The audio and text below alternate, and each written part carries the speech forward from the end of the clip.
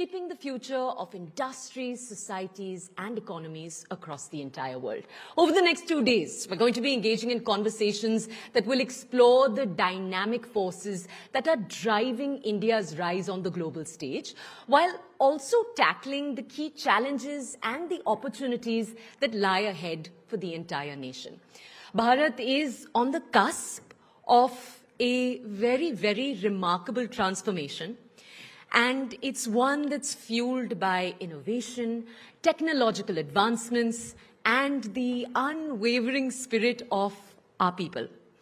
The discussions that we're going to have here are going to play a pivotal role in shaping the path forward, whether it's in areas like sustainability, business, technology, governance, or social impact. So, thank you for being a part of the journey we're about to embark on. Let's get started and let's all make these next 2 days count. Welcome to Rising Bharat. Before we begin and go any further, we're going to have to take a moment. We're going to thank all of our sponsors. We're going to appreciate and express our gratitude to our esteemed partners who've made the Rising Bharat Summit a reality. Our co-presenting partner is Dream Sports. Our associate partners are Max Estates, Vikram Solar, Samtel and Reliance Industries Limited. Our workspace partner is IndiCube. Our exchange partner is National Stock Exchange. Our logistics partner is DTDC. Our energy partner is Crown LNG. Our insurance partner is Insurance Dekho. And the state partners we have today are Uttar Pradesh and Madhya Pradesh. Partners, your collaboration, your cooperation is crucial to the success of this event over the next 2 days. So, first up, what do we have? We have an exciting and a thought-provoking, hopefully, session lined up for you. We're all aware that AI, artificial intelligence, has been rapidly transforming the way that we live, the way that we work, and even the way that we think. Right from self-driving cars to smart assistants, the rise of AI is undeniably already shaping our future. But the real question is, are we ready for the change that's going to be coming? So, let's get ready in the next few minutes to engage, to think critically, and maybe even challenge some of our pre-existing assumptions around this. The future's here, and it's powered already by artificial intelligence. Let's see if we're ready for what's next. Joining us for this discussion that we're going to have in a few seconds from now is Rajan Anandan. He's the MD of Peak XP Partners. We're also going to have with us on stage Satya Chakravarti. He's the founder, the CEO and CTO of the ePlane Co. He's also a professor of aerospace engineering at IIT Madras.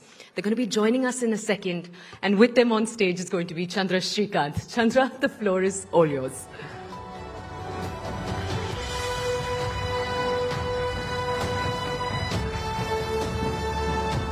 Please welcome Rajan Anandan from Peak 15 Partners. Rajan, one of India's best-known VCs, investors. And pleasure to welcome Professor Satya Chakravarti all the way from IIT Madras, who's not just a professor but the founder of 6 deep tech startups, including the likes of ePlane and Agnikul Cosmos. A huge round of applause for both of them. And it's wonderful to have the head of IIT Madras, Mr. Professor Kamakoti, here as well. So a nice little reunion here in the national capital. Right, thank you so much, Rajan and Professor Satya. You know, just a few days ago, Minister Piyush Goyal made this comment about India's deep tech ecosystem, how we're spending entrepreneurial energy on building hyperlocal apps, fancy ice creams and cookies. But Professor Chakravarti here is an example that we also have very good deep tech entrepreneurship in India. So huge round of applause for that. So don't get disheartened that there's no deep tech innovation happening. It's very much happening. But before I get to that, I want to get both your thoughts, Rajan and Professor Satya. What is your own sense about the deep tech ecosystem in India? Where are we? Where should we be? What will get us there? Rajan, maybe you can start, or Professor Satya, you can start and Rajan can join. Okay, so I think we need to actually look at this particular debate that the Honorable Minister Piyush Goyal kind of kicked off. Two things. One, I think, judging by just the number of messages that I get on my LinkedIn asking me to mentor students in different colleges to do their deep tech entrepreneurship, which I used to actually very effectively do earlier. And in fact, at the NCCRD, the National Center for Combustion R&D that we have at IIT Madras, we have harbored, for example, Nutrace, which was actually a LinkedIn Connect, and we got them to do the hydrogen evolution experiments before they could get funded. And I then positioned them to, I think peak 15, right, as well as other investors and so on. We have Neurostellar that's actually going through that now, Tutor Hyperloop that's going through that now, and so on. In fact, Agnikul Cosmos themselves were actually just doing a cold call on me to say, hey, is it possible for you to support me and support us? And then they said, sure, why not? So I used to do that very effectively, but I'm not able to do that because the number of such messages is now exploding.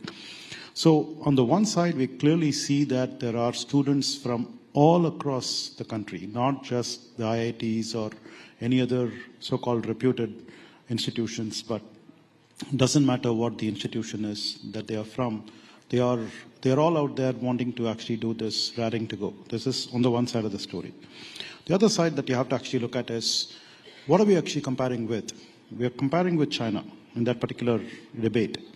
And China definitely has, in the last 10 to 20 years, gone leaps and bounds ahead of the rest of the world. It's not just about getting on par with the West. They've actually gone well past the West. Right. Right? So are we there? The point is we are not yet there. But are we getting there? The answer is yes, because what are we talking about is what we call as exponential technologies. So in exponential technologies, we are actually at the lower end of this bend, right? I am particularly optimistic that by the end of this decade, we will actually see for sure that there will be a huge amount of work that happens in deep tech that's a lot more visible, and we will not really have this debate anymore, and we will know that it's actually a matter of time, and it's actually about when rather than if. And I seriously think that that's going to happen in the next 5 to 6 years. That's good to hear that we will get there, and end of this decade is not too far away. It's 5 years, give or take. But Rajan, give us your perspective as an investor. I remember asking Vinod Khosla, who backed OpenAI, about this a couple of years ago. Why are we not seeing so much action around deep tech in India? And he said investors in India have been very cautious because they prioritize revenues over asset creation. They are obsessed with returns and spreadsheets, rather than creating deep tech assets. Do you agree with that? Yeah, let me get to that in a second. I think given the debate the healthy debate that is raging, Chandra, I think it's important to start with India today has an extraordinarily vibrant startup ecosystem, right? And I can confidently say we have the most broad-based innovation ecosystem in the world, right? Everything from new consumer brands, travel, gaming, healthcare, financial services, AI, deep tech, right? If you look at the US today, we spoke about this about a year ago when we chatted. It's really about AI. If you go to Silicon Valley today, if you're building a company that is not an AI company, it is highly unlikely you won't get funded. Whereas in India, it couldn't be any different, right? Whereas China has, for their national priorities said, we're going to only focus on deep tech, right? Which is semiconductors, EVs, and so on and so forth. So India is actually the country today where we are seeing this broad spectrum and innovation, right? And if you look at areas like, let's look at fintech and digital payments. We're the world leader in digital payments today. There's no question, right? I can confidently say that you can put our fintech founders against the best in the world, and they're better, right? Why? Because we have a large ecosystem. I remember 2015, looking at the top 100 countries on digital payments, India was not on the list. Today we have 55% of real-time digital payments, right? So I wanted to start with that because sometimes we don't talk about what it is we have going on at scale, right? So similarly, consumer commerce, by the way, to deliver something in 10 minutes in India, in the most traffic-dense cities on planet Earth, is really hard. Anybody who says that that is not an innovation, please go try it. Try to build the infrastructure.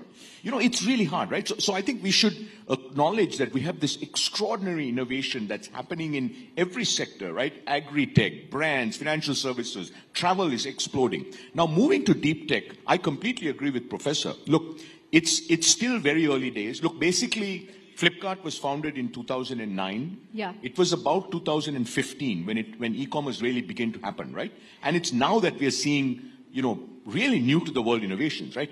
Quick commerce is an Indian innovation. Quick commerce doesn't exist anywhere else. And it hasn't worked in other parts of the world. Has not worked anywhere else in the world, right? So that's pretty remarkable, right? To have a world-first innovation in e-commerce, which is quick commerce. So what we are seeing now is we are probably 5, 6, maybe 7 years into this journey, and Professor and IIT Madras team can talk more about that. But it's definitely happening, right? And I think just to give you a sense of our portfolio, we were actually very fortunate to invest in Nutrace, and it's a great story. They actually literally cold called him. Then they went there, they used their labs, they worked there for a while, then they came back to Bangalore. In fact, last year, was it last year or the year before, we invested in our first two semiconductor startups. Both came out of IIT Madras, Incor and Nutrace, right? So whether it's space, whether it's energy, whether it's renewables, whether it's, you know, semiconductors, in each of these areas. Actually, this morning I was with Pawan Goenka, who's now leading InSpace. InSpace. Pawan said that now we have over 200 space tech startups. IIT Madras Board of Governors. All roads lead to IIT Madras. Right? 7 years ago, Chandra, there were like 2 or 3 space tech startups. So we've gone from having 2 or 3 space tech startups to having over 200 space tech startups. So it is beginning to happen. I think it's very exciting. If you look at AI, for instance, I'm sure we'll talk about AI, right? Just in our firm, Peak 15, we have over 40 AI investments. I think last time when we spoke, I had half of that. Across right? the tech stack, yeah, across the tech stack, right? And we can talk about that. So look, it is happening, right? Whether it's AI, whether it's semiconductors, whether it's space, whether it's energy, whether it's transport, advanced manufacturing, and so on. Now to the question that you asked. Look, we as a firm, I'll give you just one firm, okay? And there are many very, very good firms in India, investing firms. We invest across. We invest from idea through IPO. At idea stage, when we invest, most times there's not even a line of code written, let alone like revenue, product. Look, I haven't looked at an Excel spreadsheet since I left McKinsey, and that was a really long time ago. You know, because then I went to Google and Microsoft and all these places. So look, basically, I think that is absolutely not correct. I think what India needs, and I'll wrap with this and we'll spend more about this, is we need a lot more resources going into R&D. Right? If you look at India's R&D as a percentage of GDP, we're at 0.65%. 0.5, yeah. US is at 3.5%, and China is at 2.5%. Israel, and by the way, both those economies are orders of magnitude larger, right? 17, 18 trillion, 2.5%, do the math. 27 trillion US GDP, 3.5%, do the math. I mean, you're talking about 20, 30, 50 times more resources being spent on R&D. And Israel, a country with 8 million people, spends more on R&D than India. Okay, so just to give you a context of how much more we need to do. So in terms of what needs to happen, many things need to happen. But one thing that needs to happen, we need to invest a lot more private sector R&D. We need to invest a lot more in academia. We need to invest a lot more in our research labs and so on. So that's one. And then second, of course, that will then lead to more ideas, you know, more big ideas that come out. There'll be more capital that come out. I think the 1 lakh crore R&D, private sector R&D corpus that the government has set aside, 20,000 crores of that has been sanctioned to DST. I think these are really interesting moves. So what I would say with deep tech is, look, the train has left the station. For Indian startup ecosystem, this is the final frontier. And we are well on our way. So I'm totally with Professor that, look, over the next 5 years, we'll start seeing the first set of big companies come up. And much like, look, it took us a decade, okay, to go from, in fintech, Chandra, we should keep this in mind. Fintech is no small thing. It took us a decade to go from not being in the top 100 companies in the world to being the undisputed number one. Undisputed. And by the way, we did that. This is really important. We did that with real innovation. UPI is based on open source. There is no other country in the world that has a payment rails, that has zero MDR.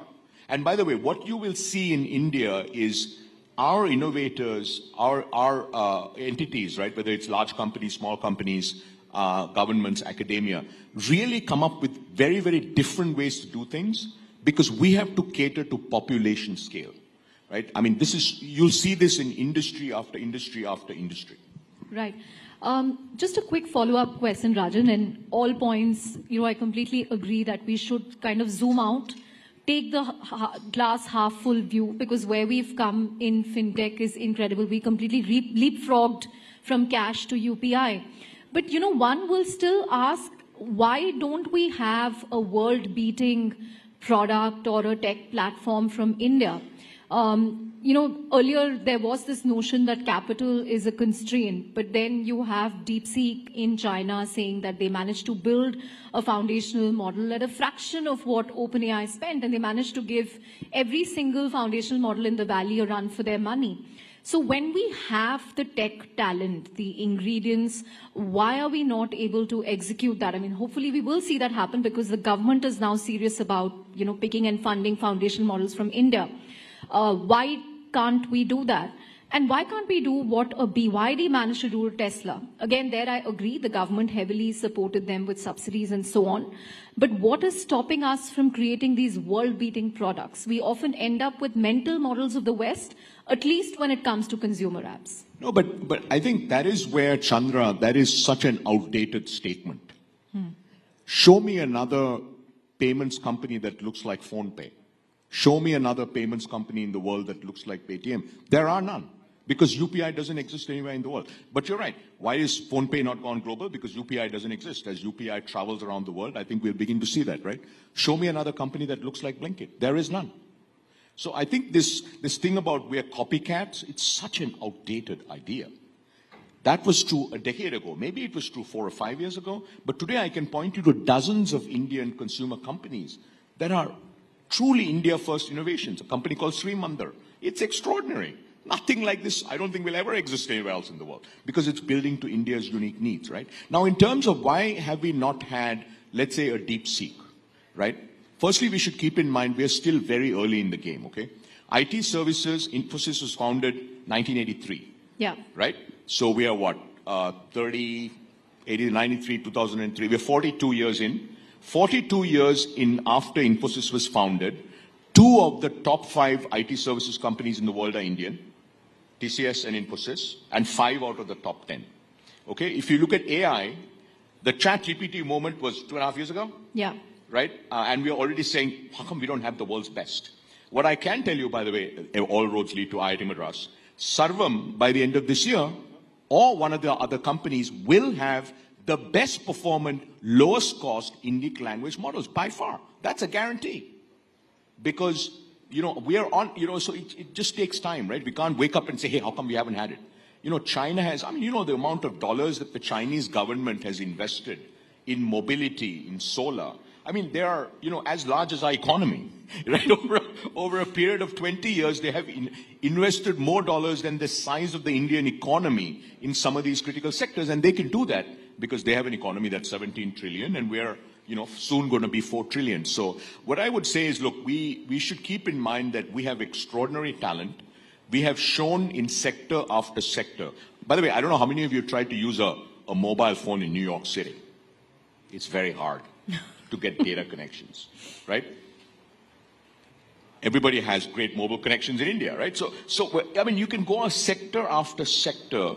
We are basically, I always have this saying, right? We won't be the first, we won't be the second, we may not be the third, but we will be the best. And that is New India. We will absolutely be the best. Right. Plays into the Rising Bharat theme that we have. But Professor Satya, what I want to know is, what is it about IIT Madras? Why are other educational institutions not able to replicate this at scale?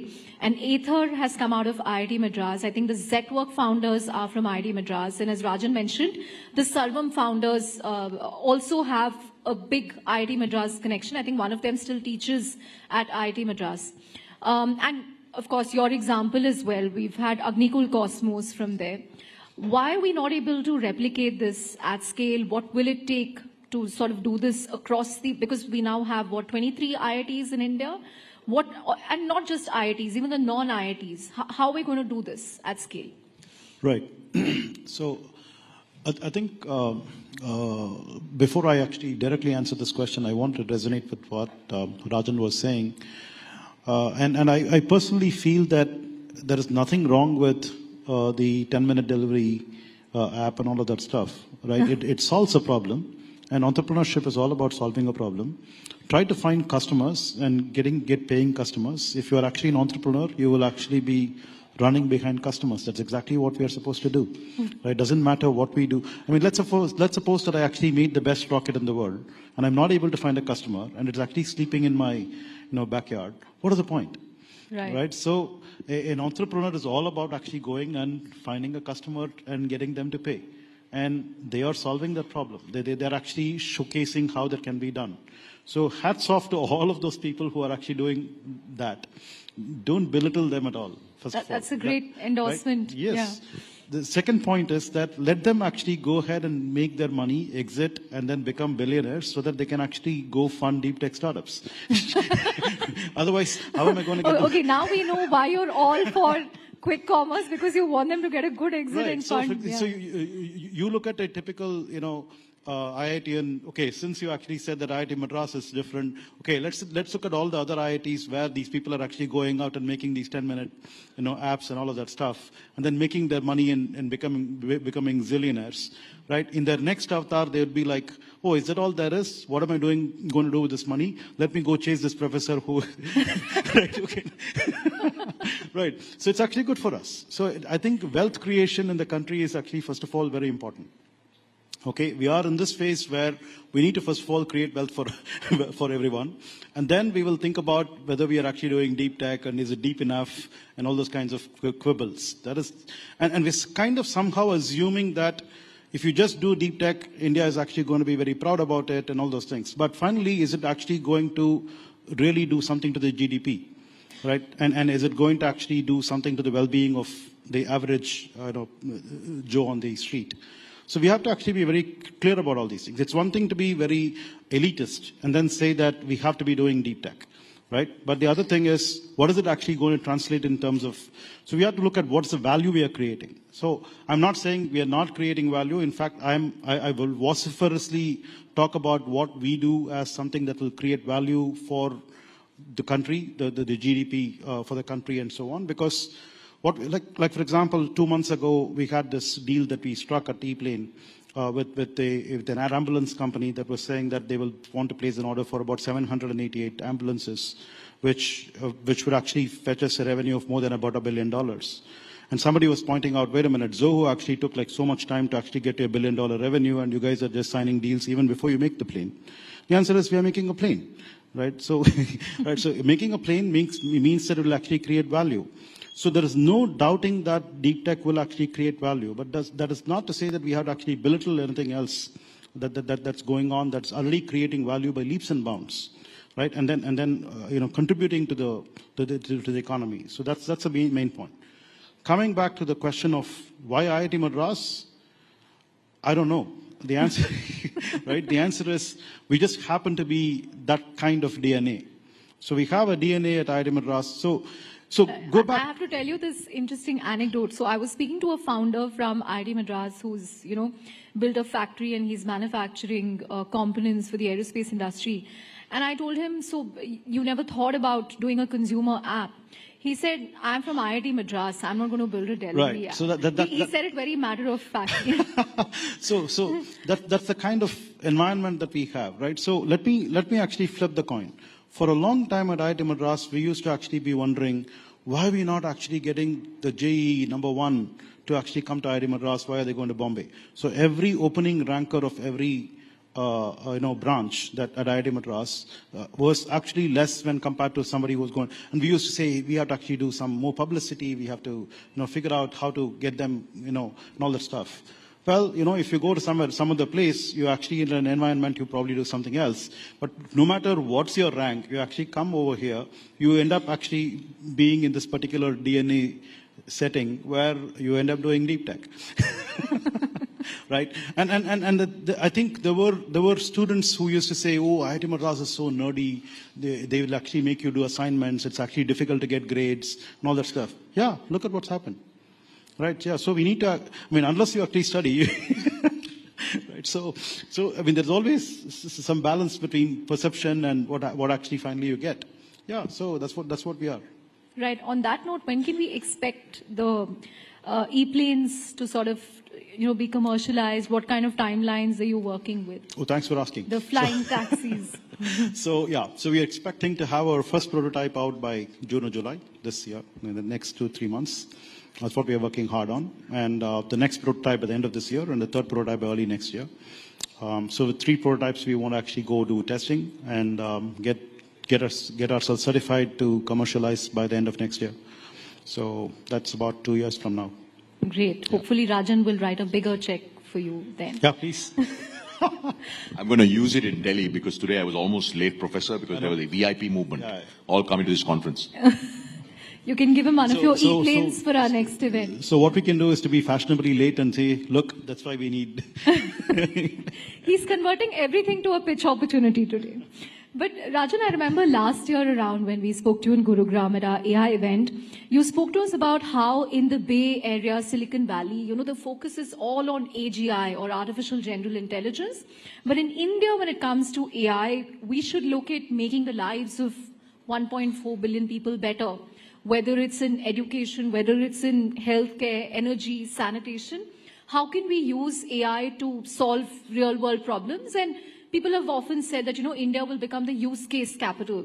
So from last year to now, where are we in terms of the AI ecosystem in India? Is it booming? In which areas is it booming? Where are you seeing more action? If you can give us a sense of that. Yeah, I'd say, look, so if you look at the AI stack, right, you have the compute, the GPU, the infra layer, the compute stack, then you have the frontier models or foundation models, then you have sort of tooling, and then you have the applications, right? So last time when we spoke, we were seeing we were beginning to see very interesting startups in the application layer. So I'd say first thing that has happened is we have takeoff. Right, as a nation, we have takeoff at the application layer. The kind of companies that are being built. In fact, there's a company in Noida, I think I briefly mentioned to you last week. It's called Attentive. They're building these models, vertical models for construction, right? And then they kind of automate certain aspects of US construction, and companies really taking off. So we're seeing a lot of, across finance, retail, healthcare, and so on and so forth, as well as enterprise AI. So on the application stack, we have takeoff. We still don't have the number of companies, let's say, that the US has when it comes to application AI, but we feel very good about the kind of companies that we're seeing. We continue to see very exciting developments at the infra and the tooling layer, right? So these are companies that are actually making either agents interoperate better and so on and so forth. On frontier models, we are very, very excited about what the government is doing, right? Where they've set aside several thousand crores to they've fund. already procured, I think, 14,000. No, that's on the compute side, right? They also set aside 2,000 crores for foundation model companies, right? Models, that's right. So today, as you know, there are a handful of foundation model companies. We do think that a year from now, we'll have 4 or 5 labs, right? Like China probably has 10 world-class labs. We'll have 4 or 5 labs, maybe not at the same scale, but they'll be well-financed. They'll have great talent. They'll be off to the races. So if you had asked me a year ago, if you asked me what's different, we have takeoff at the application layer, and we're getting serious about the frontier models, right? Which is thanks to the government, actually. And then last thing I'd say is on compute, I would have never imagined we would have a play. But the reason I can't be here tonight is at the compute layer. That's all I'll say. I'm curious to know more about this investment. I know you're always curious, but I can't tell you anymore. Right. As we begin to wrap up, Rajan, so are you seeing a lot of supply to invest in? Because some VCs we speak to say, hey, all the actions happening in the US and they're investing billions of dollars. But in India, we're not seeing that supply of AI startups. Do you agree, disagree? Yeah, in the venture capital business, Chandra, it's nearly not about volume.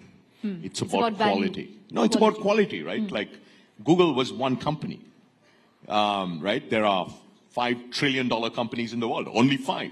Humanity is thousands of years. We're thousands of years into humanity. So what we're really looking for, very high quality founders who are solving problems where AI can help them build 10x better products or 10x better outcomes. And that we're seeing.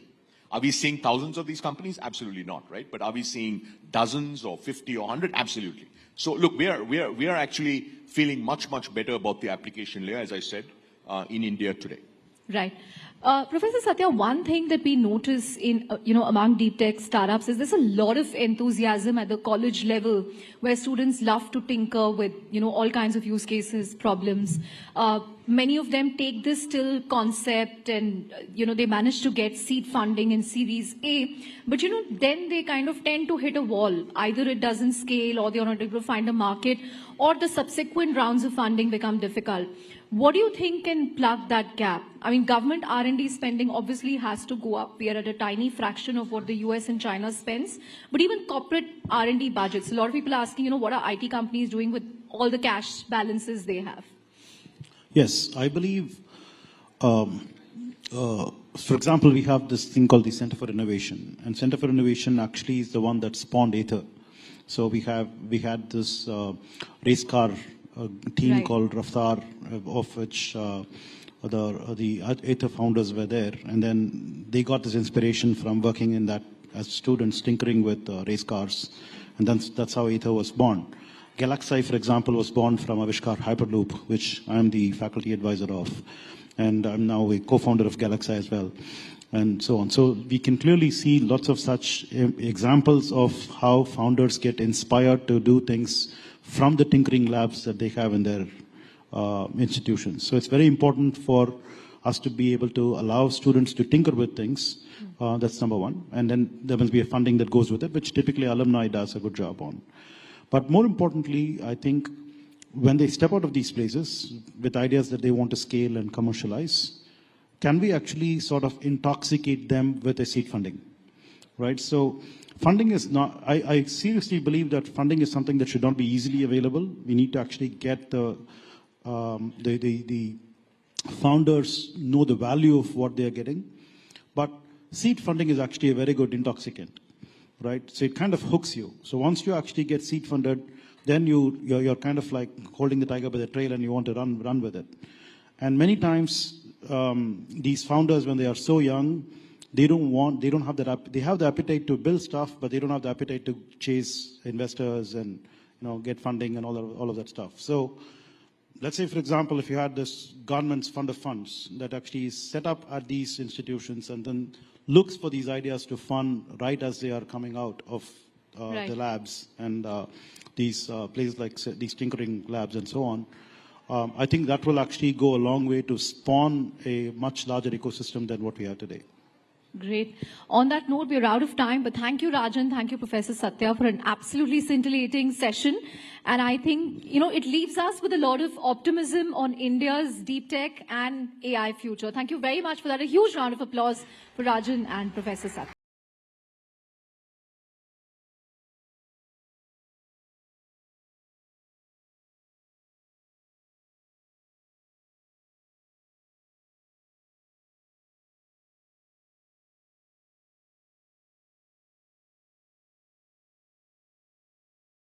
Insightful, but I know everyone, we could see everyone looking, just clued on to every word. We're going to move on, though, now to something slightly different. I think we can all agree that that conversation was incredibly timely, and the next thing we're going to be discussing is actually very, very closely related. We're going to continue to keep our focus on artificial intelligence, but let's dive a little deeper with this next discussion. Let's dissect a topic that holds immense potential to shape the future of education. What we're going to be taking a look at in a second is making education possible for all using artificial intelligence. So, in an era where technology is transforming every facet of our lives, education remains one of the most powerful tools for social change. and individual empowerment across the entire world. But despite the transformative power of tech, education is still not universally accessible, particularly in underprivileged and remote communities. So, in just a few seconds from now, we're honored to have on this stage a team from IIT Madras. They're going to be presenting a white paper, and this paper aims to bridge the gaps in access, in affordability, and quality, ensuring that education is not just a right, it is a right, rather, and not just a privilege that some can access across the entire country. So, we're going to introduce each of the members who are going to be coming onto the stage in just a second. The professors, I'd just like to encourage them to come to the stage, and they're led right now by the director of IIT Madras, P. Kamakoti. Do come on stage, sir.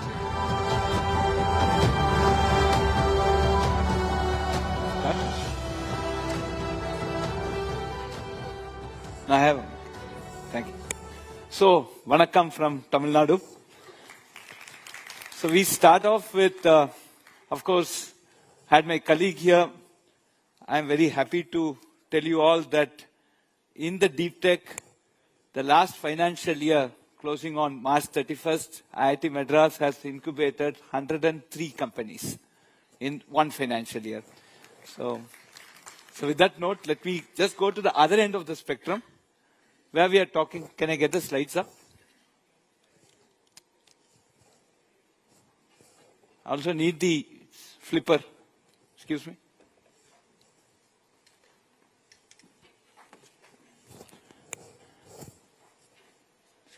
Slides.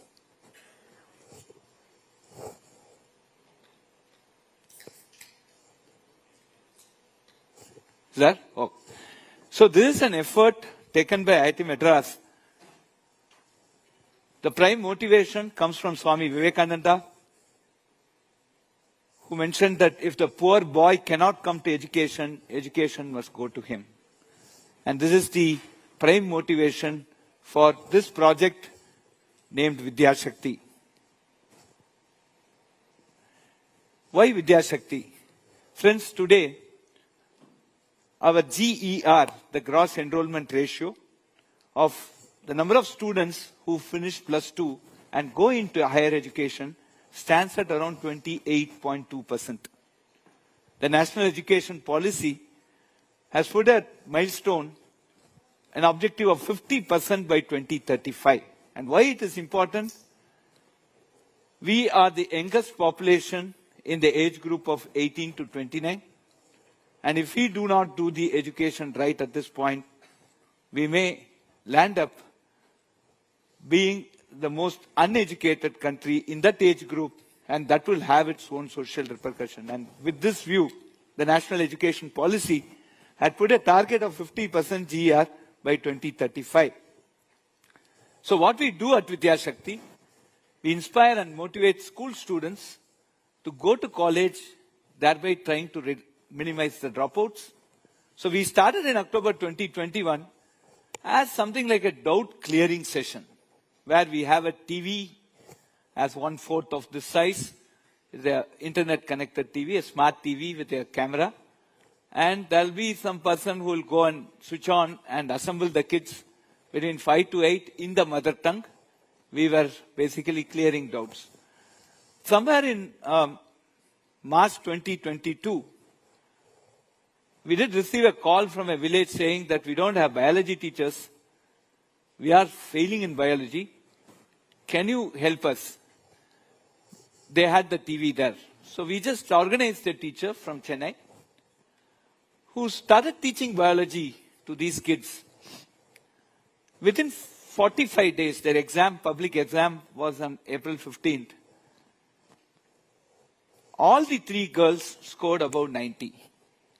And they joined a biotech course in the respective university. And this gave us lot of motivation that there's something, this democratizing of this opportunity is extremely important for us to take it forward.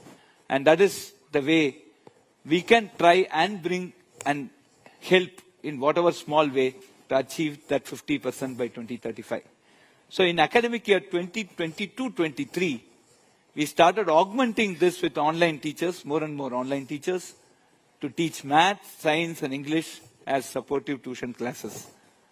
Today, friends, in the last 4 years, this is how we have grown. We call it as rural interaction centers. We put in villages.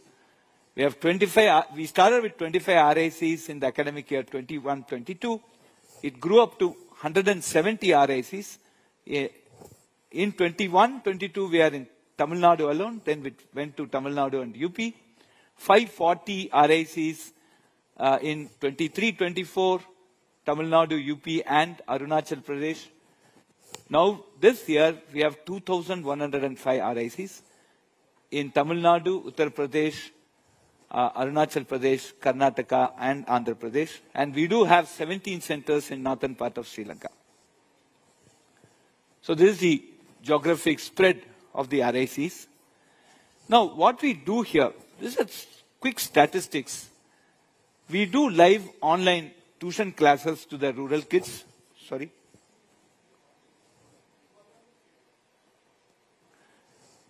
In the 3rd to 12th grade, we have 4 lakh students who have benefited so far from this. And we use the digital medium to create live science experiments and simulation labs. And we have seen a lot more kids getting more inspired to study more using these virtual reality sessions. And we have a continuous engagement through micro-assessment. And then we also do rural women empowerment program to train women in data entry, spoken English, and software testing. We have 220 digital DDs already trained, and we have 2 of them here. Can you please stand up? They are from Uttar Pradesh. And one of them is actually a Lakpati DD. So can you just, Nagarajan, I have Nagarajan and Shiva, who are doing the grassroots level work. Can you just describe this? Please come on stage and please describe.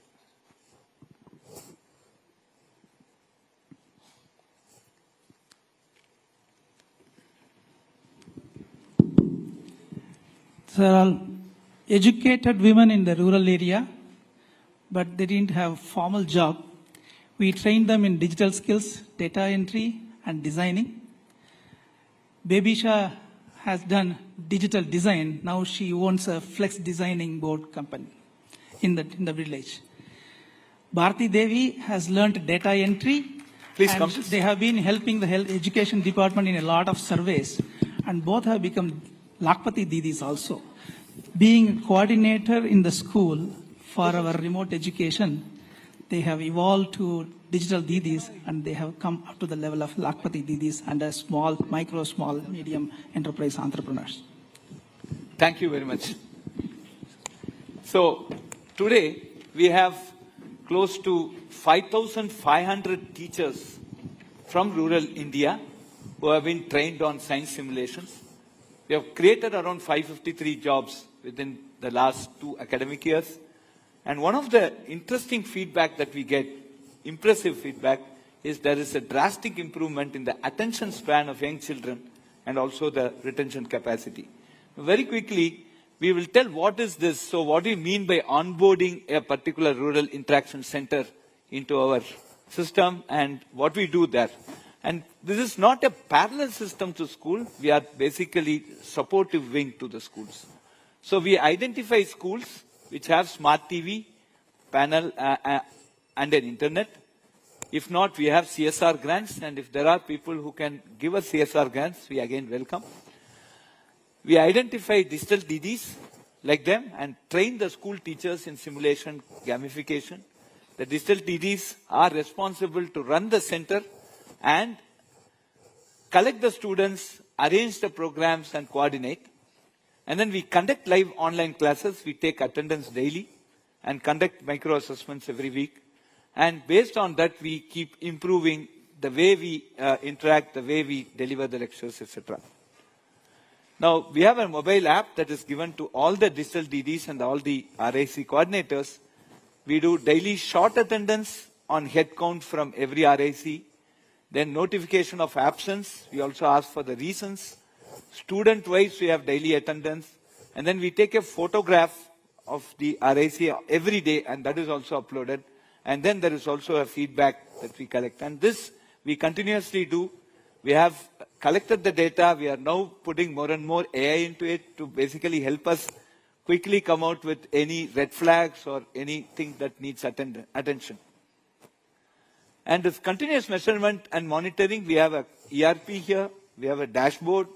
Daily attendance is tracked. Daily session photos are tracked. And weekly MCQ marks are also tracked.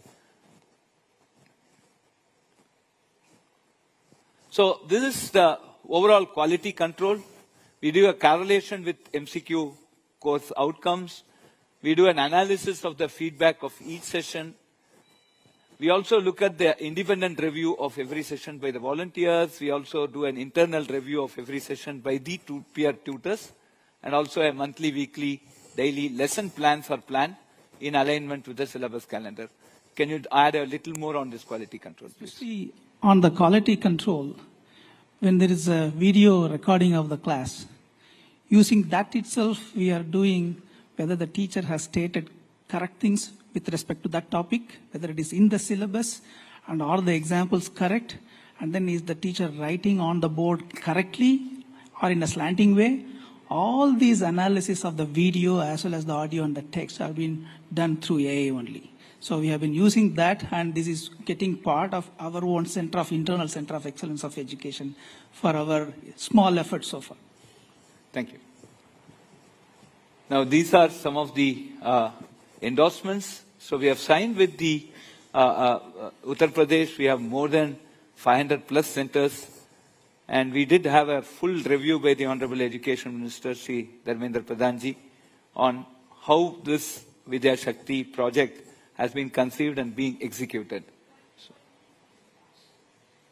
IIT Madras ने बनारस के हजारों students को science और maths में online support देने के लिए विद्या शक्ति इनिशिएटिव शुरू किया है। मोदी जी ने देश को बहुत कुछ विजन दिया है। डिजिटल इंडिया उनमें से एक है, और डिजिटल इंडिया के क्रम में आज आपने देखा होगा कि यहाँ पर आज हमने एक और जहां विद्या शक्ति कार्यक्रम IIT चेन्नई के साथ मिलकर के काशी के पहली, दूसरी, तीसरी क्लास के बच्चों के लिए एक नया अभिनव प्रयास यहाँ प्रारंभ किया गया है।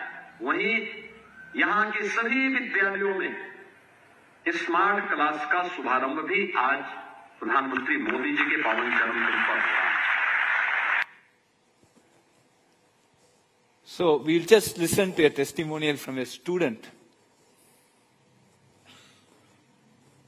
है मेरे विद्यालय का नाम कंपोजिट स्कूल चित्रपुर है और मैं कक्षा 8 की छात्रा हूँ। हम विद्या शक्ति के माध्यम से 1 घंटे का जो क्लास करते हैं, जो भी विषय पढ़ते हैं उसे समझने में हमें आसानी होता है और हमारे सहपाठी भी इसे बहुत रुचि से समझते हैं और हमारा कोर्स भी बहुत कंप्लीट होता है, हमें समझने में आसानी होता है। हमारे अध्यापक भी बहुत सहयोग करते हैं हमारा। उम्मीद है कि आगे भी ऐसे ही क्लास चलते रहेंगे। धन्यवाद। मेरा नाम आशीष कुमार है, सर एक्चुअली हमने जो आज देखा ना सर, वर्चुअल लैब के बारे में हमने सुना बहुत था सर कि वर्चुअल लैब आज इसलिए एक्सेसिबल है सर, लेकिन आज पता किया कि हाँ ये वास्तव में अच्छी चीज है सर। और जो एजुकेशन है सर, ये कहीं ना कहीं एक बर्डन बनता जा रहा है। मतलब बच्चे प्रैक्टिकलिटी से दूर हैं, लेकिन यहाँ ना हम पढ़ाई के साथ साथ प्रैक्टिकल भी ले रहे हैं सर। और मैंने खुद ये जो गेम खेला है बड़ा अच्छा लगा सर। तो सर ये बहुत अच्छी पहल है sir, and will definitely support it. Add more. Our Professor Satya has said, use a lot of tinkering labs for the startups. Before going to the actual labs, we train all the teachers as well as the students in virtual labs, because using labs or FED, they can go a long way in understanding the concepts, because in our new education policy, you have factual, conceptual, and application. This conceptual and application will easily come through virtual labs. So far, we have trained more than 5,000 teachers. Our mission is to train more than 1 lakh teachers this year. Thank you. So what we believe is Vidya Shakti live online classes will fill the gap of teachers shortage. Teacher shortage and enable activity-based learning, and the virtual reality sessions, specifically the 3D VR sessions, have drastically improved the understanding, the retention capacity and the attention span of the kids. And this is something which is very heartening, and we certainly believe that this is a way by which education needs to go and reach the masses, scale based on the digital technologies that are available. So this is our roadmap for academic year 2025-26. We are targeting 40,000 villages and 1 crore students. So we are leveraging existing school in village level infrastructure. We are training state-run school teachers in simulation software. Collaborate with the higher education institutions across the country. This is not a car which a single driver can drive. It is a temple car which the whole city should pull. So we are roping in more higher education institutions other than IIT Madras to basically take up and work with us. So we are looking at a hub-spoke model for this. And importantly, we are also training students with push for English and analytical reasoning. So we have a campus in Africa. We are now trying to introduce this model to other G20 nations, Bharat to truly become a Vishwaguru as envisaged in the National Education Policy. Friends, these are something that we need to understand about rural India. I just want to put a question here. 1, 3, 5, 7, 9, 11, 13, 15, 17, 19. What is next? Attention. What is next after 1, 3, 5, 7, 9, 11, 13, 15, 17, 19? 21. 31 can also be a correct answer. Can you give a logic, reasoning for that?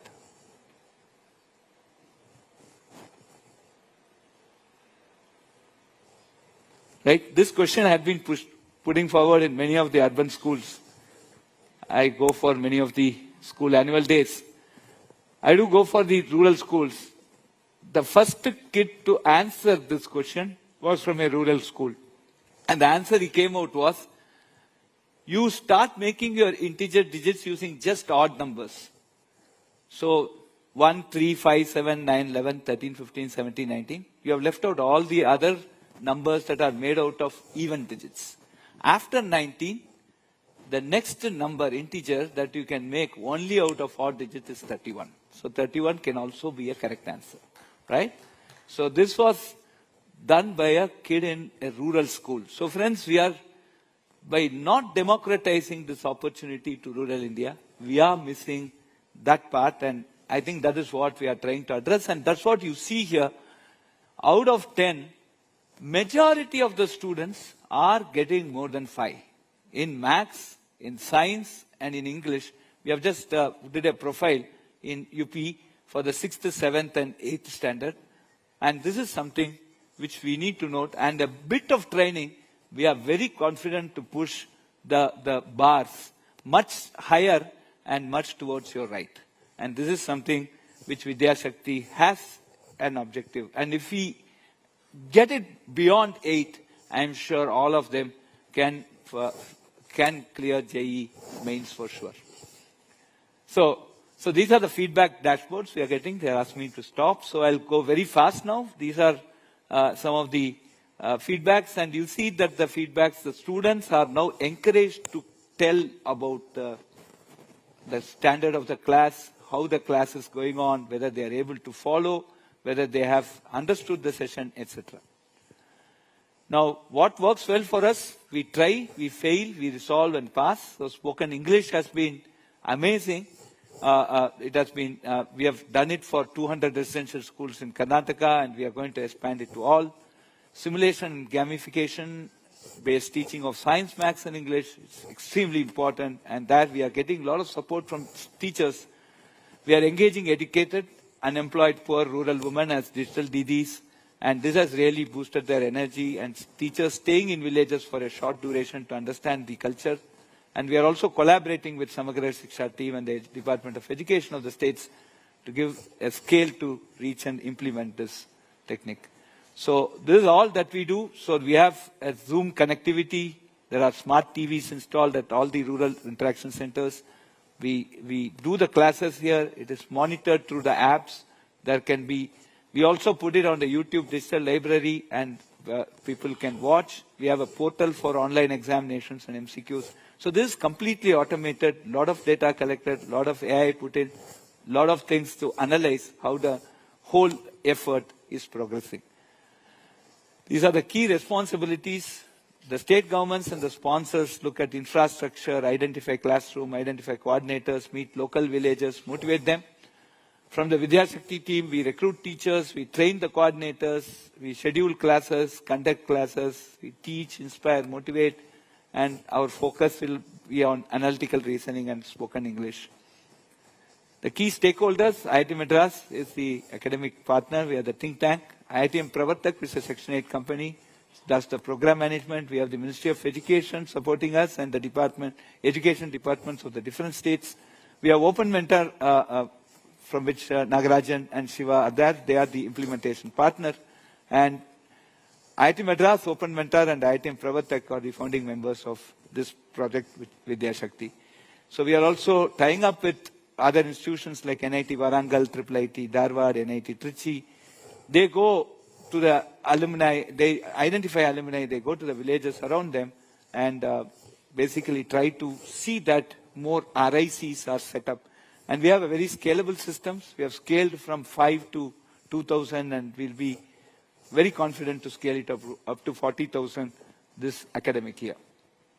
So these are some of the operational challenges which hopefully will get resolved. We have power cuts, internet disruptions. These are some things that we are facing and we are trying to address that in many remote areas. And currently we do not have a structured campaign to get more enrollment at the state level. And now we are also trying our best to train more digital DTs and Shiksha Mitras in data entry and PC operations. Take time as they do not have laptops, we are trying to provide laptops. So anything in this direction that any one of you can help us it will go in a big way for this program. Thank you very much. Last but not the least, we have come in dhoti, kurta and angavastram. This is IIT Madras Convocation dress code. Thank you. Jai Hind, Jai Bharat. Yes.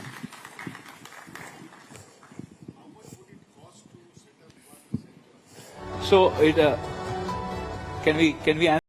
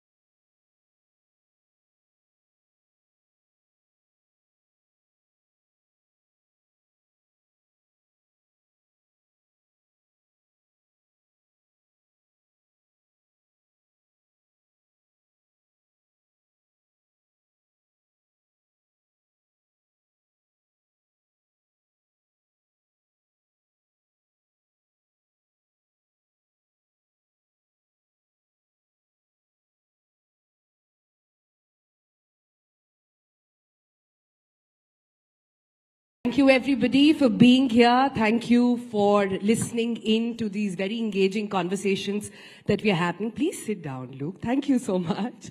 All right. Thank you, Toya, for that introduction as well. Now, you know, for years we have spoken about how Delhi is the land of dreams. Mumbai is the place where we will go and change our life.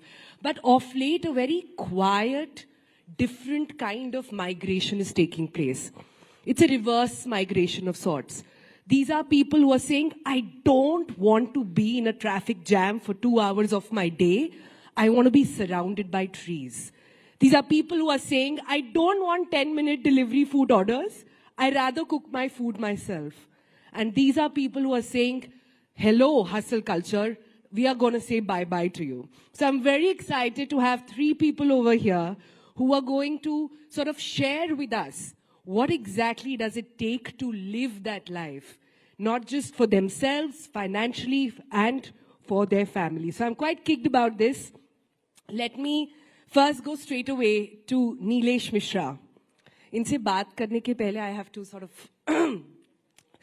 get that voice. Thankfully, my throat is sort of helping in that one, but goes down slow a little bit. Nilesh started Gaon Connection and wanted to sort of go back and leave the city life, leave a very, very thriving career to get a more quiet environment around him. I really want to understand what made you make that move. Was it a burnout point? Or was there a moment when you said, ab bahut ho gaya? As a journalist, I had extensively covered rural India with both its challenges and its achievement, and always used to wonder why isn't this documented. And my parents had already spent close to 40 years then running a school in a village, so my Gaon connection had been there since a very early childhood. And when I started Gaon Connection, I used to live in Bombay, and my team, the word startup was not in vogue in India at that time. This was 2009-10. I didn't know how to raise funds, so I sold my house. I'm still as foolish about these things. But I realized that it was a farce, that I would be living in Bombay and trying to create a voice for rural India. And one day I asked my wife, my wife asked me, where is home? And I still tell her, like, tum bhai ek sentence mat bola karo, duniya ulat palat ho jati hai. And that really led to us taking this decision that, okay, if that is where work is, then that is where home is. And then in 2018, of course, well into the Gaon Connection journey, we created a home there in our village, and my daughter, who was then 3 years old, and my wife asked me, signboard kya lagana hai? And I said, let's call it what we feel when we are here. Let's call it slow. So my home is called Slow. And then the slow interview started, and then this whole conversation around a slow life started, in my life. And then I realized that when I left Bombay, I thought that I've been content. I've never sought fame. I never thought I would get fame, but it happened, and then I was fairly content going back. And I thought कि एक highway है और वहां से एक पगडंडी जा रही है और मैं But ये कैसे हो जाता है नीलेश? कैसे आप कंटेंट हो जाते हैं अपनी लाइफ से? I really want to understand the magic behind it. I really want to understand how do you sort of take that turn? Which is why I see Luke also smiling there, because Luke and I have had so many conversations earlier where I've asked him, is it even possible, the philosophy, Luke, that you talk about all the time, of living intentionally, living slow, as what Nilesh calls it, is it even possible in today's day and age, in, say, in a place like Delhi? It's possible, and it's also mandatory. Because today most of my patients are sick because of chronic stress, sleep deprivation, So if we're not going to slow down, our bodies are going to slow us down. Disease is going to slow us down. Now, while it may be absolutely fantastic to move back to the village life, better air, connected to nature, which is what most people need, which is why we find ourselves running away from cities, weekend breaks, holidays. It's a natural sign that as human beings, we want to be connected deeper with nature. The moment we start separating ourselves from nature, that's what you term as disease. That's what you term as mental health issues and emotional health issues. People struggle to fall asleep in a city. But you go back to a village, you sleep automatically, you wake up in fewer hours, more fresher. So it is possible. It depends on our choices. And like you beautifully started off with dreams. What are our dreams? Are our dreams fueled by what we see on Instagram, venture capitalists, the world out there? Or is it really fueled on what we really want as individuals? And all of us go through that. I moved out of Goa, a village, to the city to chase a dream, which were other people's dreams. But eventually you find out that we all have to go back to nature, and the sooner that we do, the better it is. Some people manage within a city life beautifully. They learn to relax, they learn to de-stress, they learn to calm down. But we can't separate ourselves from nature. We can't and we shouldn't. I think that's rightly put. But Shweta, how did you do this? So Shweta, for everybody who doesn't know already, I don't think it needs an introduction, has a thriving career. I'm trying to imagine your life in Bombay, surrounded, being in the spotlight, projects after projects, and one day you say, "Bas ho gaya. I want to go to Goa." And this, mind you, was before the pandemic. So again, tipping point. So like we were having a conversation some time back that we now, when we live in Goa, we have this little term called the pre-pandemic immigrants and the post-pandemic immigrants. And we joke about it. So yes, I am one of the pre's. Well, I've spent most of my life in Mumbai, yes. I came from the film entertainment industry where everything revolved around that chaos and the thriving energy of the big city, you know, going to auditions and screen tests and the anxiety of whether did I book the job or did I not book the job. So all that kind of was something that I lived with. And something in me about 10 years ago shifted. And to be honest, I think it was very natural and organic. I was becoming a mum. And I wanted to choose a different kind of life, you know, a life which had more space, a life with more pauses, and possibilities to redefine success on my own terms, you know. So Goa happened, and it was wonderful. You know, from literally, this was supposed to be a sabbatical, which very quickly turned into reinvention. You know, being in front of the camera all the time, I started building things literally from ground up. And I'm very lucky to have a wonderful husband who supported. And with my business partner, we started a restaurant. I started a salon, curated a couple of pop-up markets, turned my creative energy towards being a creator on social media, where that became a voice. So basically experimented with new ideas just so that this could bloom into a more quieter, intentional setting. So, you know, it wasn't easy, but I felt it just came very organically. And I guess that shift was, जब आप माँ बनते हो, आप सोचना शुरू करते कि अच्छा ये आपकी जिंदगी थी, क्या आपको आपके बच्चे को भी यही जिंदगी देनी है? So you want to do those little changes, and hopefully things turn different. You know, in that quiet, I feel I found a louder voice. I feel. Yeah, I think it's absolutely true. When you're bringing up a child, it sort of has a different threshold. I think more and more doctors and people in Delhi today will know this, are recommending that you leave the capital. If you want your kid to have better lungs, I can give prescription today. I can tell you to put air purifiers in your room or wear a 3M mask if required, but that's not life. If you want it to get better, leave.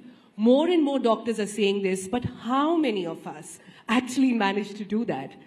And, you know, something beautiful about what Shweta said and what Luke was also pointing out, that moving back, or this reverse migration in a way, makes you reset your mind about what success is, about what happiness means to you.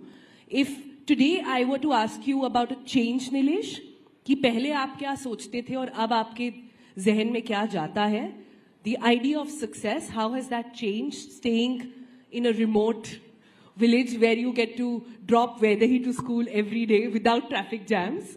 I don't have Blinkit. I didn't have Amazon.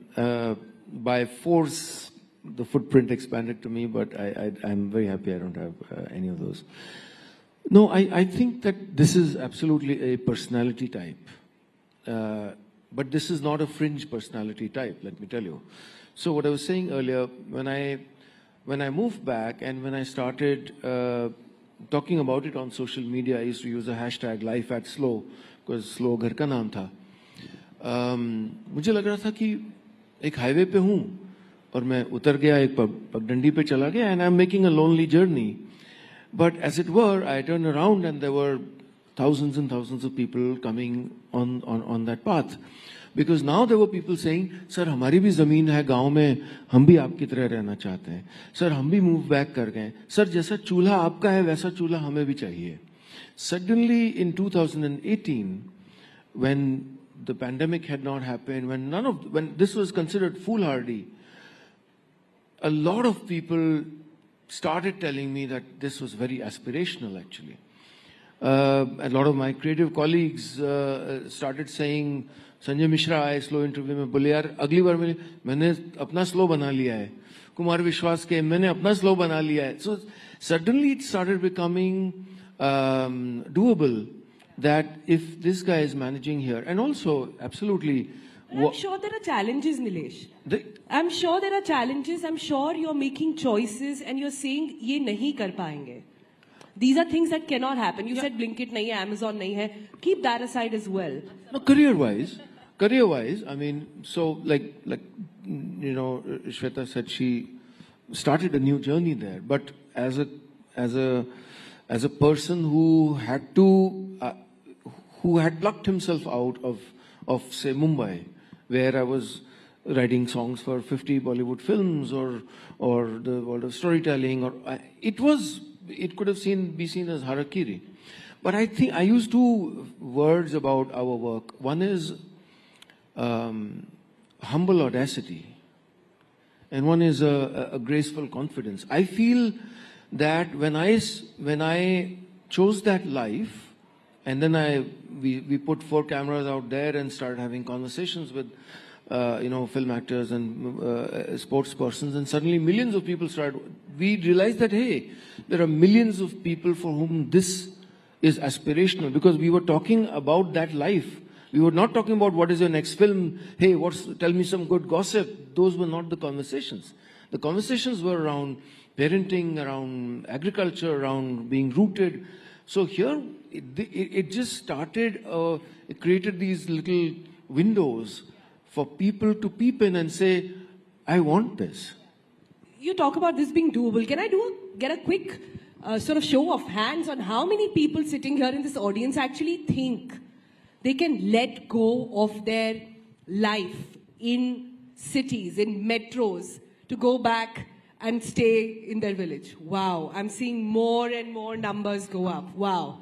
So you people, if you had a choice, you would let go and you would go back. Yeah? So what's holding them back is a lot of stuff. Is perhaps not knowing where my child will go to school, is perhaps not knowing what my source of income will be, is perhaps having to wait, not get 5G network maybe, and perhaps having to not, get like instant deliveries and all of that. But look, why is it so important? What I'm hearing from this is that there is a craving, but it is so hard to let go. See, I think there are 2 kinds of cravings. Cravings by our conscious mind, like material things that we want in the world. And then there's an unconscious craving which our soul has. And if you look, everyone's gravitating more towards nature. Most people they crave nature because we're part of it. We're not separate from nature, like I said. So most people have that idea that they want to go back. A lot of people say, like I think in Mumbai, they have this saying that I'm resilient. I love Mumbai, which is great. But you have the same amount of people complaining about the quality of air and infrastructure and everything else. So somewhere we like to fool ourselves as human beings. To Delhi. Whoever is complaining about Mumbai, we're a little bit better right now. So, we'll keep Mumbai right now. No, but I want to go back to the point that you actually spoke about. Of late, our lung patients have increased 3-fold. And we actually prescribe people to change where they live. Because there is no solution. The steroids don't work anymore. And we are actually prescribing that people, if they have the ability to move out, they move out. And a lot of our lung cancer patients in Delhi and Mumbai actually move to hill stations, they move to Goa, and their recovery is so much better because they have the right environment. So it's extremely important for us to understand that most of us are craving nature in different ways. That's why we're constantly looking at holidays, and that's why you can go to New York, you can go to Paris, you can go for a city holiday, and people come back and say, oh, I need a holiday to recover from this holiday. But you go to a place where there's nature, and you just want to keep going back there over and over again. So, is this a cyclical sort of a trend? We did see this happen during the pandemic, right? Everybody not able to pay rents, etc., went back, but so many of them did come back to the city. So what happened? I think some companies wanted people to come back. A lot of people quit their jobs and stayed on. Because as our tech infrastructure improves in villages, like when I had to move back for the pandemic, I couldn't see patients face to face. But thanks to Zoom, everything moved online. So you could have almost everything continue. And it's a choice. Some people love the city life. And I think at different ages, you have those different feelings. But I see a lot of the youth now growing up and they crave nature and they don't want to come to cities. And that's why I hope the infrastructure improves so people have the ability to create the same success within cities from their villages as well. Where I'm coming at also from why this is cyclical in nature and why a lot of people perhaps had to come back is that many find this conversation, I don't know if there's a nice way of saying it, a little privileged.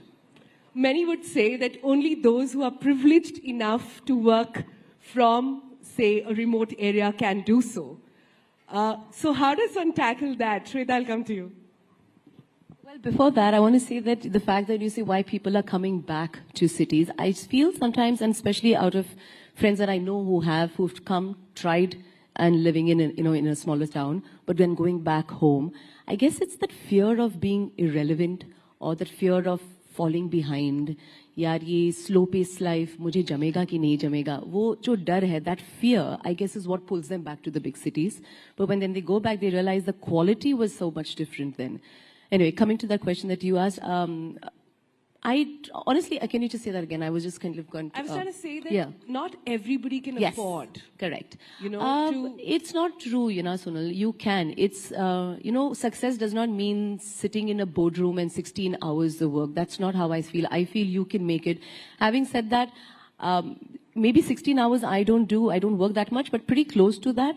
But I still find the time to come home. To have a meal with my mom, my husband, my daughter. When Arya says, Mama, I have this project and I want to do it, I find that time to sit with her, cut those papers and pictures and stick and do that home assignment. That joy, despite of working those 14, 15 hours, even in Goa, even in a smaller town, I still manage to find that time, which I used to find difficult to do back in this big city. I mean, when I was in the big city, I wasn't a mom, I didn't have a daughter, but I still would be exhausted. Like Luke said, people need a holiday after a holiday. Is because when you're working in a big city with everything around, I used to be so exhausted, I had no time for anything. Here in Goa, I run multiple things. I have a salon, I have a restaurant, I do pop-up markets, I am creating content on social media. I am also doing a project. I'm also still acting. I haven't completely given up on that dream because at the end of the day, that is who I am. So I'm not going to let go of that. But juggling all these balls in the air, I've still managed to kind of not drop any. That joy is what never will pull me back to a big city, and I hope I never do. That's very well said, Shweta. But I want to come to Nilesh on this point. Another challenge that comes to mind, and I'm just thinking of somebody who's listening to this conversation saying, you know what, it's been lurking behind, ये idea बहुत दिनों से आ रहा है, बहुत सोचने करने की कोशिश कर रहे हैं पर कर नहीं पा रहे हैं, because how do you manage financially, number one? And I want to go around to ask you guys this question again. For those with families, today so much of the decisions we make are for our kids. What about education? What about access for them? What about exposure? These are words everybody throws at, right? So how are you managing with your kid? So after I moved back to my village 3 years ago, I also moved to Goa. And I now divide time between those two villages. And I moved to Goa not for regular reasons. I moved for my daughter, for her growing up, which did not have a, birthday party at the Hyatt. And why did you choose Goa? I evaluated everything, all the aspects, not just schooling, but the living conditions, the fact that it was a more cosmopolitan existence, the fact that, because she's grown up in a village with goats and cows. She has no sense of class. She has her friends are from the next village who gift her a radish when, they come. And suddenly in Lucknow, there were birthday parties at the Hyatt, and there were return gifts, and there were, what brand is your shoe, and that's why, of course, later the same people. This is not even Delhi. This is Lucknow. This is Lucknow, which was too much for you. That's not even Delhi. And I wanted, I can't protect her from this for forever, but I felt that can I insulate her, and is there a beautiful place here, which it is, where I can still be in a village, I can still have a slow life, and of course I divide time in both places. So I made this choice for my daughter, for her. I'm not escaping pollution. This is an aspirational embracing of a slower life, and I'm living what I talk about on social. I'm taking a very, tangible step in my life, moving 1,800 kilometers away for that. So, my wife and daughter are thrilled. I just travel a lot, so I'm... Shweta, how are you managing? You don't have FOMO for IB board now? No, not at all. I'm a person who lives in JOMO. I love the joy of missing out on things, to be honest. It's not FOMO for me. And, strangely, we were just talking, and I've just realized that you've got all three of us who have Goa connection. This has got nothing to do really with Goa. Not intentional at all. Not intentional at all, but yeah, go ahead. So like you asked him, why Goa? To be honest with me, I'll be honest, actually it all started with my mom and dad. This was 2014, and 2012 I got married. I bought my first home with my husband in Goa. And my mom would say, yaar, tum shaadi ke baad ya to tum Bandra mein rehti ho, ya you're traveling and you're doing events and you're away. I hardly get to see you. So I said, Mama, Dada, you know what? There's nothing really left in the city. Why don't you and Dad, and they're retired. I said, move to Goa, and I had already bought a home. So I'd already seen what it is like. I made them move first. And I said, you'll see me more, because she said, ya to tum kaam kar rahe ho, ya to tum Goa bhag jati ho. So I said, now you'll see me more. Then when I got pregnant in 2015, I was like, as a girl, I wanted to have the baby with my mom around. So I said, Mama ke saath, I'll be there, I'll pop the baby and then get back to the city. And I always say ki Arya chose her destiny. My daughter's name is Arya. And I said, she chose it because she's a Goa baby. She was born there. And we never came back. One thing led to another organically. We found the space. We started the restaurant, everything just kind of flowed. So it's not Goa, like you asked. It could have been any other place. It just happened to be there because I made my parents move. And I just feel that sometimes, like I said, success does not have to be the way we think it is, Success does not mean you have to wear a suit and sit in a boardroom. She can sometimes wear chappals, run a cafe by the beach, and redefine success on her own terms. And beautiful. I think, like I said before, in this quiet, in this slow-mo-ness, I found a slightly clearer and louder voice. And I hope I can pass this on to Arya, and I guess a lot of people over here can probably take some things out of that. Well, hope so too, not so much. Bosses are here, everybody's watching, so let's be very mindful of that. But Luke, closing comments for those who are wondering, कि पहले भी तो लोग जाते थे. मतलब, I'm just trying to think of the time when I was growing up, a typical millennial. The dream was to be in Delhi. The dream was to get out of your town, make a name for yourself. How has it happened that in one generation, the whole thing has flipped? In just one generation, people are saying, you know what, this hustle culture is simply not worth it. Yeah, because the hustle culture is unnatural. Anything that's unnatural, we start to resist. Anything that we resist brings stress in our life. So going back, I'll give you an example of Goa. I studied in Goa, passed out of Goa, no foreign education. I believe I've done pretty well for myself.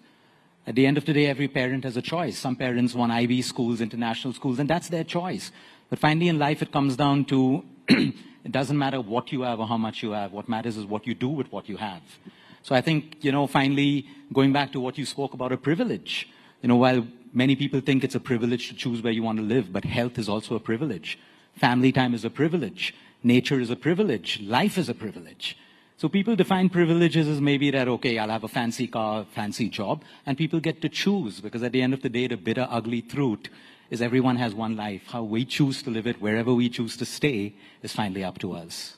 Bravo, bravo. Very, very well said. Closing comments. I have to ask from Shweta and Nilesh. Shweta, we'll start with you first. One thing you love about living remotely and one thing you hate about it.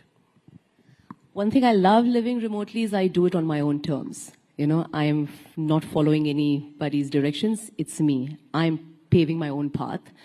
What do I not love about living remote? To be honest, like I said, nothing, because I'm a person who lives in Jomo. I have zero FOMO, so I love living remote. Nilesh? What I love is that a slow life, or slow is not a physical place for me, it's a state of mind.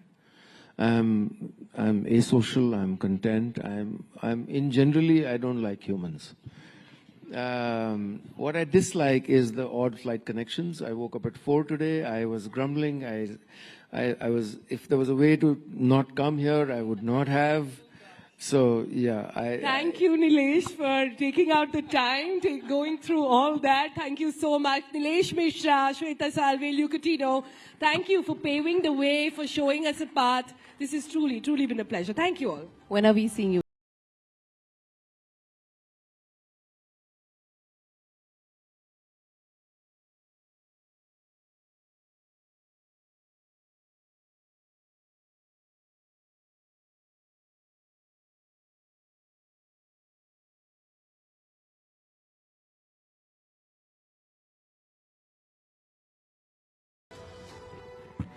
All right, we're going to move now on from the beautiful beaches of Goa to a very, very different discussion. But we'd like to thank everyone who just joined us on stage. We're shifting focus entirely now from this to something different. After discussing that emerging trend and the profound impact it's having on our economy, on our communities, we're shifting to a different session called Her Story, Smashing the Glass Ceiling. So we're going to have with us on stage incredible women who've defied expectations, shattered barriers, and redefined success in a few different fields. We'll be hearing their stories. So they'll tell us about how they've refused to accept different kinds of limitations that were imposed on them at various stages of their life, how they've forged new paths for themselves and for future generations. Just in a few moments, we're going to have the voices of trailblazers who've smashed that ever-present glass ceiling that we talk about. And they're going to share their stories about how they continue to inspire the women around them in their lives to reach higher, push harder, and break through every boundary. Let's give a huge round of applause. I'm just going to introduce our next guests first before we do that, and then we'll have them on the stage. We have Dr. Sangeeta Reddy. She's the Joint MD of Apollo Hospitals Group. She's also the chair of G20 Empower India. We'll have them on in a second. Right after that, we'll also have Devjani Ghosh, the Distinguished Fellow of the Niti Aayog. And we're also going to have Sindhu Gangadharan. She's the Chairperson of NASSCOM and the MD of SAP Labs India. And taking this conversation forward over the next few moments is Shireen Bhan. If we could now have you all onto the stage, please. Let's give them a warm round of applause.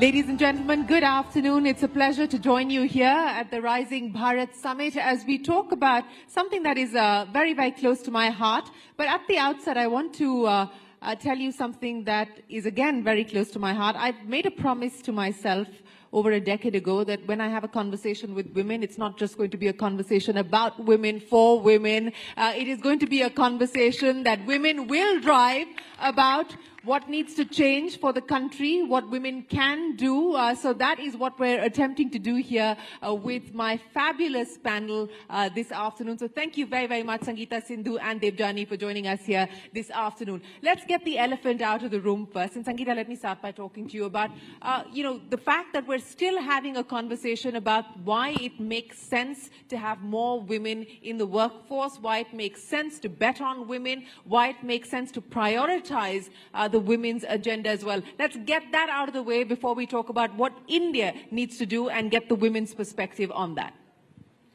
So, good afternoon and thank you, Shireen.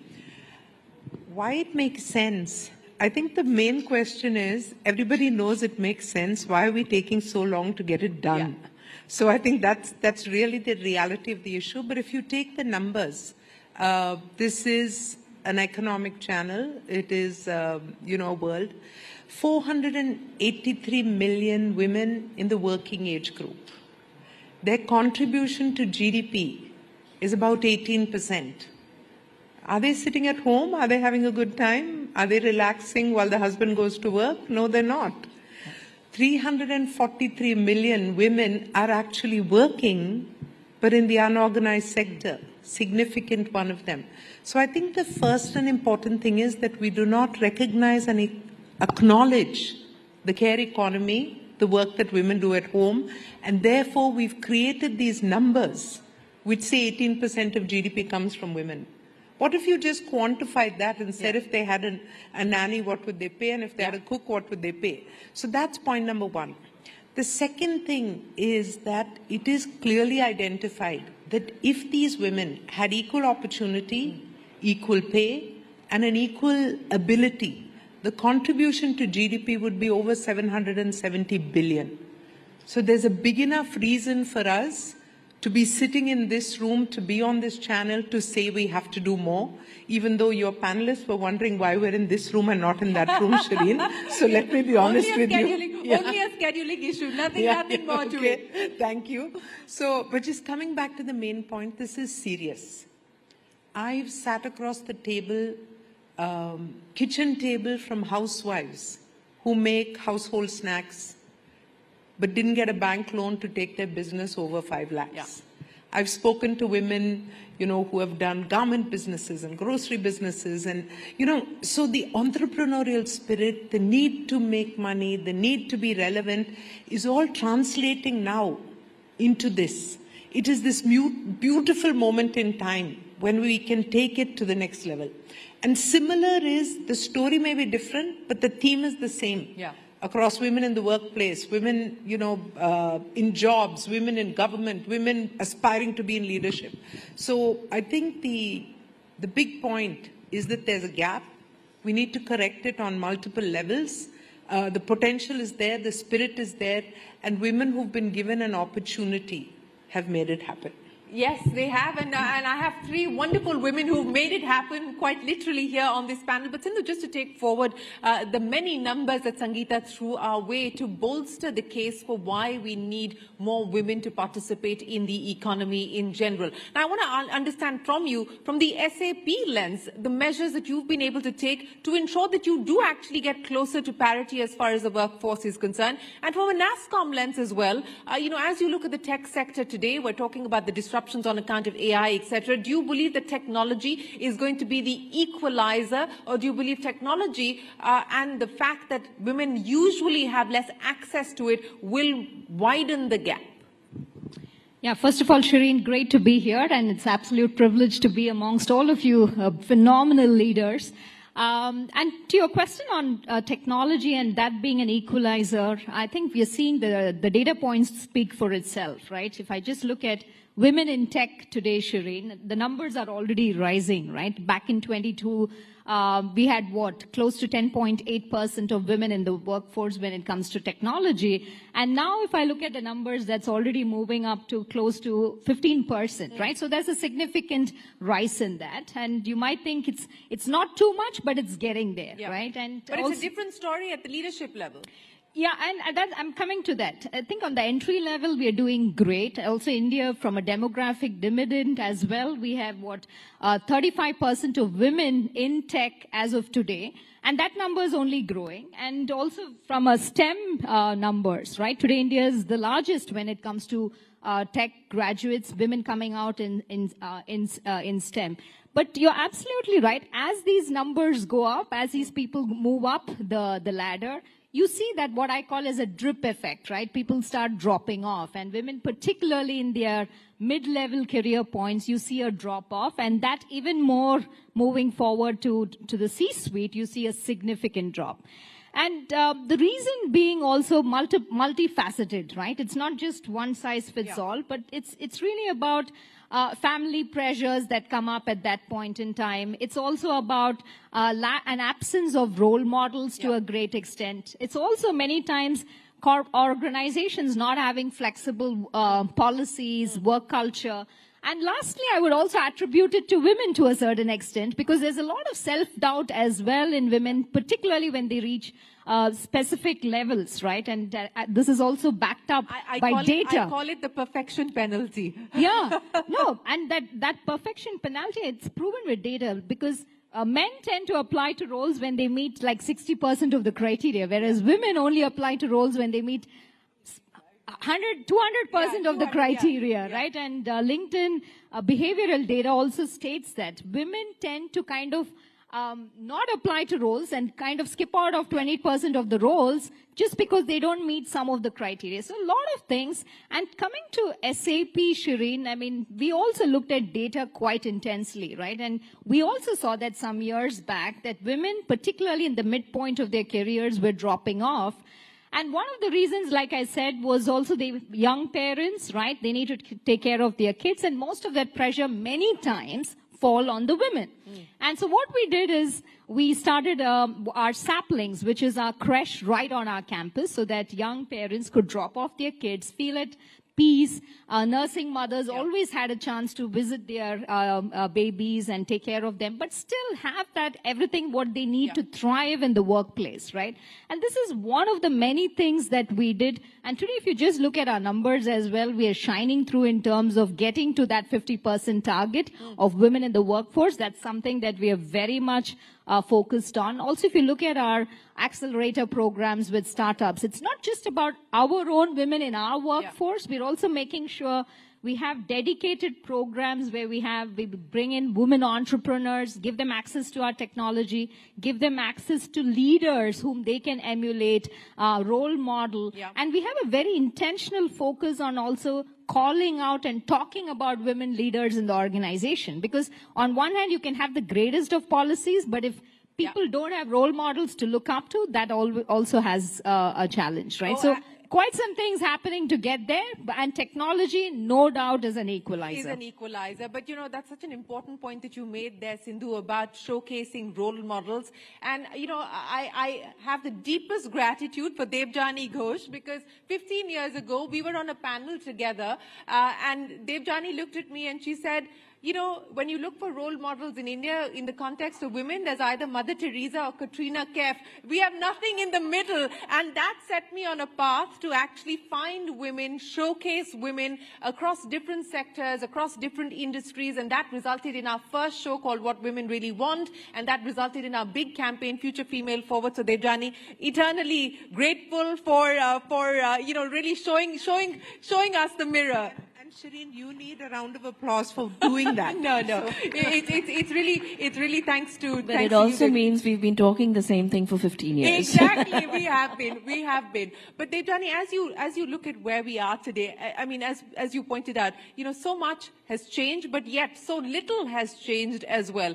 From a point of view of where India finds itself in the world, from a point of view of this backlash globally against now what is being sort of, you know, thrown under the bus as diversity and inclusion, do you worry that there is going to be a further setback to the cause of more women participating in the workforce?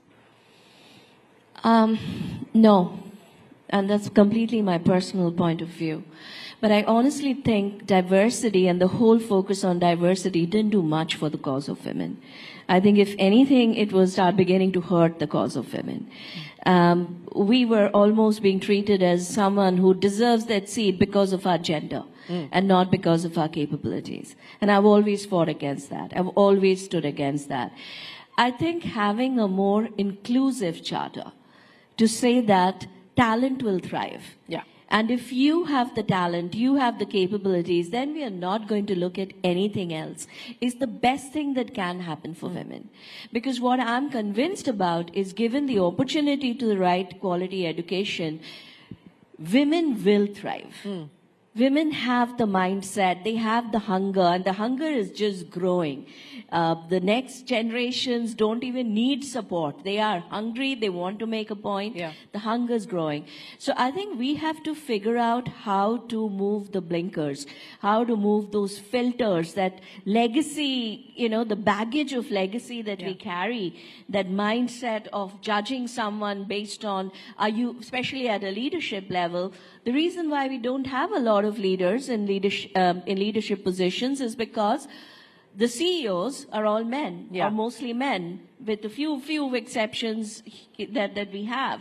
And when they hire, they want to hire people who are just like them. Exactly. So immediately gender filter comes up. So these are real problems that need to be looked at. But I have never been a big fan of the whole diversity agenda. I've been a much bigger fan of inclusion. No, you're absolutely right. And I'm glad that you point that out. And I think that once you start to create a culture of inclusion, and that it includes much more than just gender, it truly talks about diversity in the workforce, you can achieve many of the outcomes that we are discussing. But I want to talk about where India... Just one thing I want to add to that, it should be merit-based inclusion. Yes, of course, of course. I want to now talk about where India finds itself, and I want to get the women's perspective and the leaders' perspective on this. It's a tumultuous world. It's a volatile world where every minute there's a tweet or there's a comment that is shaking global markets.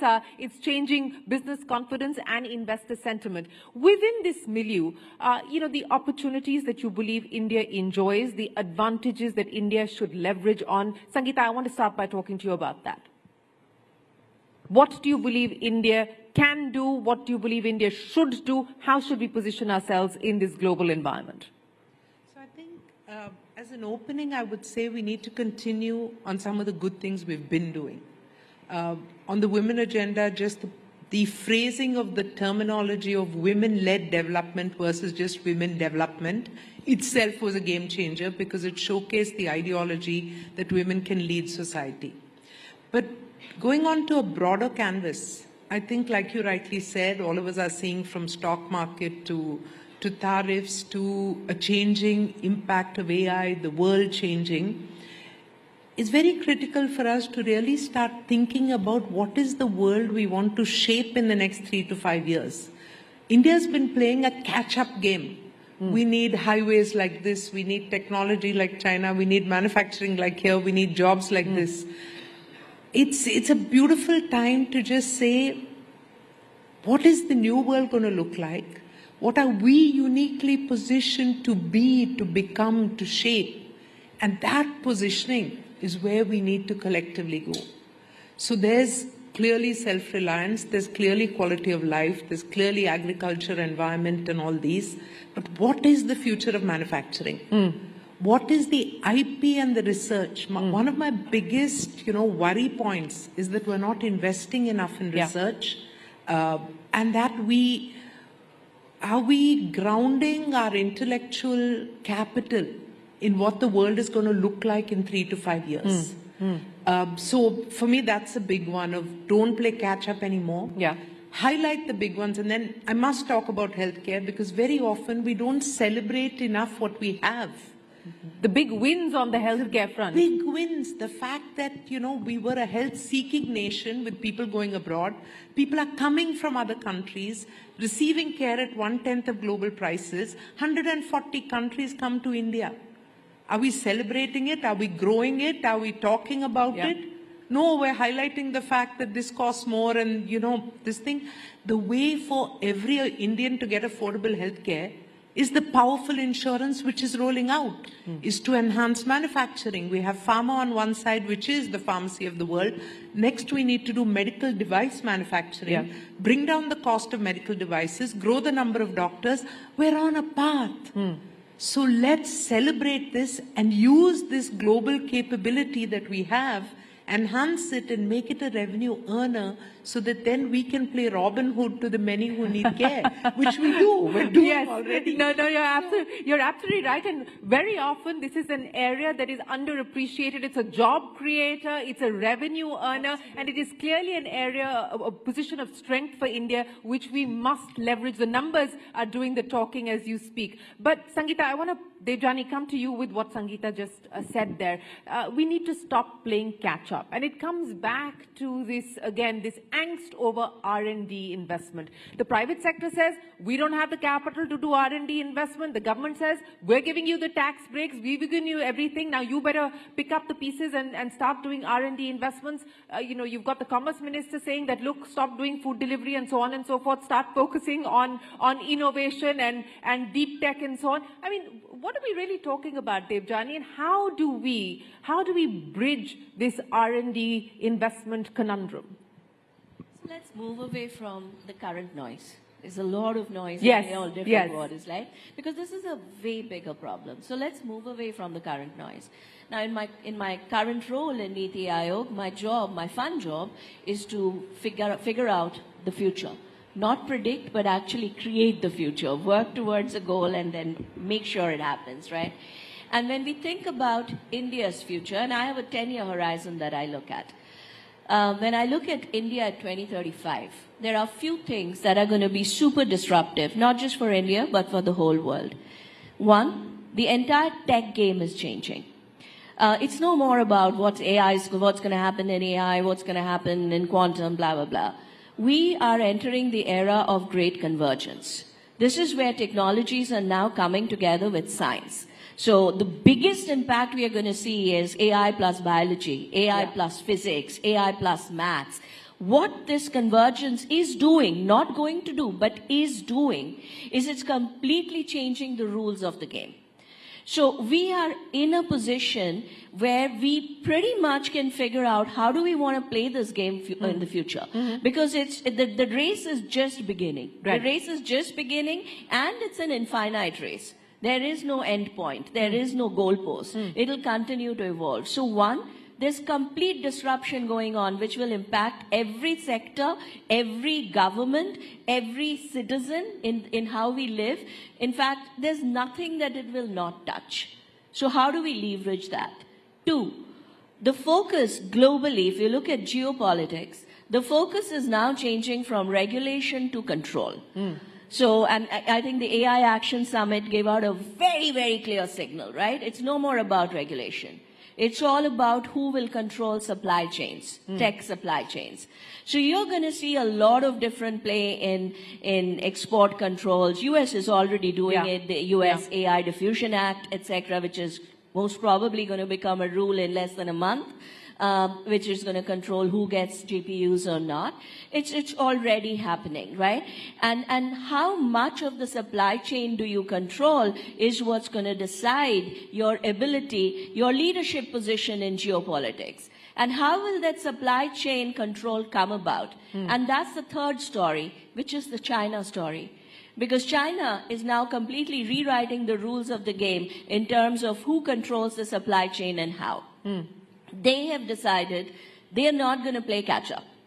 They have decided they are going to completely disrupt. Look at semiconductor, where US has pretty much gone after China with respect to every single export control you can think of. You will not get access to ASML, you will not get access to NVIDIA, latest chips, blah, blah, blah, blah, blah. What is China doing? Last month, Peking University came out with a completely new material developed on a 2D material, completely new material for semiconductor manufacturing, not using silicon. It's based on bismuth. And it basically 40%, if it's true, the claims are true, it's 40% faster than the fastest mainstream chip today and 10% more energy efficient. They've come out with a completely new ultraviolet mechanism which says that we don't need ASML anymore. Right. So they are disrupting, and to do this has to be the India story. We have to leverage the disruptions in tech. We have to go after the supply chain control. And the only way we can improve our position in the supply chain control is to focus on disruption and not catch up. And none of this is going to be possible with our current R&D mindset. And I'm saying mindset. I'm not even saying investment. Because even with the current R&D mindset, if you pump in billions of dollars, we will still not show outcome. No, so this is what I want to get into, this R&D mindset that you speak of. And Sindhu, let me bring you into the conversation as well. Because, you know, one of the big positives of the India story over the last decade has been the global capability centers, the GCCs, everybody's talking about them, whether it's Microsoft or any company at this point in time. You know, the largest base outside of their home bases are sitting here in India, and it's actually IP that is being done here in India, so it is being developed in India. So there's not an intellectual capital perspective. Then what is the issue? If we seem to have the R&D mindset to do GCCs, why don't we have the R&D mindset to do India-driven IP? Yeah, I think I love what Debjani said, right, in terms of focus. But I think the thought process, Shireen, is how do we bring this mindset right into education systems? Because yes, we are all able to do it. I mean, just take SAP as an example. 25% of the patents that come out of SAP globally come out of India, right? Now, so which means the people are able to do it, generate IP. And to your point, Debjani, on how China comes in and comes up with this very unique ways in developing technology, I think there's also a time for us to reflect upon our education system. How are we training the young minds to go out there, become the problem solvers of the future? Design thinking, problem solving, not looking at how do we apply technology to a problem, right? And it's not just about who's the best Python programmer or who can be a full stack developer. All that is important. Technology is important. But how do you step back, look at problems? How do you design for scale?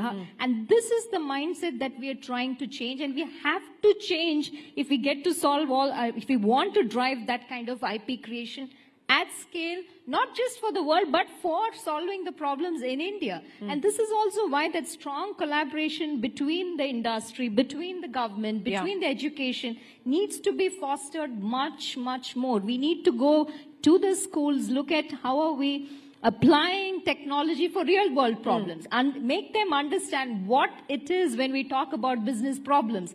And I'm absolutely confident if we bring that right into the education system, there's going to be all of those points, what you said, we can thrive with that. There's no doubt about that. But that needs to be a very strong, focused effort across all parties. Absolutely. With all hands on deck and all stakeholders on board, it cannot be done in silos. But, you know, the comment that I get very often is, why is it that only the men are asked to future cast for India? Well, no, ladies and gentlemen, the men are not going to be asked to future cast. The leaders here on this panel are going to be asked to future cast for India. Sangeeta, you gave us one big engine of growth, which is, of course, healthcare services. Heal in India is a mission that's been launched by the government. And I know something very interesting that you're doing at Apollo, to Debjani's point of trying to converge medicine and our medicine capabilities with AI. You've got the Apollo engine that you've set up, AI engine that you've set up, and you're driving forward. A, run us through that, but B, also talk to us about what you believe the next 5 to 10 years could potentially look like for India. So first, I think so much of what Apollo does is driven by this passion or this vision to bring affordable, accessible healthcare within the reach of everyone.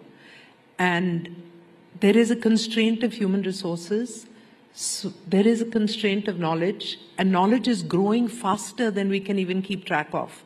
So we tried to converge artificial intelligence, the knowledge that our doctors have had, the huge database of patients we've treated, and build two very important engines.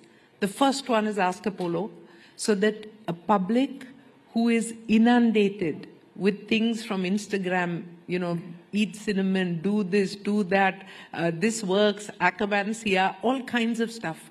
Who is your credible voice to enable? And the reason to empower people is because 70% of deaths in the modern world are happening because of non-communicable disease, which are caused by lifestyle, which are within the power of the human being to control. So if you have the right knowledge, if you're doing the right things, you can reduce the burden of disease. Therefore, please get credible knowledge, do lifestyle modification, do appropriate behavior practices, whether it's blood pressure or, cholesterol or 100 things that I won't go into. But the fact is, we want to empower people, and AI can help. The second one is a clinical intelligence engine, which goes to help doctors choose the right antibiotics so that we're not misusing antibiotics, get into the right cancer protocol so that we're not missing the opportunity of immunotherapy. So these are the two things that we've built. But coming back to this future and where are we, seeing where this can go. So number one, three things, and I've said this before, but it still remains powerful and relevant. Biology. Because we've understood biology, you know who has the propensity to a disease. We cannot screen 1.4 million people, but an AI-enabled health risk score will take out vulnerable populations, screen those, and avert a crisis before it happens. So using knowledge of biology, using bytes and computation, our imaging mechanisms are getting better and better. You can go into a 5-minute, 7-minute, 20-minute MRI and figure out whether you have cancer, whether you have cardiac problem. So imaging, because of the power of computation and bytes. And the third is bandwidth. The healthcare I speak about is not just for urban areas. It's not for people who have moved to Goa because they want to, but it's for every small rural community. Yes. And that comes to them because of bandwidth and connectivity. And the combination of these three is reshaping healthcare. So this is the convergence that Debjani was talking about, but this is going to happen in every single area. Yeah. But I do need to flip back 1 minute because as much as we can do over there, there is a need for a care economy. And the care economy is an empowered, most likely women who are respected, trained, connected through their mobile phone to the knowledge, and therefore get paid for their role in the care economy. Absolutely. That could be transformational to the core agenda we began with of women's contribution to the economy. So if we think through this ability to use technology, take real world problems, not just build for bubbles of the city, but really for the ocean of humanity that India is. We will emerge. And just my last one, because I don't want to miss this opportunity, that during G20, we created a product which was labeled as India's gift to women of the world, which is tech equity. Yes. Build equity through technology access. This is free. This is in 120 languages. It's built for 5 different personas. Please spread tech equity to every woman you know, because they deserve that skill and knowledge. They absolutely do, and kudos to you and the team that was driving G20 Empower. But Debjani, future casting with Debjani Ghosh. I'm ready for this one. Are you never, you're ready for everything, Debjani. I've never seen you not ready. No, this is what I do in my sleep now, future casting India. So 3 things. 3 things that we absolutely have to get right. First, we have to figure out our R&D play so that we can lead in this AI plus era of convergence. And within that, I think there are 3 specific areas which is absolutely a must do if we want to get higher supply chain control. First, AI plus bio. This is going to change life sciences as we know it. This is about going down to the protein structure, which is the foundational building block of life, and then figuring out how you can play with that, right? We have to get that right, from finding cures to diseases to finding new materials. Related, the second area under convergence we have to get right is advanced materials. The material science is changing so drastically with AI. We can find, if we want to catch up, you can't catch up, but if we want to disrupt the semicon play, this is one of the biggest opportunities. What China did, we can also do, because there's just so much more room in that game. And the third area is quantum, where we are going to have so much impact from a security perspective, national security perspective. We cannot be at the receiving end of that. We have to be the innovators. So these are the 3 focus areas under convergence. The second area, renewable energy. Energy is going to be the only thing that will limit the efficiency of export controls. Because today's technology is so energy hungry, so you can put all the export controls you want, but if you don't have the energy, you will not be able to contain it. So if we can build and I think we are in a strong position there, if we can build energy, renewable energy connected to the grid, and be a leader there and make it the most cost affordable solution in the world. And that's one thing we should take away from China. We really should go after that. In fact, we have our next panelist is going to talk exactly about that. He's going to talk exactly about that. That's a big one. And the third one is a little different. But I do believe that the current tech model is majorly messed up. What we've done is, within the tech framework, we've put AI or technology at the center of the framework. So it's all about increasing its power, going after AGI. Somebody's screaming. I hope he agrees with me. But, it's going after AGI, and everything that happens, it's a side effect. If it kills human, okay, let's figure out the regulation so it can't, We have to now change the model, and we have to take technology from the center and put the humans back in the center. So that whatever you do with technology, you do it only if it's good for humans. And I strongly believe this is the one place where there's no country better place than India to drive this new narrative and new model. So those are my three things. And those are very powerful three things. And how many times have we been in rooms where the men are still trying to talk over us, and nothing is very different here. But Sindhu, I'll give you the final say. Future casting with Sindhu Gangadharan. Well, I think to add to everything what Debjani said, I would say, first of all of us in this room have a role to play, right, in taking everything what Debjani said forward. So, and that goes back to our first point, what we said, make sure that we build an inclusive environment. Because for us to thrive, we have to make sure everybody in the system can move forward, right? I mean, if you want to solve the problems of tomorrow with technology, just make sure that each one of you in your individual roles has, when you're sitting here, it's already a big thing, right? And give the opportunity for people who can move forward. The second thing I'll go back to is definitely strengthening education, because I think if you're looking at the future of India and the future of the world, it all boils down to how we raise and bring up our young talent. And I think that is front and center for me, and I think it has to be for all of us, to make sure that we bring in the bright minds, educate them in the right way, in a very inclusive way, so that we don't have to sit in panels like this to talk about inclusion and why it is important and why diverse minds are needed to build some of the phenomenal products that serve very diverse consumers out there.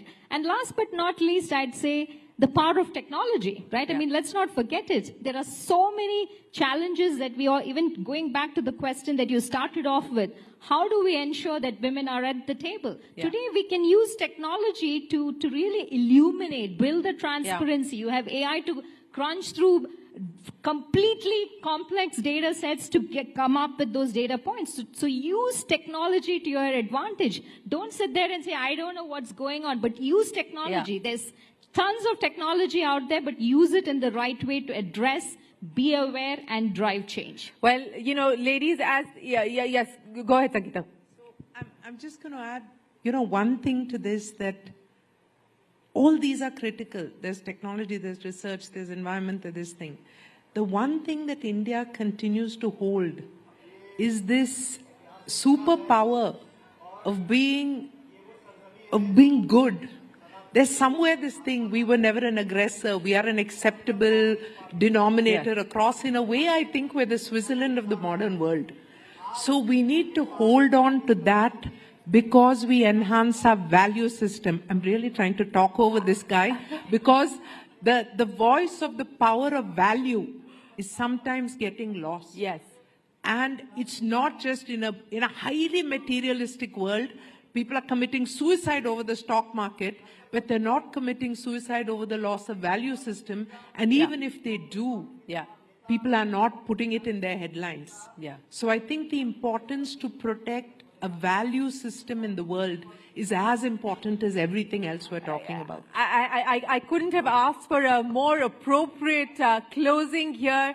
Ladies and gentlemen, as is very, very evident, the future is ours to take. And as Sindhu, Sangeeta Reddy and Devjani pointed out, if you want a seat at the table, then perhaps we just have to build a longer table. Ladies, many, many thanks for joining us here on the program. Thank you very, very much for joining us here at the Rising Bharat Summit. It's always a pleasure to have you join us. Thank you very much indeed.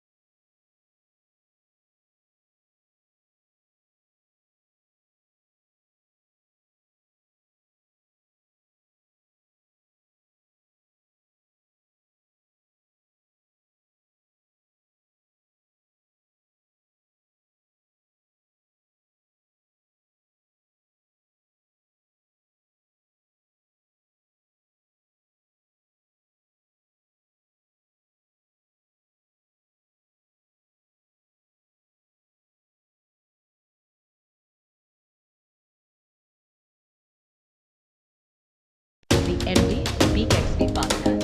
We're also going to have with us on stage Satya Chakravarti, the founder, the CEO and CTO, EKO. He's also a professor of aerospace engineering at IIT Madras. They're going to be joining us in a second, and with them on stage is going to be Chandra Shrikant. Chandra, the floor is all yours.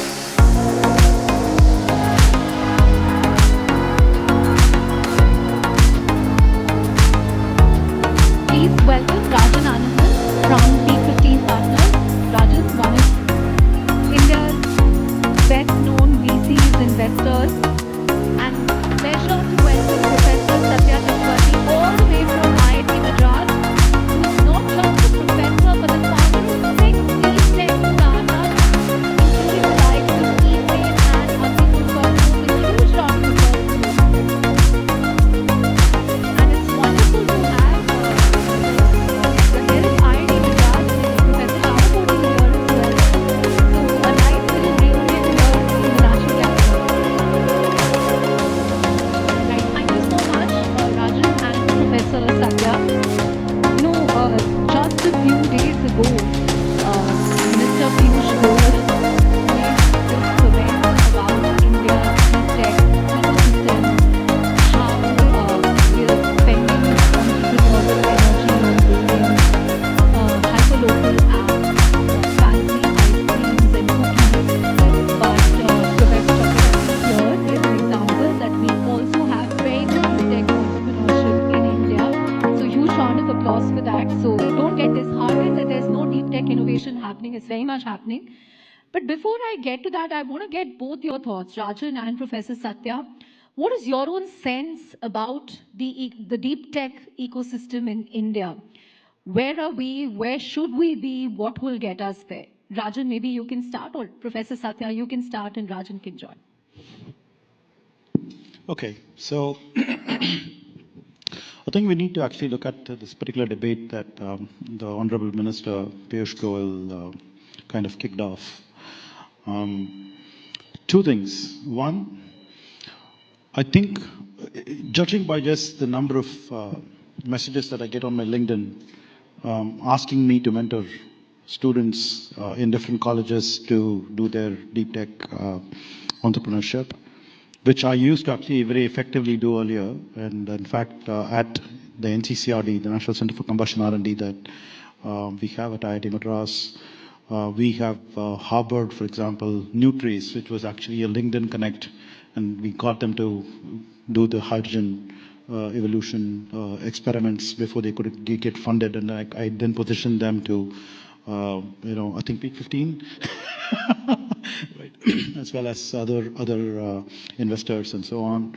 We have Neurostellar that's actually going through that now, Tutor Hyperloop that's going through that now, and so on. In fact, Nickel Cosmos themselves were actually just doing a cold call on me to say, hey, is it possible for you to support me and support us? And then they said, sure, why not?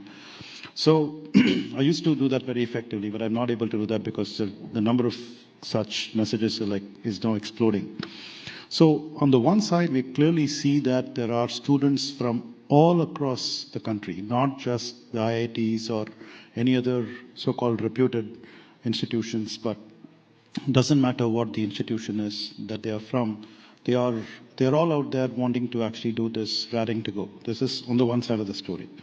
The other side that you have to actually look at is, what are we actually comparing with? We are comparing with China in that particular debate. And China definitely has, in the last 10 to 20 years, gone leaps and bounds ahead of the rest of the world. It's not just about getting on par with the West. They've actually gone well past the West. Right. Right? So are we there? The point is, we are not yet there. But are we getting there? The answer is yes, because what are we talking about is what we call as exponential technologies. So in exponential technologies, we are actually at the lower end of this bend, right? I am particularly optimistic that by the end of this decade, we will actually see for sure that there will be a huge amount of work that happens in deep tech that's a lot more visible, and we will not really have this debate anymore. And we will know that it's actually a matter of time.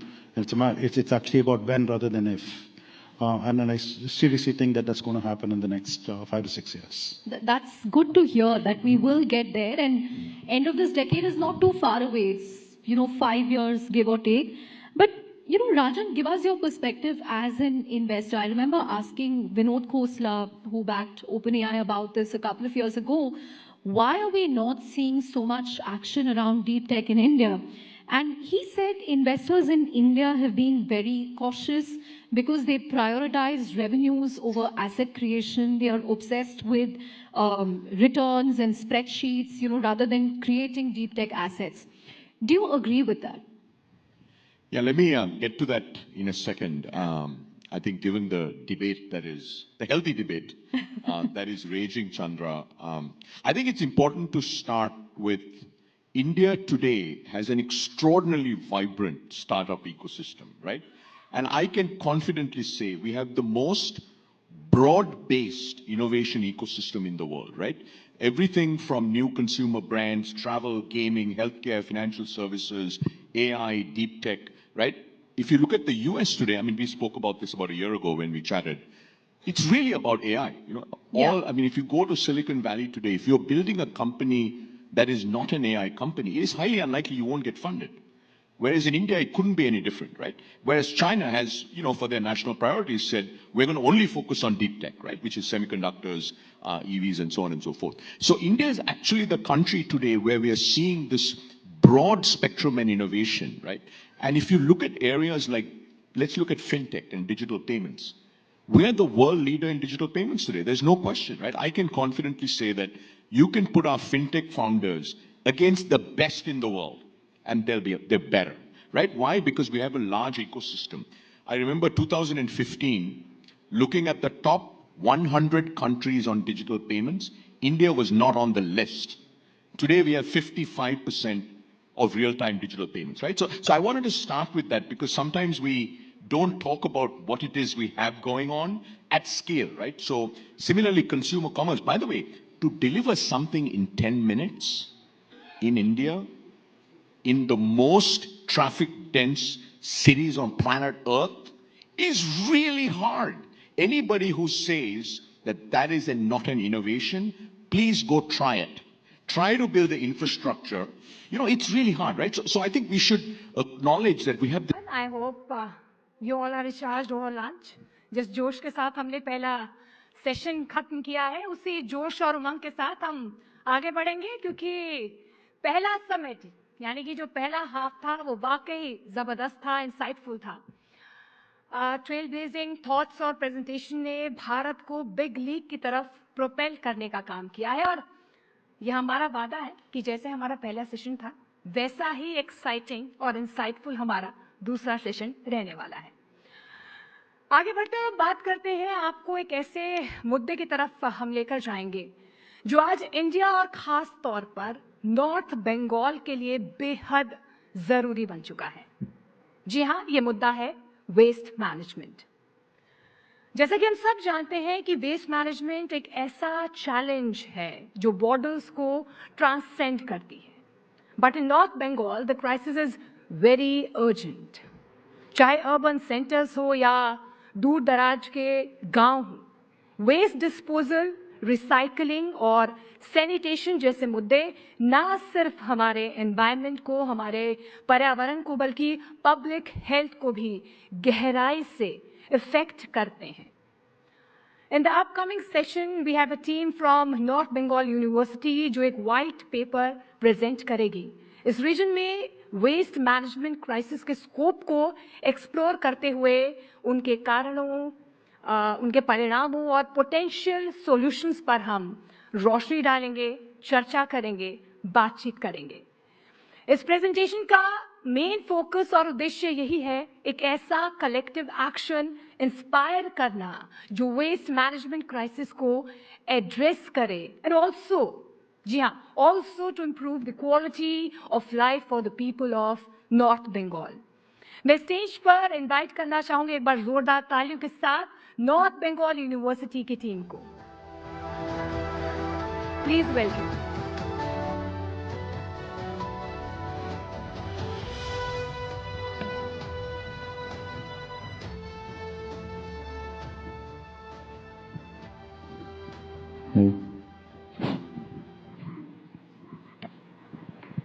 A very good afternoon to one and all present here. My name is Gayatri Rai, and I am representing University of North Bengal in this Zero Waste Andolan.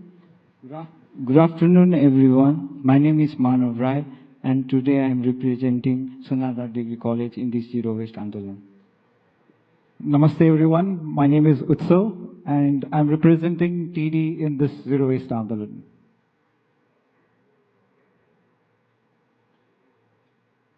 Our mountains are facing a unique problem. What you see on the screen right now is our goddess Kanchenjunga, and unfortunately our goddess is melting. Also, the waste management crisis adds on to the problem because we are very uniquely located. We are in the Eastern Himalayas. It's a biodiversity hotspot. And the biodiversity hotspot is threatened right now.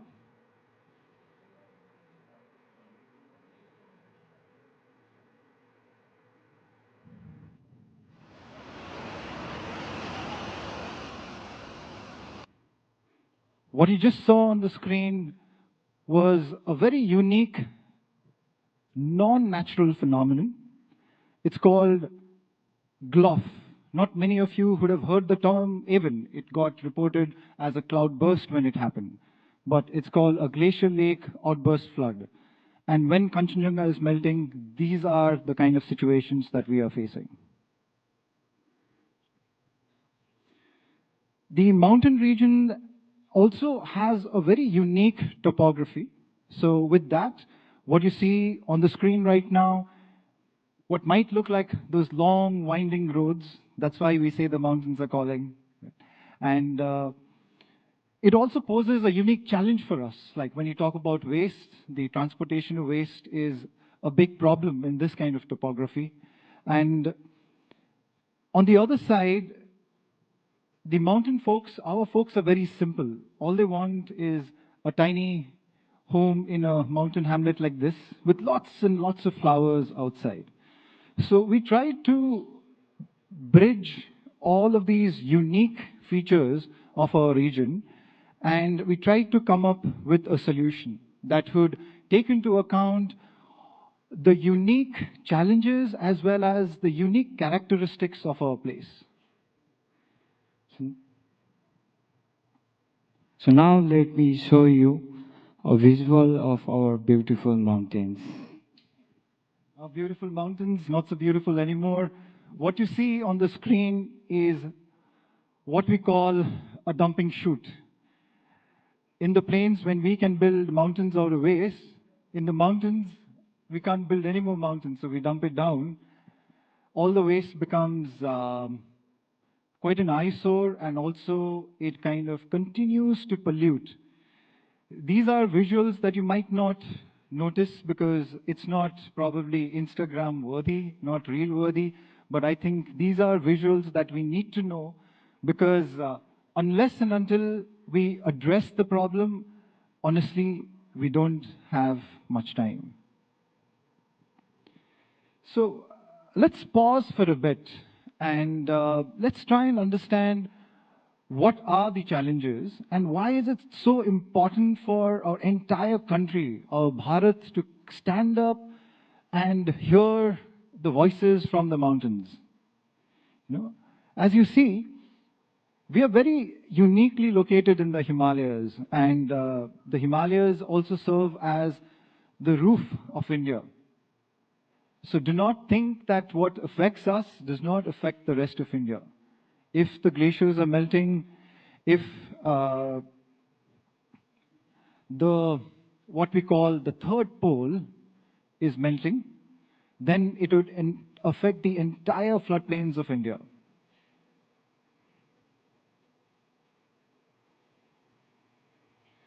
So having now listed the problem statement, let's try and understand how do we overcome this challenge of lack of awareness that is so rampant, actually not just in the mountains, but almost everywhere when you look at waste.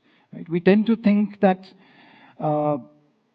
replacing, let's say, certain options would give us better options, but it is not so. You cannot replace, let's say, a plastic bottle with an aluminum can and think it's eco-friendly. It's not. That complicates it even more. And also, there is this challenge of the transportation that is very unique to us, because the costs of transportation are so high that it makes it very difficult for the waste management economy to be circular as it's happening in the cities.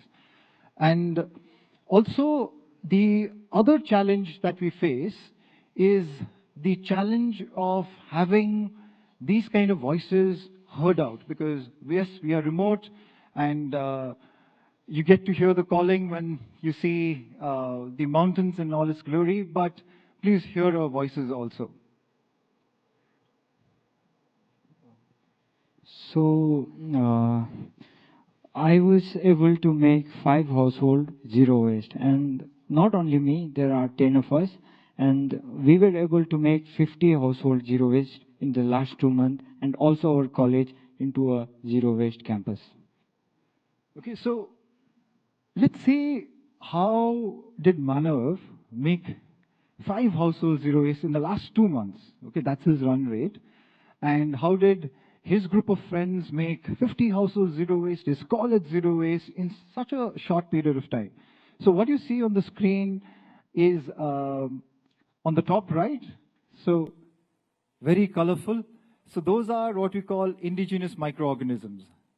So those are the local, you can say, the Spartans of the forest, okay, that we harvest, or rather, we make an offering to the gods of the forest, and then they come and help us resolve the problem in every household. So we make a catalyst out of this, a very potent catalyst that goes to every household that is going zero waste. And what you see on the screen is 3 of them. So there is Gia also, who is here with us today. And they are making a composting unit out of those recycled plastic buckets. Very simple DIY, okay, non-expensive, something that can be done anywhere. And also what they have done, Manav and team, they have handheld every household. So in India, especially, the waste management problem is slightly, I wouldn't say slightly, but actually quite complicated because of the caste and religion angle. Right? So people do not want to talk with the waste workers for multiple reasons.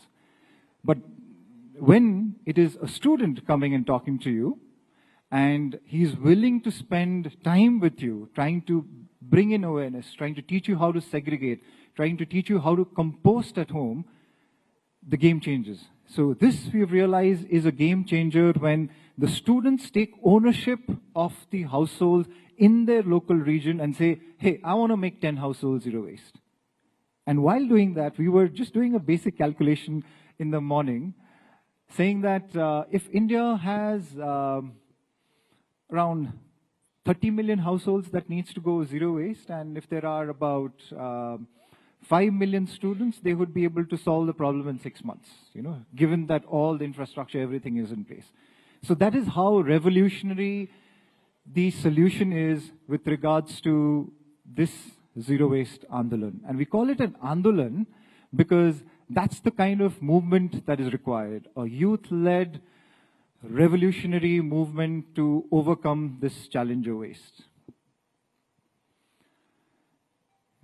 The founding father of our nation, Mahatma Gandhi, had left these words with us, saying that, be the change that we wish to see around us. Why wait for the governments to give us solutions? Why wait for someone from outside to come and teach us how to compost or how to take care of our waste? So we decided to live by these words, and we realized that while we live by these words, we have multiple benefits that is not just restricted to a particular stakeholder, but every stakeholder is benefiting here.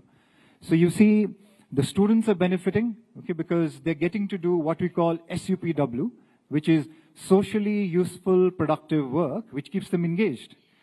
The community is benefiting. So what you see in the screen is one of our community members, he's signing a pledge. And the pledge says, I am going to go zero waste from this village.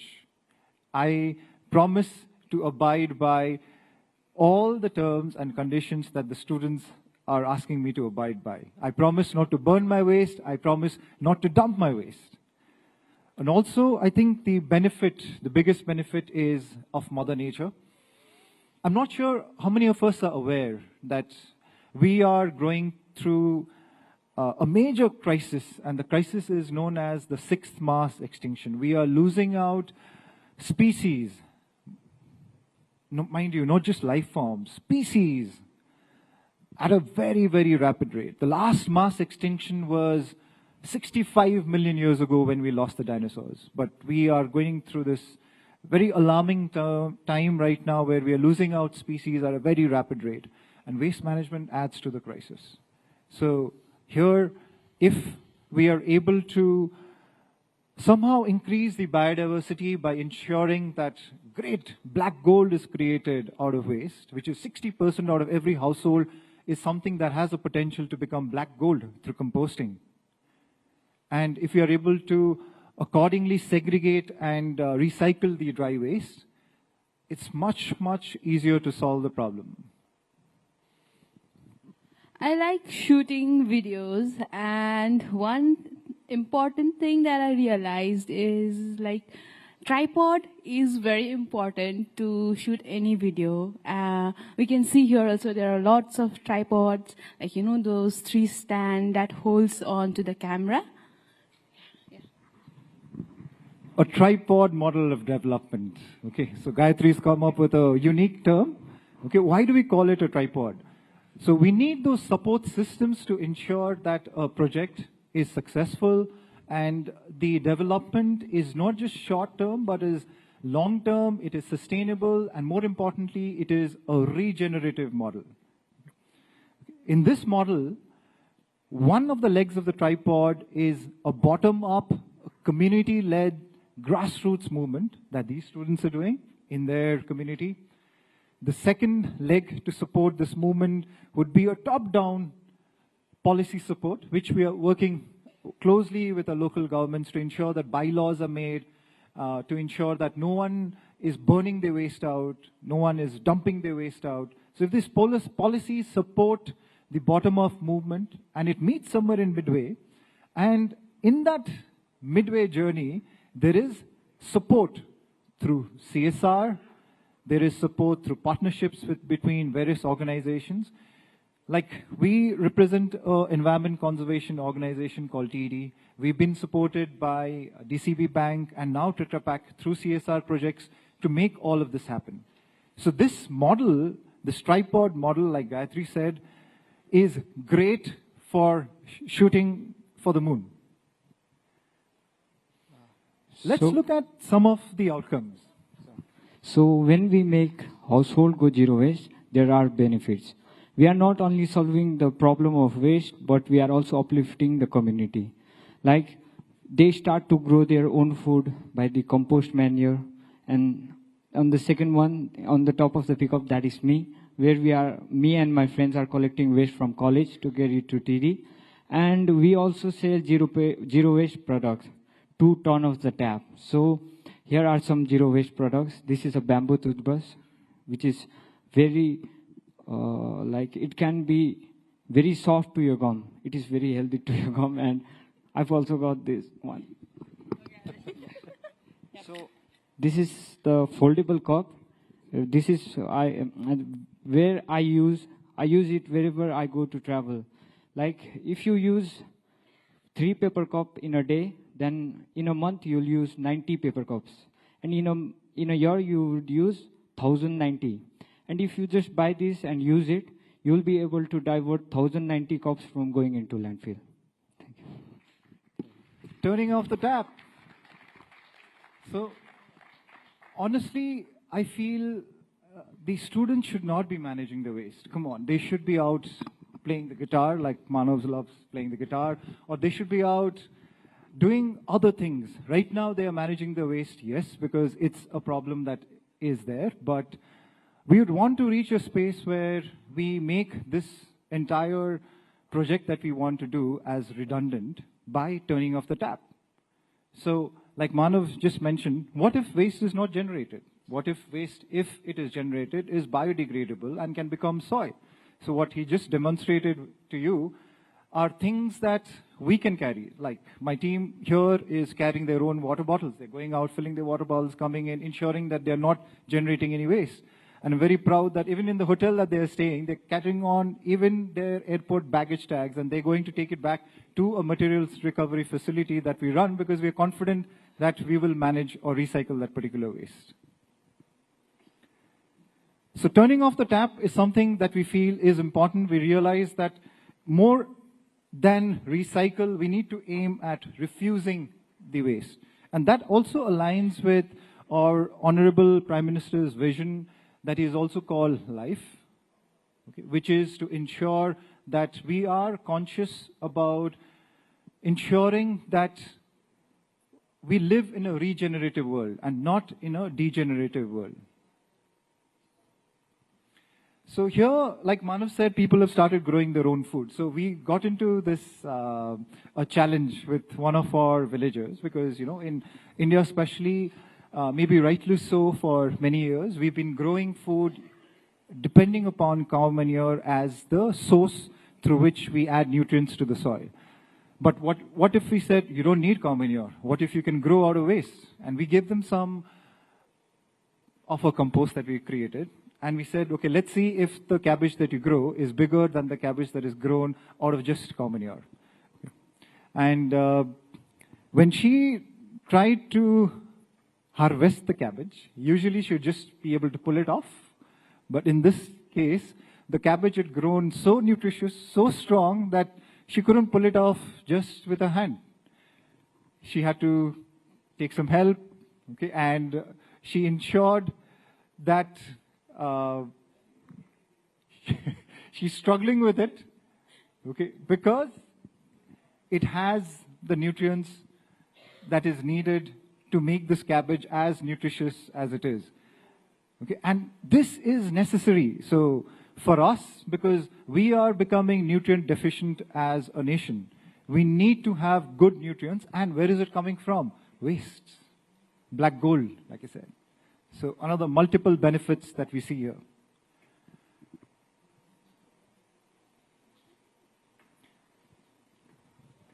So yeah, this is my college where I'm pursuing my education.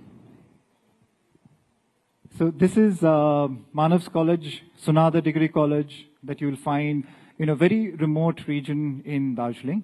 And they have joined us in this Zero Waste Andolan. Can we increase the volume in this? We can see the tremendous development and growth have been seen in our students within these days. We can see their community engagement skills, their teamwork spirit and marketing skills, leadership qualities, which have been greatly improved within them. So that's a feedback from Ragini ma'am, who is the teacher in charge in Sunada Degree College. And we have witnessed tremendous transformation, not just in case of waste, but also in human beings. The Manav here, who is standing with you, okay, is confident in front of you in his traditional attire, okay, with this experience of knowing that if I can make 5 households zero waste, what does it take for me to stand in front of national TV and just give the speech? Yeah, so this is my university where I studied for 2 years, and I recently passed out from this university and I have joined TD. So we have tied up with North Bengal University, and the larger goal is to make the campus itself zero waste. There are 53 colleges associated with North Bengal University, and if one college, Sunada Degree College, can go zero waste, why not all the other colleges? So we're starting off with a zero waste campus in North Bengal University, and then we want to kind of ensure that these get linked to the credit course for the students, so that the student gets academic benefit for these SUPW work that we just said, the socially useful, productive work.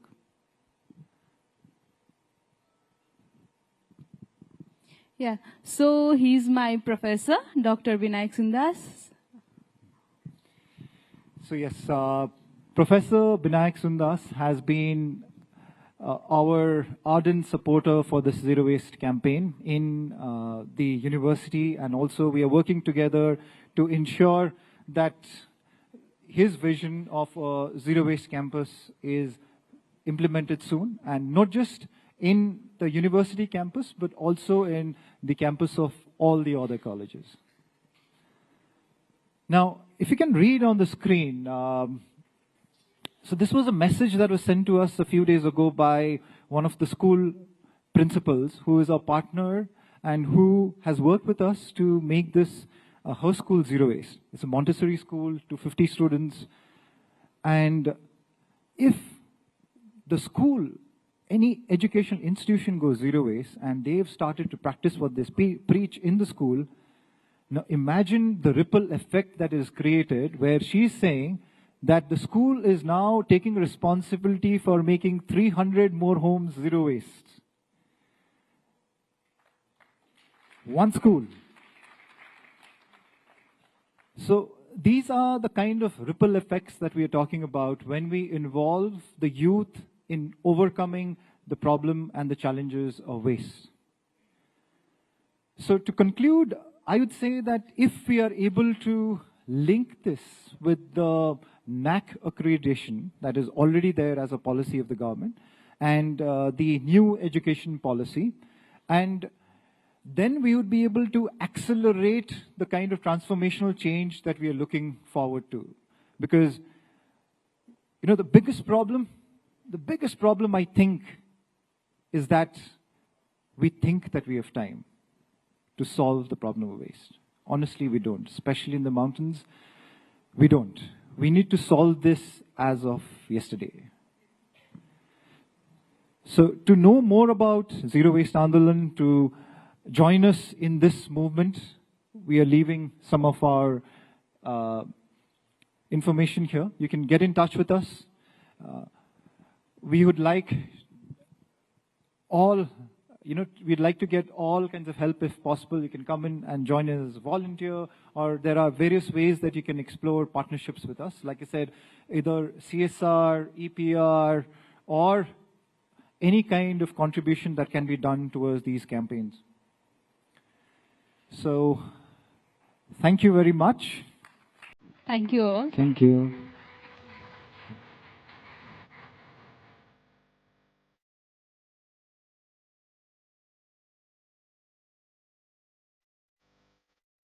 एक बार जोरदार तालियां north Bengal university की team के लिए इतने insightful enlightening presentation के लिए।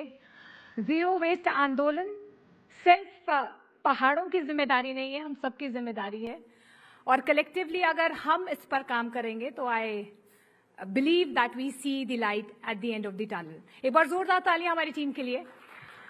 और जैसे कि हमने कहा है कि हमारे आगे के सेशंस और ज्यादा पावरफुल होंगे, एक इसी से जुड़ा हुआ अगला सेशन जिसके बारे में मैं आपको बताने वाली हूं, हम फोकस करने वाले हैं जो काफी वक्त से एक मुख्य मुद्दा भी रहा है। वो मुद्दा है यमुना रिवर की रेस्टोरेशन का।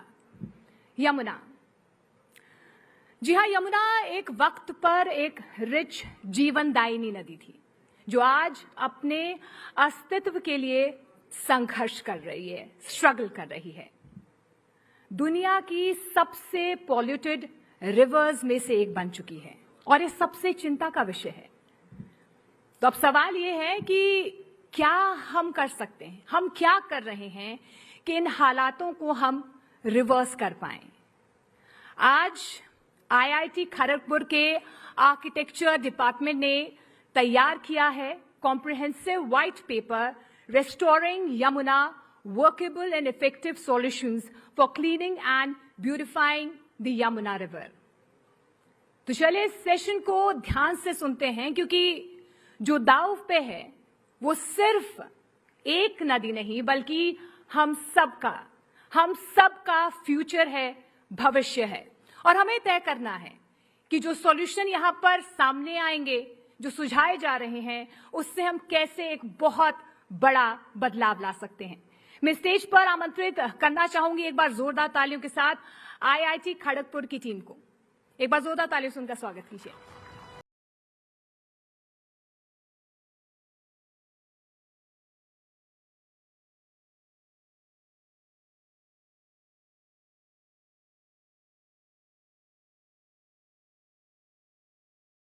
Hello. Hello. Good afternoon, everyone present here. I am Gandhali Dikshit. I am a first year student of Masters in City Planning from the Architecture and Regional Planning Department, Indian Institute of Technology, Kharagpur. And today we are here to present our proposal for the problem statement, which is a workable and effective solution for cleaning and beautifying the Yamuna River. So here we see this is an image of the Yamuna River near its source, which is at the Yamunotri Glacier. We can see the pristine and the clear nature of its waters. But what happens to the same river after a few hundred kilometers? It turns to this. This is a picture of the same river in one of our biggest urban centers, which is in Delhi near the Okhla Barrage. The same river now is covered with a thick layer of white foam and is heavily polluted. What is the reason for the Yamuna to be so heavily polluted as it reaches urban areas? So the major causes of the pollution of the river Yamuna are human activities, which include untreated sewage, which is let onto the river, industrial effluents which contain toxic chemicals, then agricultural runoff with inorganic pesticides and fertilizers, and also solid waste which is being dumped into the river. So we had like multiple brainstorming and discussions with all faculty from different departments as well as my colleagues, my classmates at college. And we came to the conclusion that cleaning the river is the bigger problem at hand before its beautification. Because no matter how much external beautification we do along the river, it won't be as impactful as it would be if the river would be in itself cleaner, which we could see in the first image of the river, where we would say that it is beautiful because it is clean. So we came across different solutions, different ideas, different case studies during our project, and this was one of the case studies which was quite impactful. We can see one of the most striking images from the case study report, where we see a very distinct visual difference in the water quality before and after the solution application. So what was this solution such that it led to such a significant improvement in the river water? This was the river Ram Nadi, which is a tributary of the Mula River in Pune. This river has been heavily polluted, and this solution was applied as a pilot project in one of its stretches.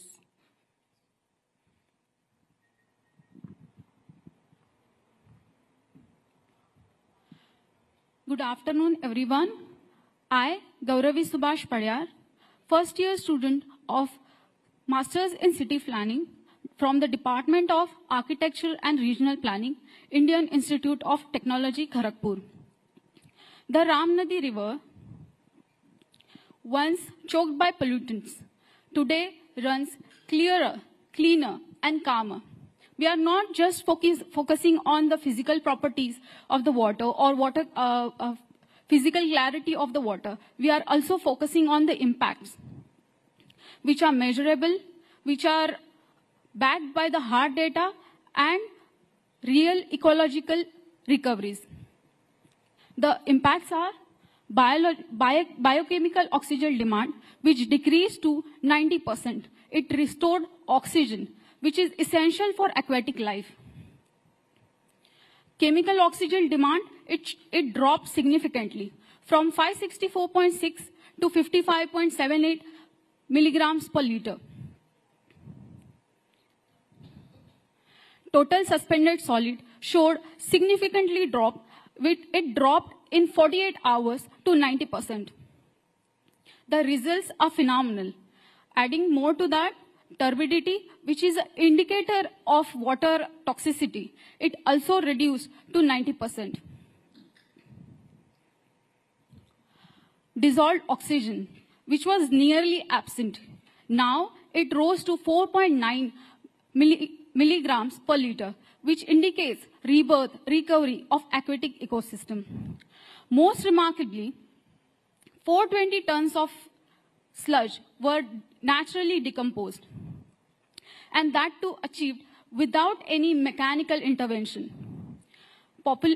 Mosquito population also decreased in that section, and also it prevented vector-borne diseases.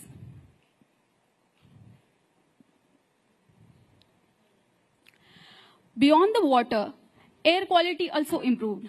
Carcinogenic organic pollutants like benzene and benzoapyrene also decreased their levels within below detectable limits.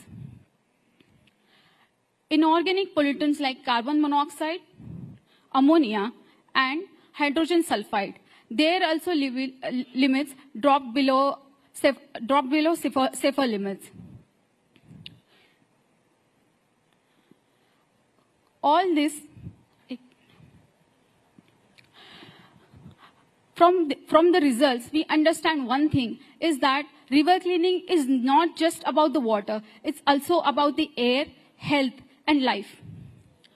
If Ram Nadi could heal, if Ram Nadi could begin to heal in 21 days, then just imagine what's possible for Yamuna.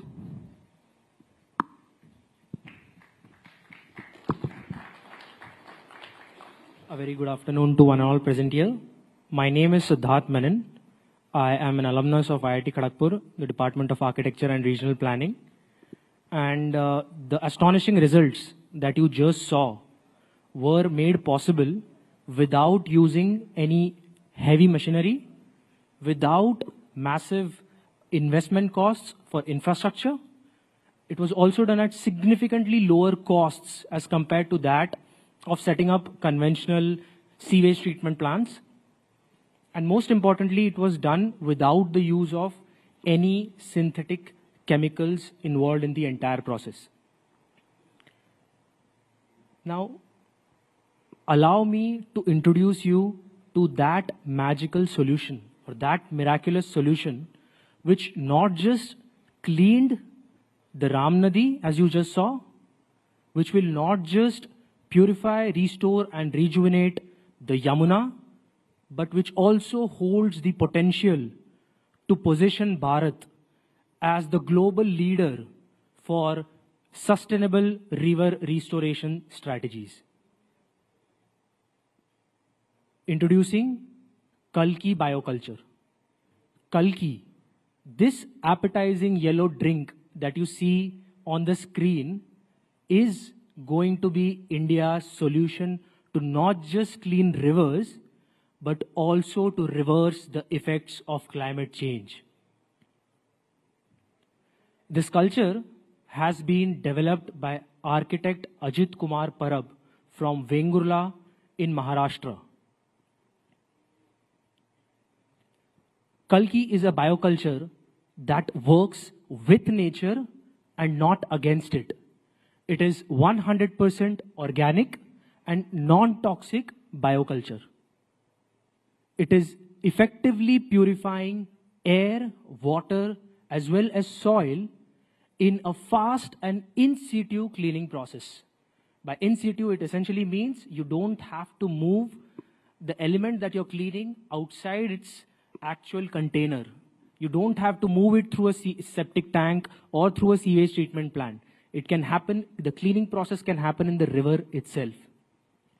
It happens at an extremely low cost compared to our traditional or conventional methods. And also, it is very quickly scalable. Where a traditional setup takes years to plan and build, a Kalki plant can be set up and running at its highest potential in less than a month's time. It also nullifies all organic and a few inorganic compounds.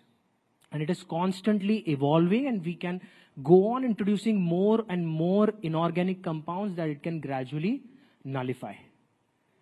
This includes most greenhouse gases, and it converts these pollutants into nutrients which can be readily absorbed by the soil as well as the plants. This is a 100% made in Bharat product, and it is a patent. We have applied for a patent for the same. And like I said, it is developed by architect Ajit Kumar Parab in India. Now, through this national platform, the students and the contingent of IIT Kharagpur wants to propose to the Honorable Prime Minister of Bharat, Shri Narendra Modi ji, to apply Kalki to the Yamuna as per the following roadmap. It will be done in a three-phased manner. The first phase would include the pilot implementation, which will happen in 2025 and 2026, in which we will be identifying high impact zones, especially at the source of the river, where it still remains in its pristine state, and where we can strengthen its self-healing and self-purifying abilities. This will also be supported by artificial intelligence-based air, water, and soil quality monitoring. In the second phase, we will be scaling this process through 2027 and 2028 across other regions where the Yamuna flows through, and we'll also include major parts of Delhi NCR, integrating Kalki with the existing STPs into their primary clarification and the aeration process, such that we can reduce the quantum of sludge that we have. And in the third phase, in the long-term sustainability phase in 2029 and 2030, we will be establishing a self-sustaining river management system where Kalki will be used as a preventive measure primarily at the source of the river.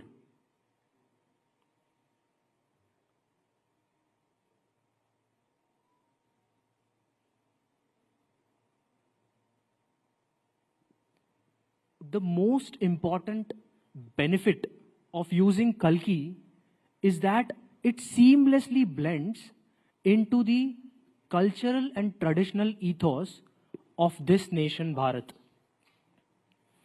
We plan to use the nature's inherent intelligence to guide us through its vision and use the strength of technology that IIT Kharagpur possesses to validate the results.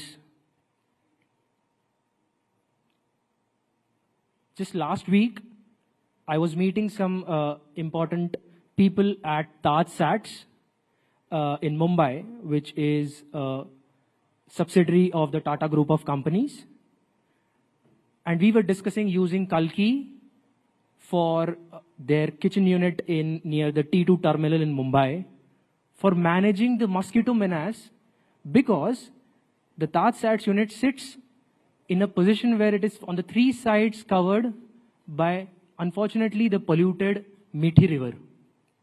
We were speaking with the head of quality assurance of multiple departments and the deputy general manager there, and they're extremely excited to use this product through the upcoming summers and monsoon as well. That said, we still require a lot of government backing and corporate support for a beautiful and bright future of Kalki in Bharat. We would like our Honorable Prime Minister Shri Narendra Modi ji to support us for the entire planning and stakeholder alignment, for seamless permissions and approvals across different municipal corporations, because through the Ram Nadi project, we had identified the whole hassles that get involved as soon as you start working with municipal corporations as well. We would also require support from NABL certified laboratories and nationally accredited institutions like NEERI for air, water, and soil testing quality provisions. And finally, for full-scale implementation projects, not just on the Yamuna, but also in other rivers across our country. Now, I would also like to tell you why Kalki can be a game changer for Bharat. So let me tell you the good news. Kalki is not just effective for cleaning rivers and cleaning the pollutants, converting them into nutrients inside the river, but it can also be successfully used for clearing landfills. I understand that landfills also have a lot of inorganic waste, but a significant part of it is deeply entangled with organic wastes, which often go through the decaying process and not the decomposition process that it essentially should go through. Kalki catalyzes this and makes the job easier and the life far better for those people who work in such environments. Kalki can also be very effectively used in public toilets, not just in stationary commercial stations, but also in moving trains. It can also be very effectively used in situations of oil spills, which can be catastrophic for the aquatic life. We saw a very miserable example of that a few years ago in Maldives. And finally, it can also be an excellent fertilizer. I would not essentially call it a fertilizer, but a replacement for fertilizers, insecticides, and pesticides. Today, honestly, Kalki is actually more popular as an organic replacement for fertilizers and pesticides, and there are countless farmers in Gujarat, Maharashtra, Goa, and Karnataka who are using this solution to go 100% organic and chemical-free. There are schools in Karnataka which have adopted Kalki as the only cleaning agent in their school, eliminating 100% of their synthetic chemical dependency. Things like phenyl causes massive nausea and headache to people if it is used as a cleaning agent. But on the other end, Kalki not just improves and cleans the surface, but also makes the life of the students and the ancillary staff equally better. Thank you everyone for your time. Here are some of the details that you can use if you would like to connect with us. And I would like to also urge to all the viewers who are sitting at home and watching us today, if any one of you wants to partner with us, you're most welcome. And like I said, this is a 100% organic and non-toxic product. I'm sure there will not be a single pest control individual or promoter in this company or in this country basically who will have the confidence of forget holding something like this close to his body, but also considering taking a sip of it. This is 100% non-toxic. You can trust it. So you don't need any other definition or any other proof to understand that this is an absolutely non-toxic product. Thank you so much for your time, everyone.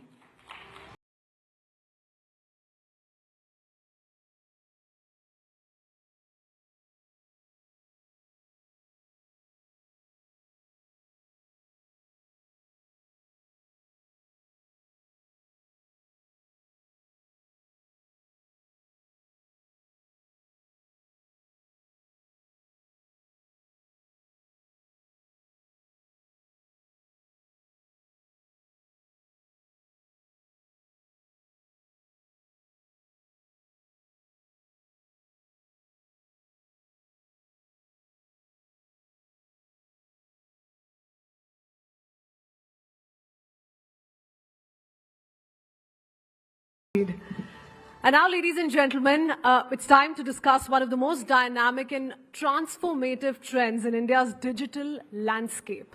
How startups are winning the trust and loyalty of India's next billion users. The session will shed light on these strategies and on the insights that have enabled these startups to not only win over India's digital users, but also build lasting relationship with them. We'll talk about how they've tailored their products, their go-to market strategies, and the innovative ways they've tackled some of the most unique challenges that come with this growing user base. So let's deep dive in, explore the playbook for startups that are poised to capture the attention of India's next billion users, and how we can all learn from their success stories. Joining us for this very special discussion this evening are Saurabh Munjal, co-founder and CEO, Archean Foods. Also joining him, Vinay Singhal, co-founder and CEO, Stage, and Satyam Dharmora, founder and CEO, Vyom. Chandra Shrikant will be moderating this conversation. The floor is yours.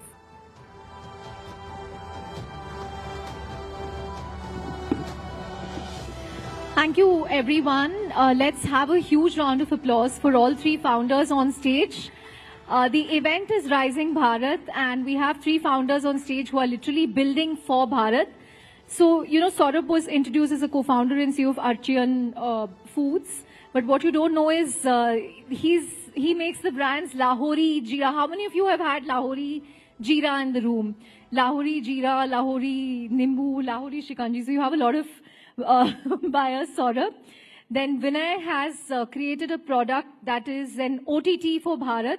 So he has, I think you've now had what, Haryanvi, Rajasthani and Bhojpuri in your belt. And Satyam is solving an altogether different problem on how to make internet access more affordable for people in India.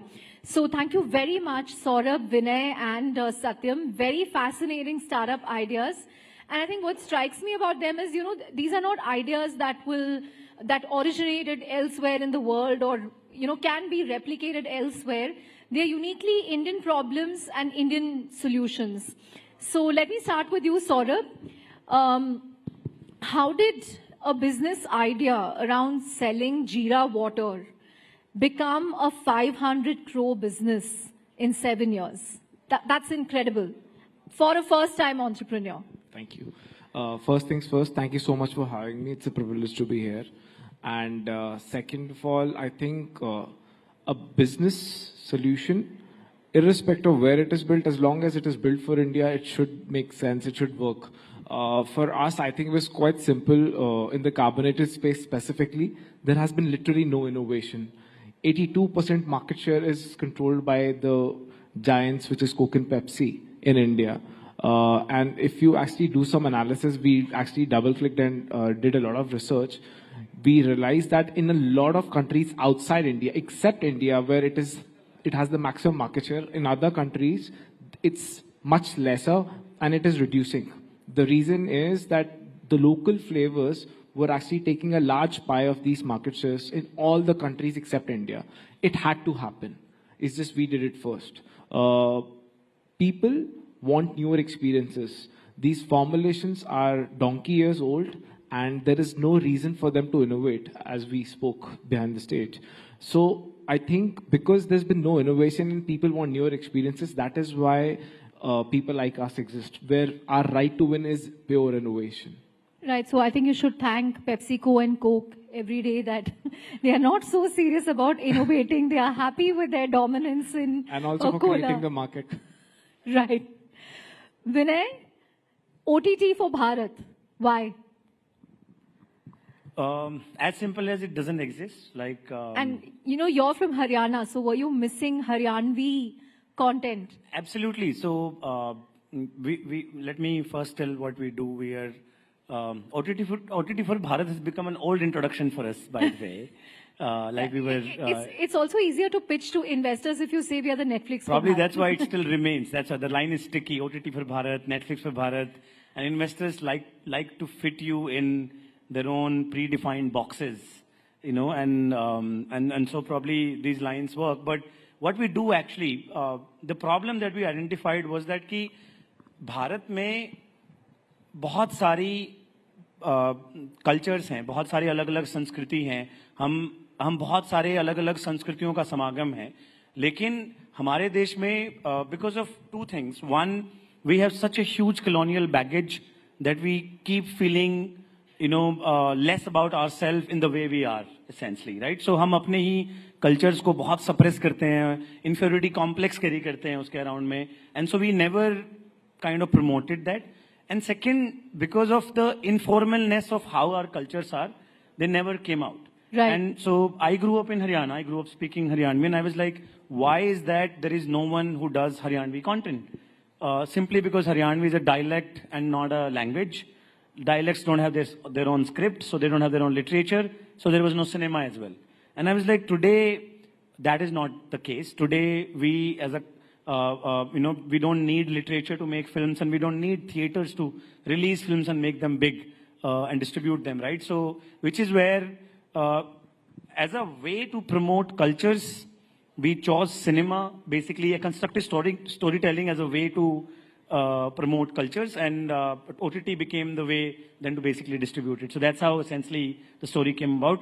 We are a company to promote India's regional cultures, and today we do that through making very high quality, incredible movies and web shows in those local cultures.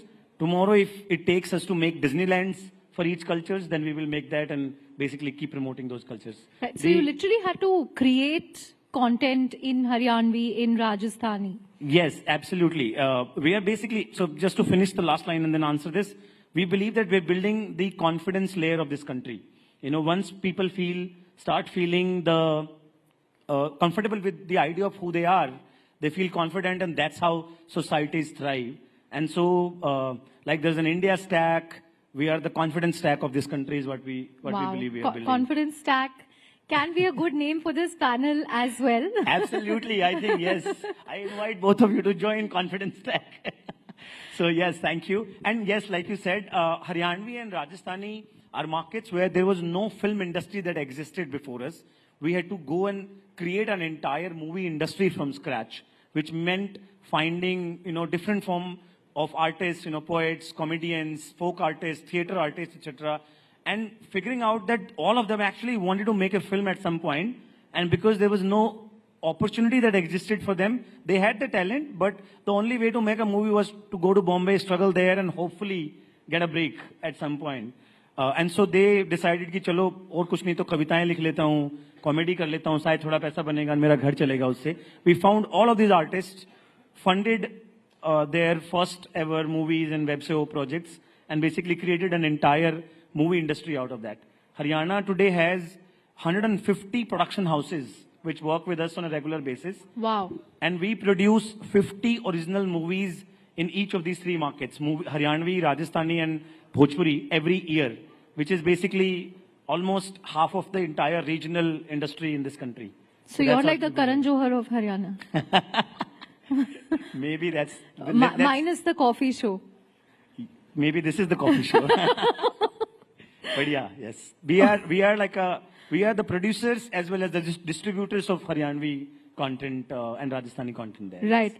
Satyam, he spoke about confidence layer. Now that confidence layer will not work without your infrastructure, because you're making internet affordable, unlimited internet for 5 rupees on a daily basis. All of us need to know about this. So tell us a little about your startup.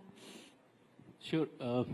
See, if you just go Yamuna Par and go to Gandhinagar, there would be a boy, Bharat. He wants to watch an IPL match.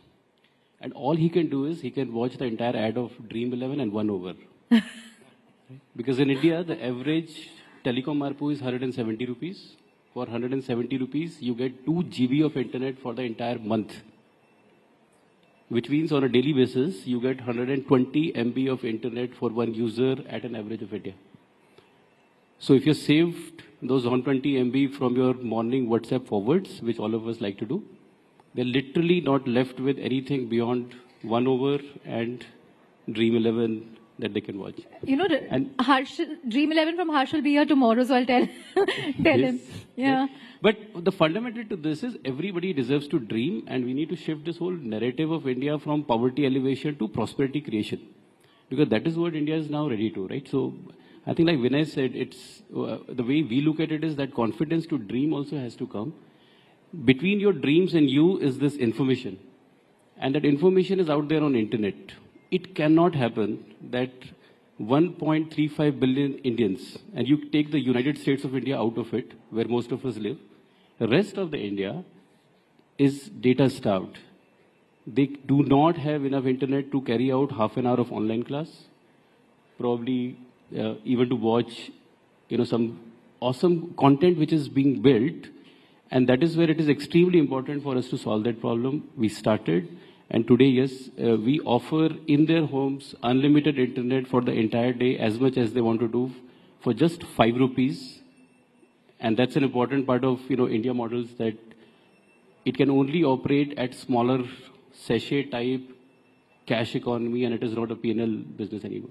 Right. And your business model is also interesting, right? Because essentially what you're doing is, if we have excess internet, you buy that and sell it to someone who needs internet at an affordable price.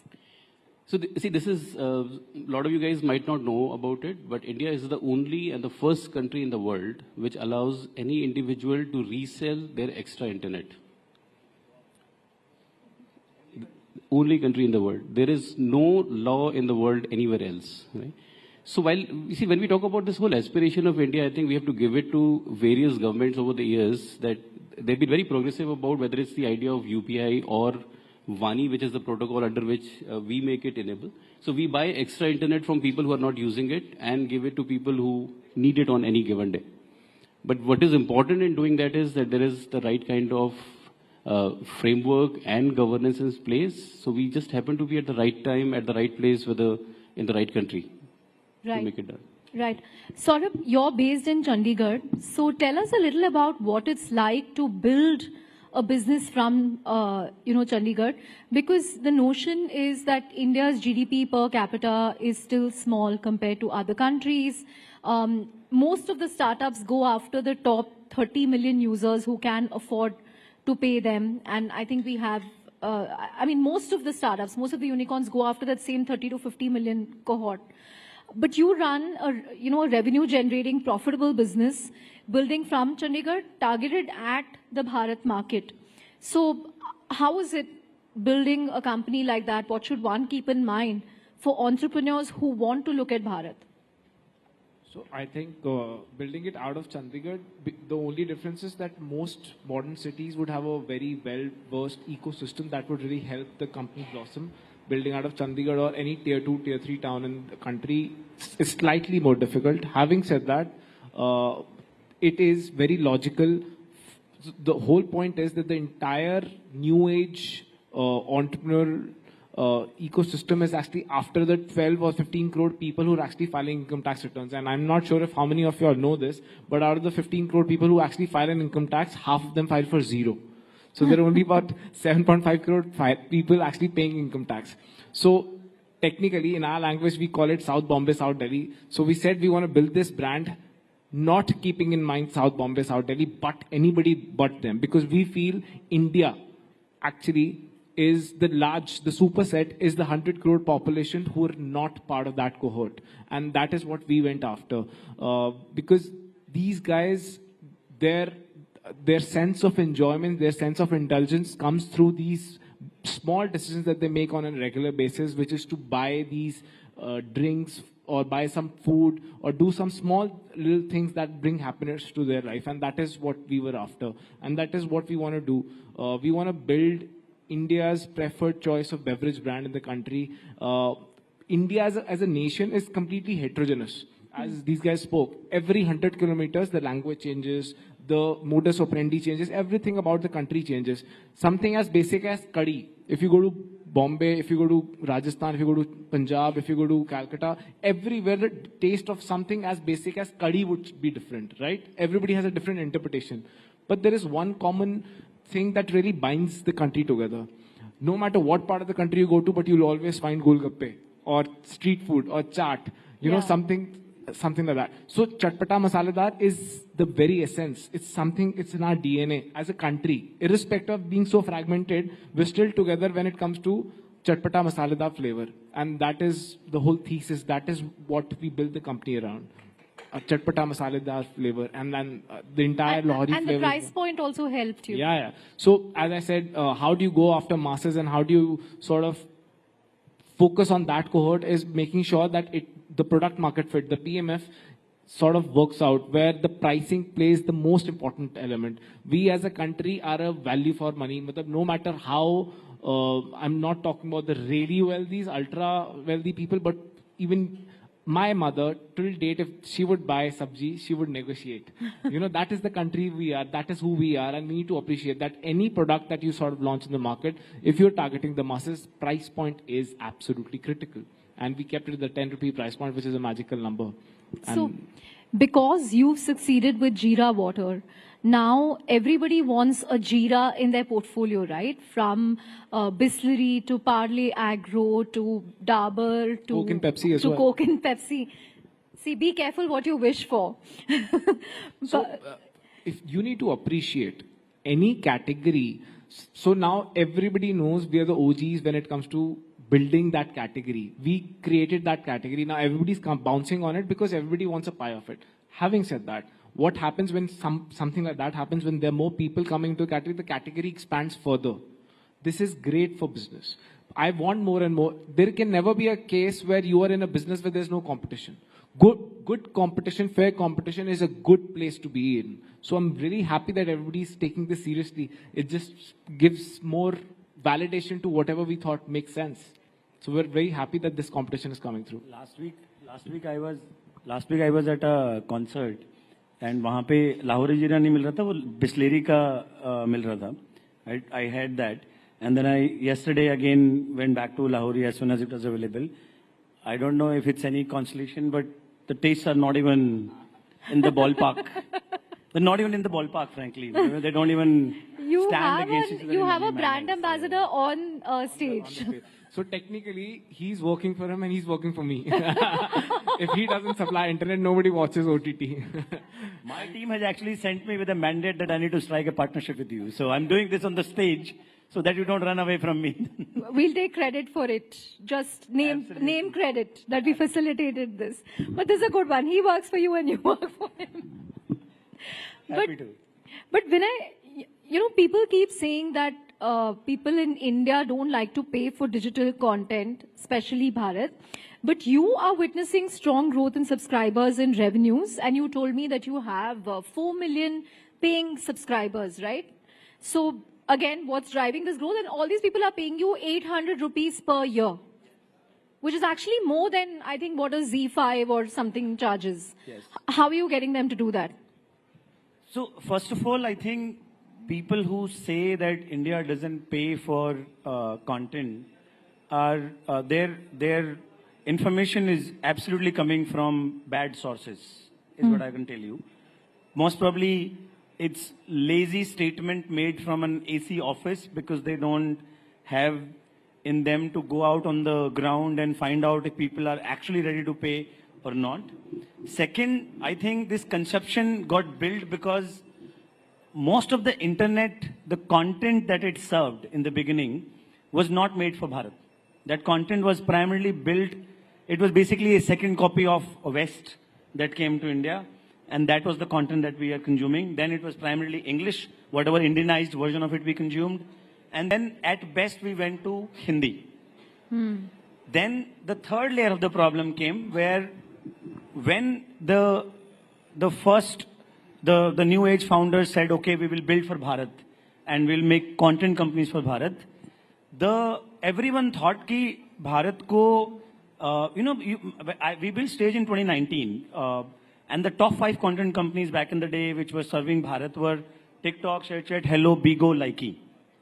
Sare UGC platforms hai, right? And in the name of UGC, all of these platforms were actually serving very questionable content. क्योंकि वो सबको लगता था कि यही देखता है भारत, इसके सिवाय कुछ देख, पर वो तो सब देखते हैं.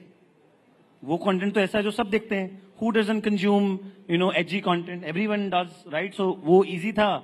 तो हमने यहाँ से AC के कमरों में बैठ के भारत को टैग कर दिया कि भारत को यही कंटेंट देखना है. भारत केवल edgy देखता है और फ्री में देखता है. कभी भारत को क्या चाहिए और भारत कौन से कंटेंट के लिए पैसा देने को तैयार है, ये तो पूछा ही नहीं. अगर भारत के पास पैसे नहीं होते तो लाहौरी जीरा इतना बड़ा ब्रांड कैसे बन जाता? भारत के पास पैसे होते तो व्योम का इंटरनेट भी नहीं खरीद पाता वो. भारत के पास पैसे नहीं होते तो वो your PepsiCos of the world and the Lifebuoys of the world. मैं लाइफ बॉय का एग्जांपल देता हूँ. My father is actually in the room today. My father used to run a general store in the village. गांव में जो बनिए की दुकान होती है, we used to run that. And मैं उसी में बैठ के बड़ा हुआ हूँ. हमने सारी ब्रांड बेचते थे हम वहां पे. लाइफ बॉय, PNG, HUL, सबके प्रोडक्ट बेचे हमने. अगर भारत के पास पैसे नहीं होते खरीदने के तो फिर ये सब ब्रांड्स कैसे बनती है इतनी बड़ी? ये दिल्ली से बॉम्बे से तो नहीं बनी है इतनी बड़ी ब्रांड्स।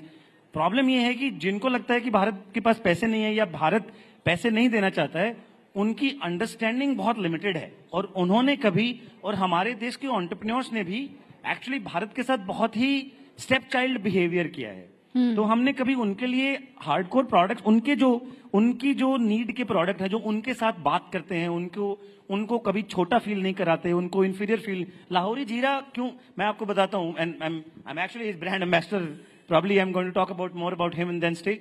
लाहौरी जीरा क्यों चला, अगर कोई मुझसे पूछे, इसलिए क्योंकि लाहौरी जीरा है ना, भारत के आदमी को कभी कम फील नहीं कराता। लाहौरी जीरा उसके एस्पिरेशन में ऐड करता है, उसके कॉन्फिडेंस में ऐड करता है, उसको इंफीरियर फील नहीं कराता कि अरे यंगिस्तान, जब तक रणवीर कपूर वो ऐड नहीं करेगा तब तक आपका ब्रांड मतलब बहुत बड़ा ब्रांड नहीं बन जाता है, या आप वो क्रिकेट जब तक नहीं खेल रहे हो, या बहुत बड़े शहर में ऐसा इनका जो ऐड होता है, the larger cold drinks, look at some of those ads.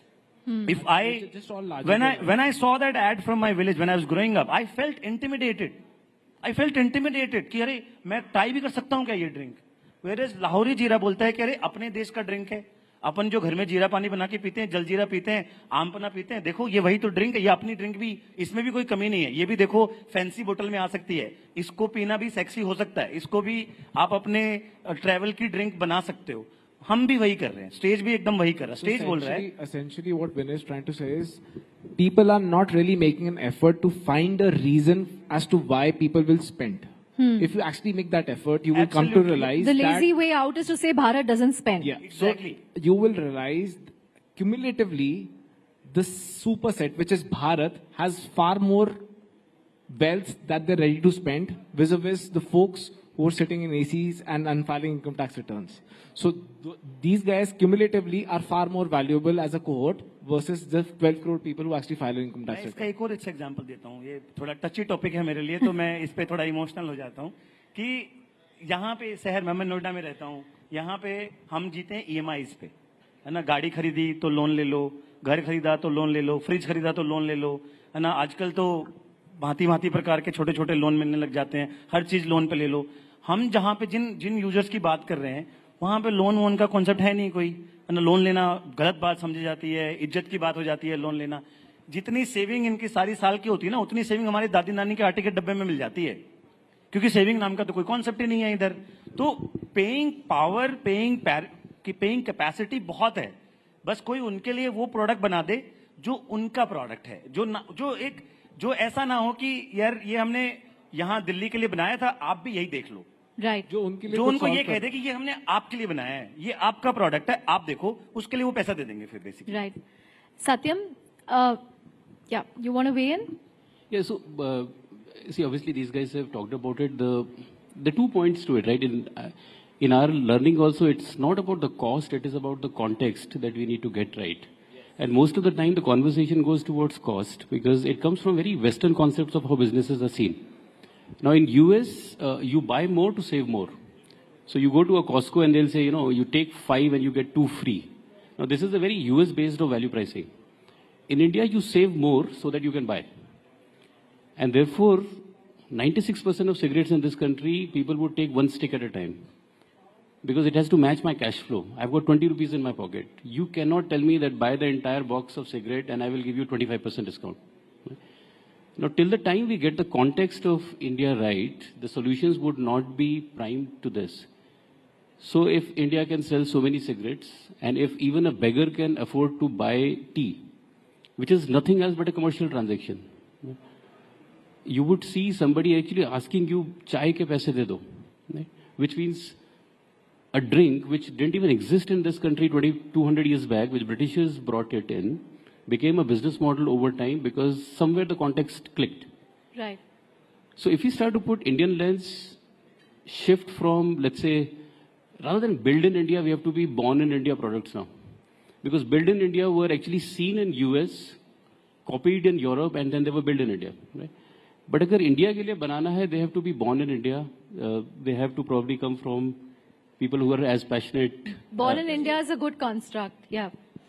I think just to add to what he said, it's actually logical and it is validated. You will realize that it is the mindset I'm talking about. Costco's and all these modern trade stores across the world, they have like massive sales and they work really well. In India, it's an inferior experience. That is why quick commerce is actually rising and taking over the modern trade. People in the Western countries, they like to buy in bulk, store and then consume over a period of time. Whereas India में कहता है cash flow, आज cash संभाल, saving कर, आज solve कर, and that's why quick commerce solves for it. वो आज solve कर देता है और जब कल की requirement आएगी तो वो फिर buy करेगा. Nobody likes to buy in bulk and store in India because they'll prefer cash. So the mindset is not to buy in volumes. Buy, just solve for today and save on money. Right. So that thought process is coming through. I'll just add, one interesting example of, so when we look at India lens, right, then it is not only about tech. Trust has to go with tech to bake it for India. So in our call centers, for example, we realize when you call, people say, sir, आपको हम 2 minute के hold कर सकते हैं, ma'am आपके साथ हम ऐसा कर सकते हैं. And we just made a small shift. So if you call to our call center, they will say, मैं आपका भाई सत्यम बोल रहा हूँ, आज मैं आपकी कैसे मदद कर सकता हूँ. And the conversation from there on fundamentally changes. And we've seen, some female calling and then saying, कि आप भैया तो बोलते हो लेकिन कभी रक्षाबंधन पे क्यों नहीं आते? Now, can you believe a transactional statement which was about a complaint actually ending up in a very, very different context because instead of calling sirs and madams, we've started just calling ourselves bhaiya and didi. Now, that's where probably it has to be seen from a different lens. It's a huge opportunity. I mean, a billion Indians, $100 is a $100 billion business. Right? How many businesses in India can aspire to be $100 billion, right? Maybe you're looking at 3 of them possibilities. There are many more. Right. As we wind up, Satyam, but were you ever intimidated that you're entering an industry that already has such heavyweights, telecom? See, we are thankful for the first set of things to be out there because if you look at it last 20 years, there have been fundamental disruptions in how businesses have shifted, right? From supply-led businesses where people owned infrastructure, platforms came in who were doing a better supply match. And that is where the value got added to the end consumer. So be it Amazon, be it Uber, which disrupted transportation, Airbnb disrupted retail, no one has ever done it in telecom. So I think the excitement of being the first one, even if you are martyr or उसमें आप शहीद भी हो जाओ तो उसका मजा शायद अलग है. That is what was carrying us. But on the other side, 1 billion Indians, everybody deserves to have big dreams. In our lifetime, if we can help 50 crore people to fulfill their dreams in some ways, I think it's worth it. And it's worth it beyond all the hurdles, every other constraint that you talk about. At least enable them to dream. Yeah. At least enable them to dream. Yes. And if not us, somebody else will do it. It has to happen. And also, businesses Chandra, evolve. I think to that point, I'd also like to add, for all 3 of us, there are large incumbents in our respective industries who are operating. But what needs to be appreciated is that large guys cannot do everything. There will always be younger folks coming in. Yes, there are legacy issues, there are innovation issues. There is no motivation at the end of the day. What you are actually doing is just ensuring that there is scale and you continue to do things. The reporting is signed. They're just trying to standardize things. I think the focus is always on that rather than innovation. For people like us will always exist in industries where there will be large incumbents. It's just more logical. We will come up with reasons as to why they should start innovating again. Right. As we wrap up, Saurabh, you are a revenue-generating business, profitable business. You're also in the middle of raising a big round of funding. But what are your ambitions over the next year? You've kind of been you're dominant in the North India market. What next for Lahori? I think it's very, very simple and very clear in our minds. The next couple of years, we absolutely intend to have national footprint where anybody in India traveling wherever, whatever part of the country you go to, you will find Lahori Zira as an option. So I should be able to order it in Bangalore? 100%. 100%. No matter, not in Bangalore, but any part of the country. Next 2 years, the idea is to have national footprint. Next 5-year dream and ambition and something that I promise you we will fulfill is we will be the preferred choice of Indian consumer for beverages. Great. Vinay, you just raised a round of funding. So what are your ambitions beyond Rajasthani, Haryanvi and Bhojpuri? Yes. 5 years from now, every single regional culture of India, every Indian who comes from them would be proud of their cultural identity and would have never have to feel any sort of inferiority complex because they come from a certain background. That would be the real success The confidence of stage. layer. Confidence layer. Satyam, who has also raised a round of funding. Yeah.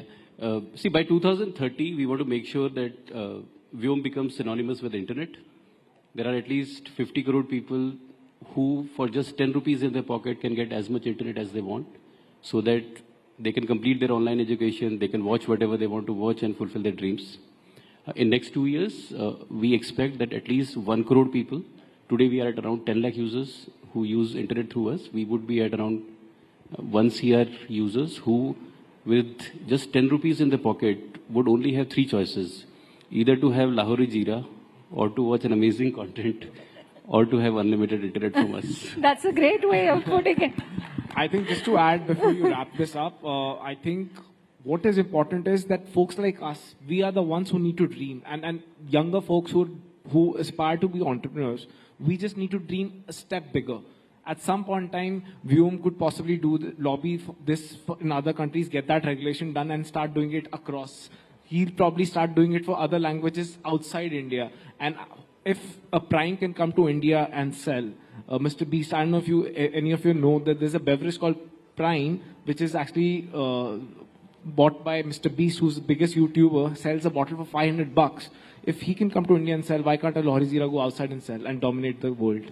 It is just for us to dream. Once we dream, we will be able to do it. I promise you.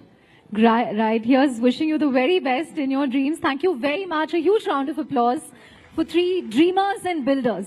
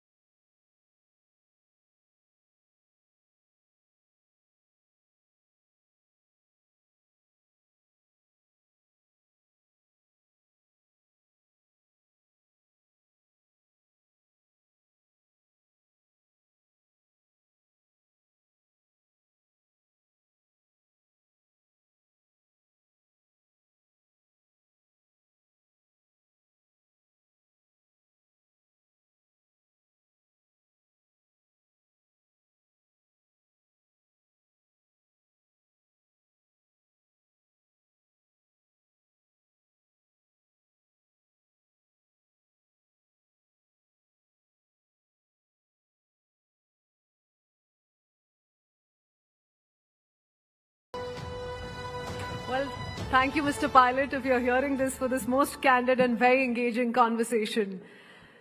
Well, ladies and gentlemen, up next, allow me to welcome a remarkable leader and a visionary who is helping shape the future of the global economy.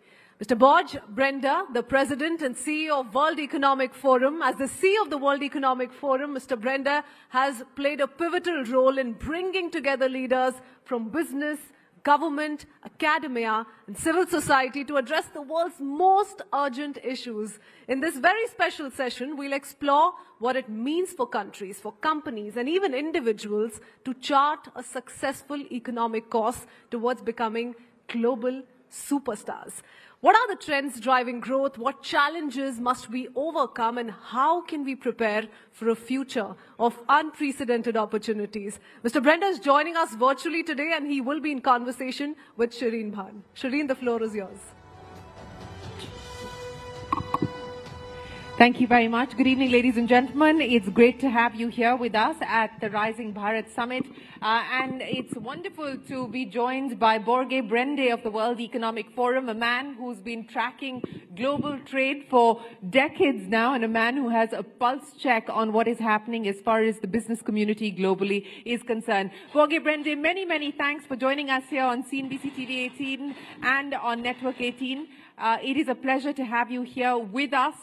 Unfortunately, we have you joining us virtually. We would love to have you here with us in New Delhi.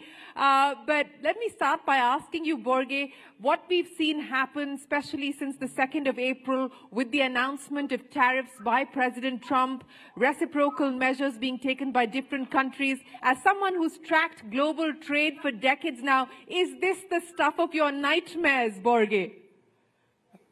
No, thank you, and I wish I was there with you in New Delhi. It is true that we are facing unprecedented times. I would admit that in many ways, I'm glad I'm not the trade minister anymore. I could put it that way, because it is very challenging times. The largest economy in the world, the US, is almost 30% of the global GDP. With 5% of the global population. They have introduced now tariffs that are the highest ones in the US in a century. And no different countries then deal with it bilaterally. And it is a time where a lot is at stake for the global economy. That's for sure. Well, yes, a lot is at stake, Borge, but, you know, when we were in Davos in January at the start of the year, President Trump did speak to the audience in Davos virtually, and while he had already held out the threat of tariffs, it seems to be the worst case scenario that's playing out.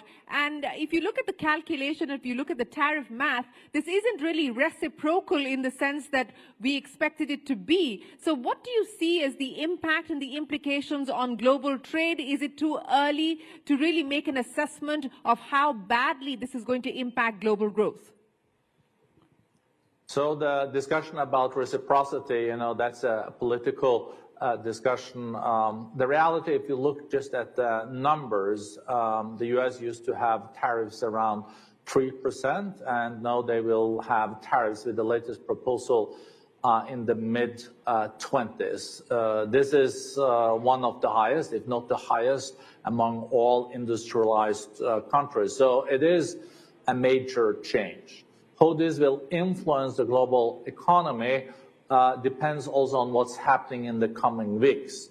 We saw, for example, the stock market, the Nikkei index in Japan increased by 6% today because there are bilateral discussions between Japan as the third largest economy in the world and US as the largest to find ways to break this impasse. So I think we know more about this in a few weeks, but of course we need all the growth that is possible because we are not back on what was trend growth for decades. We're still lower than the trend growth, and there are so many challenges, so many jobs, so many opportunities that have to be created, especially in emerging economies and frontier markets. Yes, well, speaking of opportunities as well as the road ahead, I want to build a little bit more on the retaliatory action and now the possible retaliatory action on China, with President Trump threatening another 50% tariff on China. China responding, saying that they will take countermeasures if the U.S. were to go forward with that. If President Trump goes through with the threat of additional 50% tariffs on China, which would take the total tariffs on China above 100%, Borge, what will that mean? How are you reading that?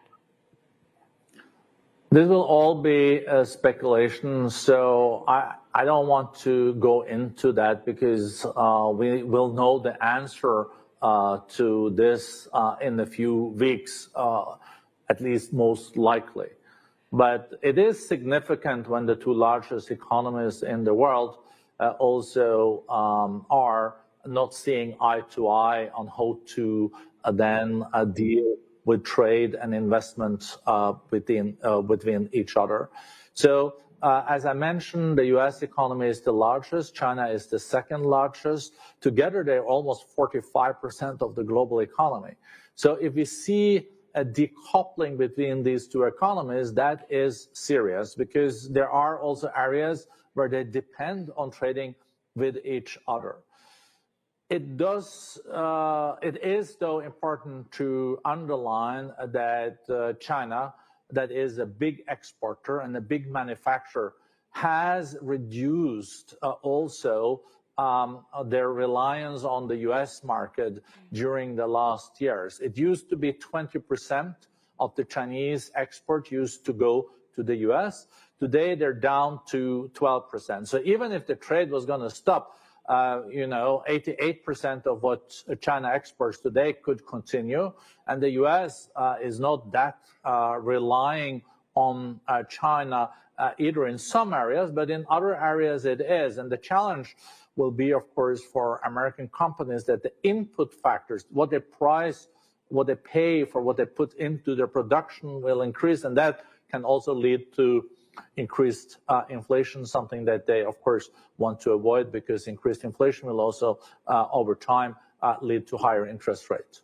Yes, inflation expected to move higher and interest rates unlikely to be cut anytime soon. That's the expectation at this point in time. But Borge, let's talk about Europe. That's where you are currently. We've already heard from the EU Commissioner, Ursula von der Leyen, saying that the EU is willing to negotiate, sit across the table with President Trump and the US administration, and even look at a possibility of zero tariffs. Now, what do you believe the European response is likely to be? While they have talked about taking countermeasures if the US were not to come to the negotiating table, at this point in time, do you believe the EU is essentially waiting and watching how this plays out domestically for President Trump's administration? I think that's a good summing up of the situation. We know from Mexico-Canada situation that the tariff did change over weeks, and there were different possible outcomes. For the EU, the US market is incredibly important, and instead of then going directly into a retaliation situation, I think the Commission wants to also have a dialogue with the US administration. It's true, if you look at manufactured goods, there is a surplus on the EU side. But what the EU also then mentions is they want to bring in services and digital trade in this picture. And then they say it's a more balanced picture. And we also see that there are different signals now in the Trump administration. I saw that Elon Musk, that is still in the White House, he said that why don't we create like a customs union or zero tariffs between the EU and the US, if I interpreted it rightly. So there might be some movements there. Maybe that's also why the market in Europe today also has strengthened a little bit. And we see also that the market in the US before trading is also in green. So I think there is still some hopes that this can lead to some negotiated results that can be in all countries favor, and also in this respect in EU and the US favor. You talked about the relief that we are seeing across global markets. Yes, after the kind of severe beating they've taken over the last few trading sessions with, trillions of dollars being wiped out in global market cap, there is a little bit of relief on the screen at this point in time. But, I want to stick with what's happening in Europe, Borge. And when we last spoke, you did believe that perhaps this was going to be the time when Europe would do more to push difficult reforms, would do more to try and bolster economic growth. In light of the actions taken by the US, in light of this reinforcement of the EU and the grouping, do you believe that now is the time to do or die, really, so to speak? A bit dramatic, but is that the moment we're at as far as Europe is concerned? I don't think one should write off Europe at all.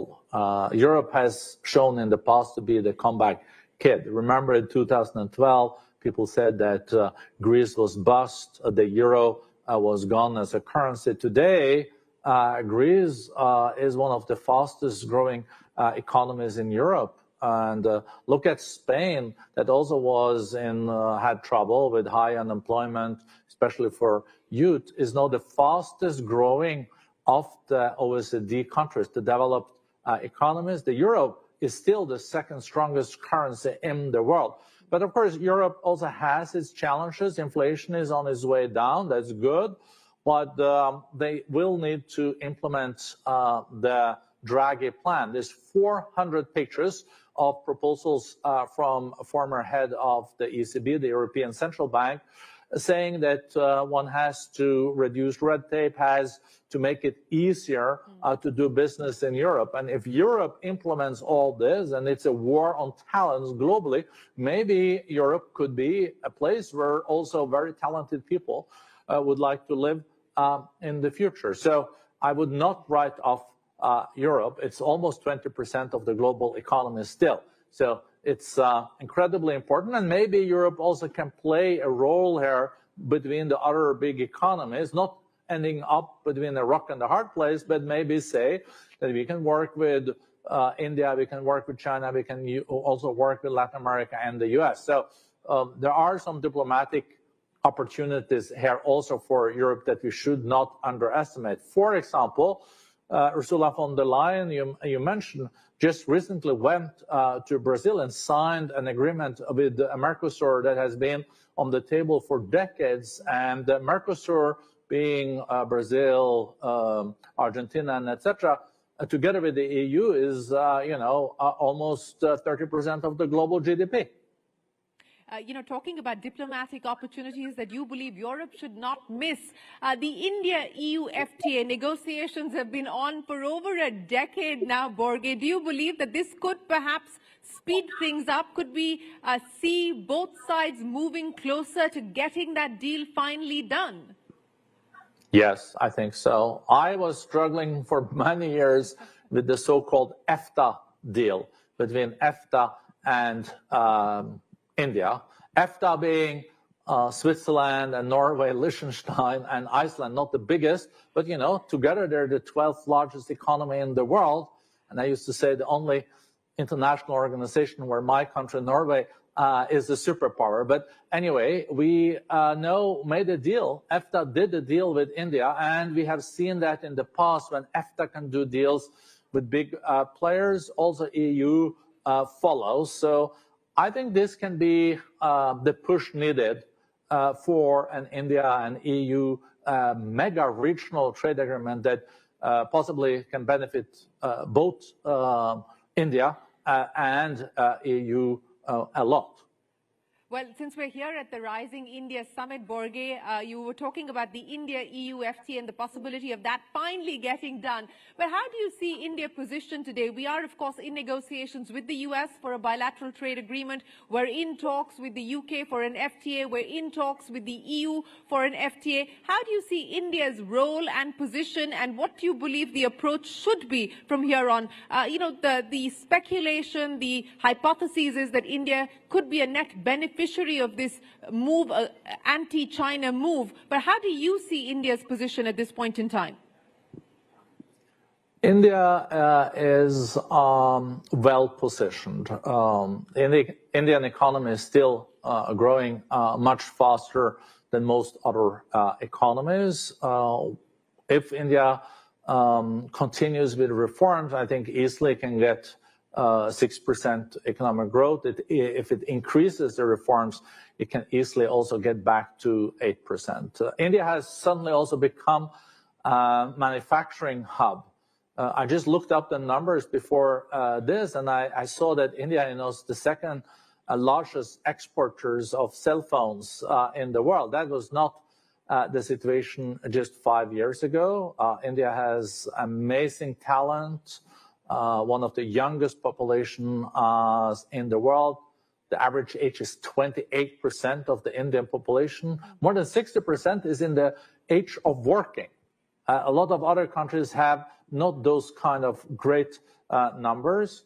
And we know that also Prime Minister Modi has a good relationship with President Trump.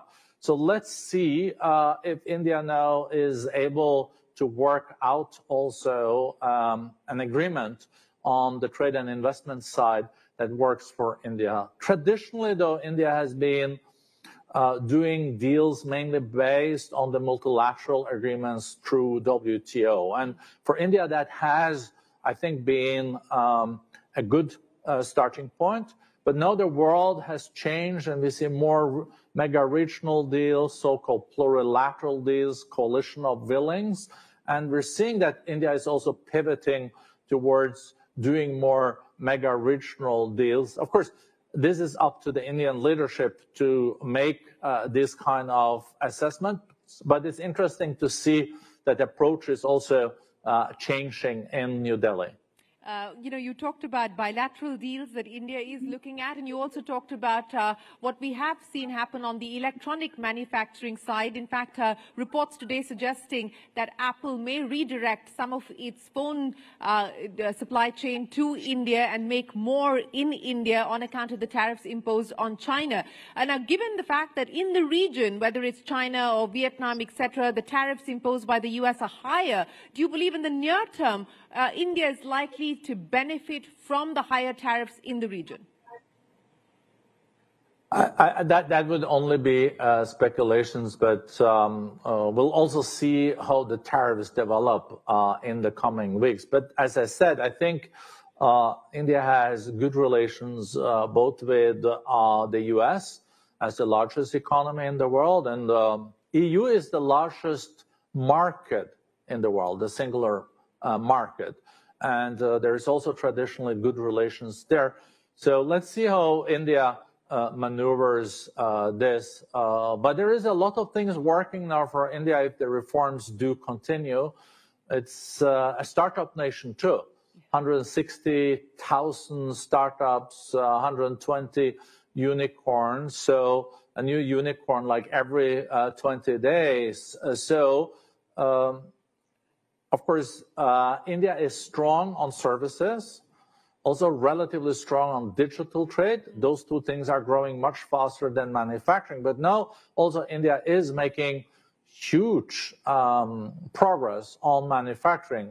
300 now sites in India producing mobile phones. This shows that when first things move fast in India, it really moves fast. Borge, I think something that has fallen off the headlines for the last few weeks, ever since tariffs took over, is what's happening with Russia and Ukraine. Now, President Trump and President Zelensky and Vladimir Putin have been in discussion. We've seen fireworks in the White House and outside of the White House as well. What's the sense that you now get on what's happening as far as Ukraine is concerned, and what's the feeling in the business community with respect to a possible resolution now? It's true that Ukraine has fallen a bit off the agenda because economics, tariffs, but also still the situation in the Middle East with Iran and the Gaza. has had a lot of attention, and also the Houthis, of course, with freedom of maneuver, naval maneuver in the Red Sea. I think the latest on the battlefield ground in Ukraine is that the progress that the Russians had a few months ago has probably staled, and there is now also counterattacks from the Ukrainians. So there is still a situation where after 3 years of war, Russia has taken a little bit less than 20% of the territory of Ukraine. They still control 80% of their territory. Russia went into Ukraine in the hope of taking the whole country in a week. And now after 3 years, they have 20%. So hopefully there is also now a willingness from Mr. Putin and the Russians to take up on this invitation from President Trump to then get a ceasefire and later on a peace agreement. But it seems like now that ball is in the Russian camp, and it seems like President Trump is also getting a little bit impatient if you read his body language on this. Yes, there has been some commentary coming in from President Trump that he is losing patience, but one will have to see how this plays itself out in the context of what's happening in Ukraine. The efforts to remilitarize in Europe, and there is now a lot of talk around what that could potentially mean. We've seen different countries coming out and expressing their aspiration to remilitarize, given the fact that there is now this trust deficit between the EU and the US. What could that mean for Europe, this effort to remilitarize? It's true that Europe has, in the last decades, used far less than they used during the Cold War on the military. Some European countries even gone under 1% of GDP, but most of them are now getting closer to 2% of GDP. I think this will continue. Some countries might even go up to 3%. Poland, I think, is now close to 4%. At least that is their goal. And I think this is a reflection on the security situation. If you have a neighbor, and a big neighbor, that has just taken a piece of another country, not according to international law, quite the contrary, these countries want to have a strong military, and they know that the strong military is sometimes the best way of guaranteeing peace, because no one attacks another country if it's strong. So, Borge, let me end by asking you, is it the end of globalization as we've come to acknowledge and get used to over the last many decades? Is it the end of the multilateral system that we've been used to, whether it's the WTO, the WHO? How are you reading the chain of events and what this means as far as reshaping the global order is concerned? No, thank you. It can be looked at from different angles. Still, we should remember, though, that 70% of the global trade do happen under the rules of the World Trade Organization, the WTO. And trade is still growing, at least until the last week. We have so far this year had a growth in trade around 3%. The global growth has been around 3.2. So it's not even been shrinking. So we're trading more with each other now than at any other time in history. But with the new tariffs, it can represent also something new. And it's true that trade is not growing as fast as it used to do in decades. Trade used to be the engine behind growth. Now the growth is also coming also from other areas. I would say that we are not seeing a de-globalization, but I say that we are seeing a re-globalization or a different globalization than in the past. There is more nearshoring, producing closer to where the products are consumed, to put it that way. There's also some friendshoring going on, that some countries say, oh, we want to then buy from the countries that we perceive as our friends. So there is also this age of nationalism. So there are countries, especially the big ones, that said, oh, this we want to produce at home due to security reasons. What we have to hope, though, is that not this end in a total decoupling, because a decoupling and disintegration of global trade will lead to contraction of the global economy. And the least thing we need now is a recession, because there is no ammunition to fight a new recession, because the countries are more indebted now than since at any other time since 1945. So let's hope that we'll continue to trade. The trade might be looking different or some adjustments, but let's not lose the baby with the bathwater. That would be my last appeal.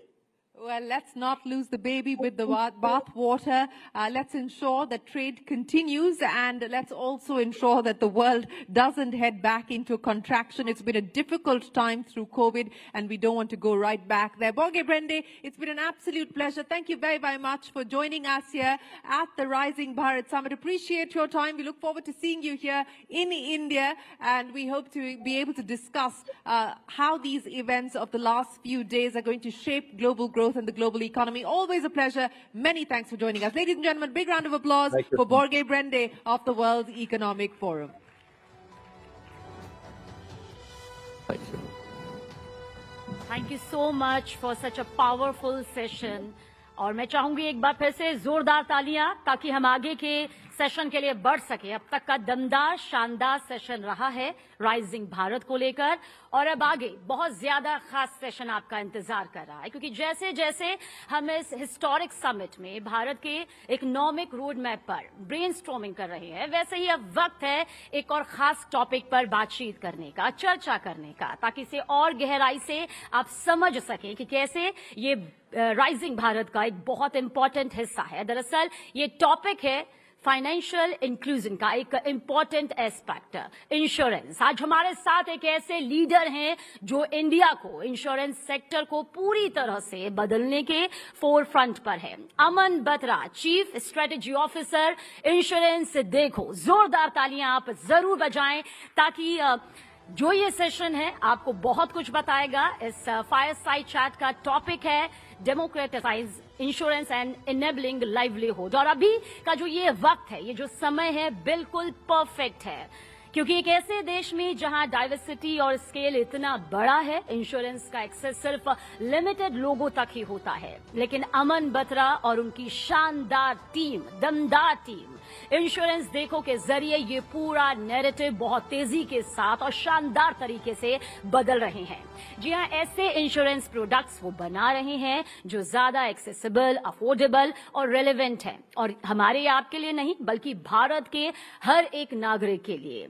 अब हम सुनेंगे, जानेंगे, देखेंगे उनकी उस सोच को कि कैसे इंश्योरेंस भारत के फ्यूचर को ट्रांसफॉर्म कर सकता है और करोड़ों करोड़ों लोगों की जिंदगी को यह अपलिफ्ट भी कर सकता है। अमन बत्रा से बातचीत करने के लिए मैं स्टेज पर बुलाना चाहूंगी चंद्रा श्रीकांत को, ताकि एक और दमदार सेशन का हिस्सा आप सभी बन सके।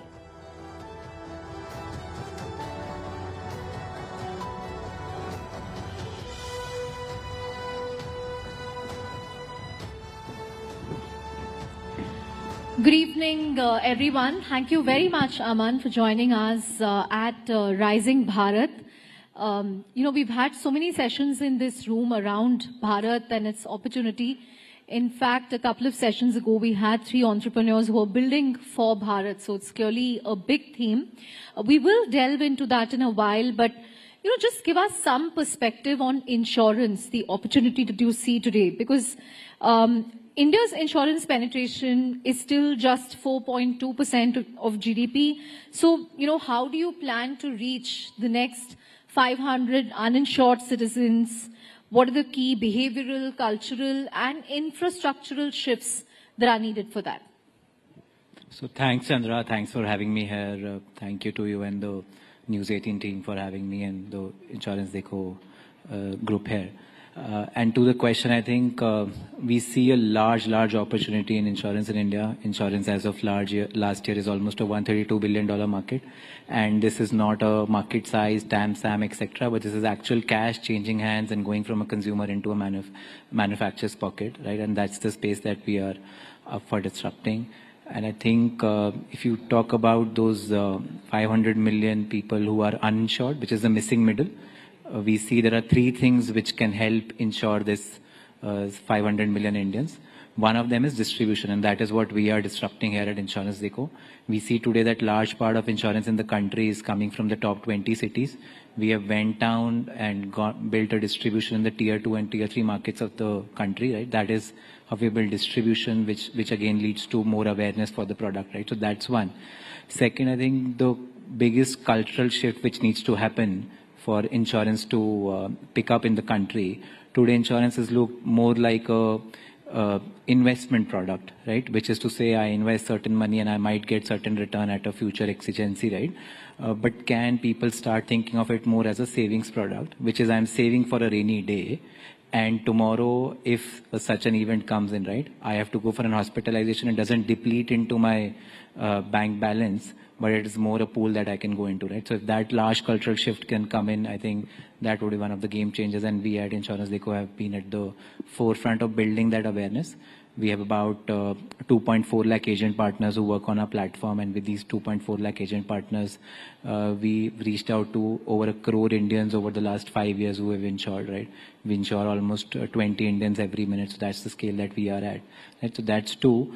Third, I think what also needs to get built in is a lot more innovation and technology at play, right? If you have to reach these 500 million Indians, right, there we have to go out of the archaic processes which are today in insurance, where you don't need to build insurance through forms, etc., but build technology into play. And how can you power that, right? So I think these three things, Chandra, are to my mind, which can help and ensure these 500 million missing middle, which does not have insurance today.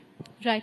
In a sense, Aman, you're this breakout insurtech company, because when you started up, there was already, I think, Policy Bazaar. You also had some of the bigger incumbents, the Bajajes, the ICICIs of the world. What do you think gave Insurance Deco that edge? That, you know, you could still come up trumps in a category that had incumbents, it had startups, it had innovators. Correct. Thanks, Chandra. Great question. So I think, yes, you're right. When we started, we were the 6th player in the market, right? Today, we are the first and foremost by size. And I think three things which have again come and helped us. One is just our approach on GTM, right? As I was mentioning earlier, we saw that the tier 1 market is saturated, right? There is a lot of distributors, manufacturers which are already there. The penetration in the next phase of growth needs to come from tier 2, tier 3 markets, and these are under-tapped, underserved, right? So that's where we went out of. Today, 90% of our agent partners, almost a similar amount of our top line comes from the tier 2, tier 3 markets. A good 50% comes from tier 3 and beyond, right? So this was a greenfield area, right? We could go in there and build a distribution. The second key thing that we did was, when we were entering into these markets, what we understood was that there was no steady set of insurance agents who existed, right? They were also there in the tier 1 markets. And on that, we have done a good bit of innovation to go out and have students, housewives, kirana shops, pollution check centers as the insurance agents who work with Insurance Deco on the platform, right? And with these specific personas of insurance agents, there is an imminent trust with the end customer, right? Customers, they go to the same kirana shop, the same pollution check center, petrol pump every month, every week at a regular frequency, and there's already an imminent trust, right? And insurance, the biggest thing in insurance is trust, right? So we could piggyback on that insurance to go and distribute a product like insurance. Third has been disrupting different parts of the insurance value chain through technology. Right? And say when we were entering into the market, I joined the organization 5 years back.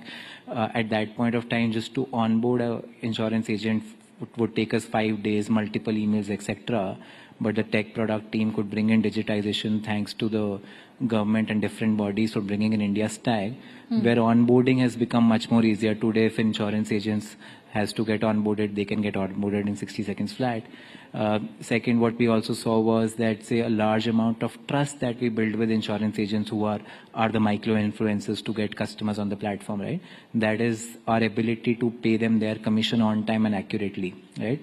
Earlier, these used to be done over Excel, but now today what we can do is we have something called anytime commission. Any of our insurance agents who source insurance policies to the platform can come in and withdraw their commission in real time. So it's almost an ATM equivalent. So technology coming at play and bringing that trust, right?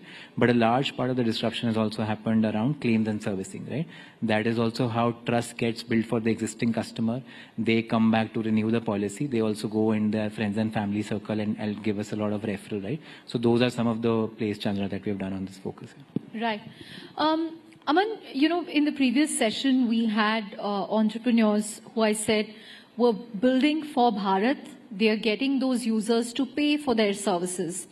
How did you go about doing that? Because you said that, you know, we decided that tier 1 was saturated, so we went after tier 2, and now we are going after tier 3. But insurance at some level is still an expense. I mean, one can argue that, okay, it's an investment, but, you know, you don't see the tangible benefits immediately. So, I mean, mentally, it's still an expense that you have to do every year. So how did you sort of go about convincing people, you know, what was in it for them? Are people willing to pay for this in the Bharat market? Correct, Chandra. So I think one of the biggest tailwinds that we have seen is COVID, right? When COVID, folks saw that they have health to insurance was spend key. some out of pocket on health insurance, right? In a market like ours, where 98% of the expenditure on health is out of pocket, right? Insurance covers only a limited 2% of it, right? So I think that gave us a lot of headwind. But I think just from our approach perspective, also two things which have come in very handy for us to build conviction around high ticket size, high engagement products, specifically on health and life insurance, are twofold. One is making it more affordable for the end consumer, right? So going from a one-time upfront payment to more EMI payment, right? Now we're also working with different manufacturers to say, is there a pay per day program that you can bring on insurance? So making it more affordable and you can spend it out of, right? So just make it equivalent to say that an insurance expense per day is equivalent to your 1 cup of tea at a chai shop near your office or something, right? So I think that is one thing on affordability. The second is case study, right? And in the markets like tier 2, tier 3 that we have gone to, right? Just convincing and building awareness with case studies. And a case in point is, hypothetically speaking, Aman is a consumer, right? Who took health insurance, went through a certain instance, right? Where they had to expense about 10 lakhs, which was say almost 3x, 4x of their annual salary, and insurance could come and help them, right? Similarly, people who were invested into products like savings product on insurance side, which is for a future event, to send their kids to college, to help them plan for a future event that they have, right? When these case studies go around in the community of influence, right, they help bring in a lot of trust, right? Because there is someone actually on ground who's benefiting from this, right? And those hyper-local case studies have been something which have been very helpful for us to build conviction around some of these large products and then also drive awareness. Right. In terms of the opportunities that you see going forward, Aman, again, you've leveraged technology to map your customers, what their needs are, what their needs could be going forward. I'm sure you've built an analytics engine to gauge that. So what opportunities do you see beyond insurance? What can you cross-sell, upsell in the future? Thanks, Chandra. So I think, yes, with distributors like us and tech-first distributors, right, I think the first and foremost mode that we've been able to build is having access to a lot of data, right? The entire insurance rails for us run through a digitized system. So we have a lot more data on consumers, which are these consumers who are coming in, what is the profile, at what part of the value chain are they dropping, right? And with these zillions of data points passing through the system, what that enables us to do is do three things, right? One is customize products for them, right? Which is we understood where's the drop-off happening. Is it happening at price and feature, and how do we go back and work with our partners to customize products for them? Second is also just the cross-sell within insurance, right? So someone who came in and say hypothetically Chandra was a customer who came and bought an insurance for her car from the Insurance Dekho portal. And now we understand Chandra as a consumer. We also understand maybe health insurance or term insurance is something, the next product that we can sell to Chandra. The third, which we are also now doing small pilots around, and we'll see whatever is regulatory possible also in a space like ours, which is to say, again, with these end consumers, are there also scope for getting and expanding into other financial products, right? But there is a lot of richness of data, which enables us to do all of this. Right. Like any fintech, one of your most important stakeholders is the regulator. And the IRDAI has been very busy in the last 3 years. What does this mean for Insurance Dekho? Did it perhaps, slow down the growth that you would have otherwise seen because you had to comply to many of these new regulations and rules? Chandra, I think the regulator, and I think in the last 3 years, number of regulations which have come in, and all of them have been very helpful. One, to build more trust amongst the consumers, right? Second is also to enable and democratize a lot of distributors like us. And some of them, case in point, are just like around expense of management, which allows accounting to be done in a more transparent manner, but then also just other things around simplifying claims, making manufacturers and distributors more accountable to paying out claims in real time, right? So in all of that, there have been a good slew of changes. We have seen the industry taking some time to adjust to these changes, right? So these we see just as maybe near-term hiccups, right? But all these regulations, if you just look from a mid to long term, are much more beneficial, right? These have been game changers, net, if I have to say so. Right. Give us a sense of the competitive landscape. I mean, you have Insurance Dekho, you have listed players like PB Fintech, then you have the likes of Acco, Turtlemint, etc.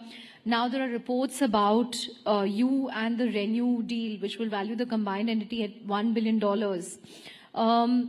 Again, what will this merger or what will this acquisition mean for Insurance Dekho to assert its dominance in this space? So Chandra, not at liberty to share anything which is still not in the public domain and not authorized to comment on this. But I think net, we see the space is ripe for disruption, right? I think there are a number of tech-first players which are out there in the market. Consolidation, if and when that happens amongst any players, gives benefit of scale, right? And thus going more deeper into the market, right? I think the next phase of growth only has to come from tier 2, tier 3, right? So any of the players joining hands just to build disruption in that market and build that distribution will always be a net positive for the industry as such. So when can we expect the official announcement on this deal? Chandra, my apologies, Chandra. not at the liberty to comment on that. Right. In a recent interview with Money Control, you mentioned that, your IPO is at least 18 months away. So given that IPO timeline stretching into early FY27, does this reflect caution around market readiness or a need to build more scale before facing public shareholders? Correct, Chandra. So I think that's the public position, right? I think IPO is at least 18 months away for us. There is already a large amount of scale that we have built, right? The company is already at north of 4,000 crores of premium that we did in FY25. At that scale and size, though we're a distributor, but if you just track reckons against the general insurers, right? And the PSUs aside, on the private side, we'll be the 11th or the 12th largest player. At that scale and size, now there is much more that we need to do for our partners, for our end customers, and also solve for a lot of internal things, right? Just build the right committees, right teams, right processes in place, right? Which can hold a steady after a public market, right? So those are the things which the team is committed to building over the next 12 months and doing an IPO listing post that. Right. We're also seeing an interesting play in insurance, healthcare. Narayana, for instance, which runs a network of hospitals, got into insurance, and then we have PB Fintech, an insurance player, getting into healthcare or chalking out plans for that. How do you see this play? How will Insurance Dekho look at it? Correct, Chandra. So I think that again a step in the positive direction, right? I'll just share a case in point for us. We had started with auto insurance as the first product at Insurance Deco. We understood that, say, these 20 Indians that we insure every minute, they also need a lot of support and hand-holding through the claims process, right? So we went out and partnered with the preferred network garages, right? So which is a consumer if they bought a policy through the Insurance Deco portal, right? We provide them a superior experience through the garages that we have partnered with, right? Where they're able to jump the queue, get priority on service, get a number of add-on benefits, warranties, guarantees around the service that has been provided to them. And that, I think, has helped us, one, renew a lot of these customers. But then again, these customers have gone out, they built a very positive word of mouth in their network of influence, which has brought in a lot more consumers to us, right? So anything like this, where distributors like us are also getting into pseudo-fulfillment of sorts, right, always helps build customer trust, right, and thus just increasing the entire penetration in the industry as such. Right. So what are your moonshots over the next 18 months apart from an IPO? So Chandra, I think one thing which I and the entire team internally is focused is with the advent of Gen AI, right? The entire landscape that we service today, right? It's just ripe for disruption, right? We as a team have made a lot of progress. We have bought in AI in different parts of the value chain. I'll just share an example. So see these 2.4 lakh agent partners who work with us, they would go out in the market and pitch products to consumers. Yeah. And if it's a more complex product like health or life, there are hundreds of options that an end consumer can have. It is not possible for our agent partners to remember the intricacies of each of these products, right? And each of these products differ from one another. But our tech product team got together to build a chat GPT enabled chatbot for our agent partners. And say when they're going and meeting customers, they're able to put all these queries into the bot and get a response in real time. While they might have to call someone at the corporate office, look into the application, do other steps to find that answer. And now with that, what is also happening is there is a lot more data that is coming back into the system, which is enabling us to nudge these partners on how to pitch the products to end customers, right? So one, it is leading to a very transparent process from a sales perspective, but then also helping drive conversion for our agent partners, right? So while our agent partners would go and meet 10 customers and convert 3 of them, now that conversions or numbers are jumping almost by 20-25% as we have started bringing AI-enabled chatbots into the system. And that's just this beginning, right? There are other parts around renewal nudges, etc., where another AI has been able to help us build voice bots around this and put smart nudges, right? Which is again a benefit, right? Both in providing a superior experience to end customers, but then also driving scale for players like us. Right. So just a follow up to that, do you see the need to kind of resize your engineering team because of AI? Because there's this whole trend around vibe coding and, you know, a lot of code writing is getting automated. So are you seeing engineering teams getting restructured because of that? So Chandra, not about... You mentioned the customer support angle, the sales angle, you know, the chatbot. But how is this impacting your engineering teams?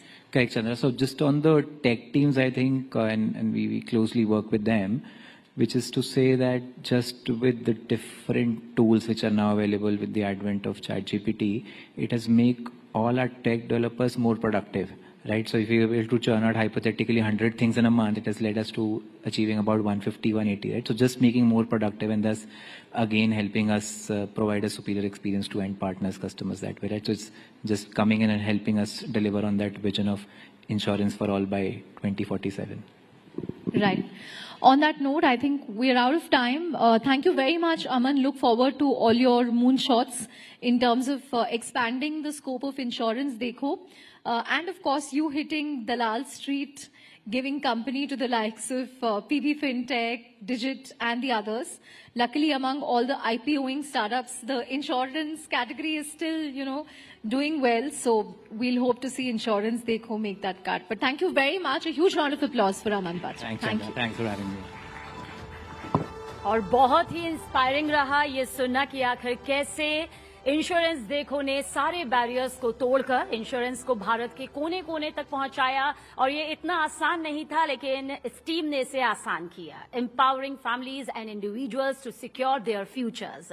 आइए अब हम इस शाम के final phase में आ गए हैं, जिसमें अब तक आपने हमारा साथ दिया है, आगे भी इसी तरह से साथ दीजिए, क्योंकि एंटरटेनमेंट की दुनिया से हमारे पास एक बहुत ही खास मेहमान यानी कि गेस्ट है, जिन्होंने अपनी पावरफुल एंट्री प्यार का पंचनामा से धमाका किया। सबको याद है स्वीटी जो टीटू और सोनू के बीच आ गई थी, और तू झूठी मैं मक्कार में अपनी कैमियो से सभी का दिल इन्होंने जीत लिया था। तो चलिए जोरदार तालियों के साथ वेलकम करते हैं नुसरत।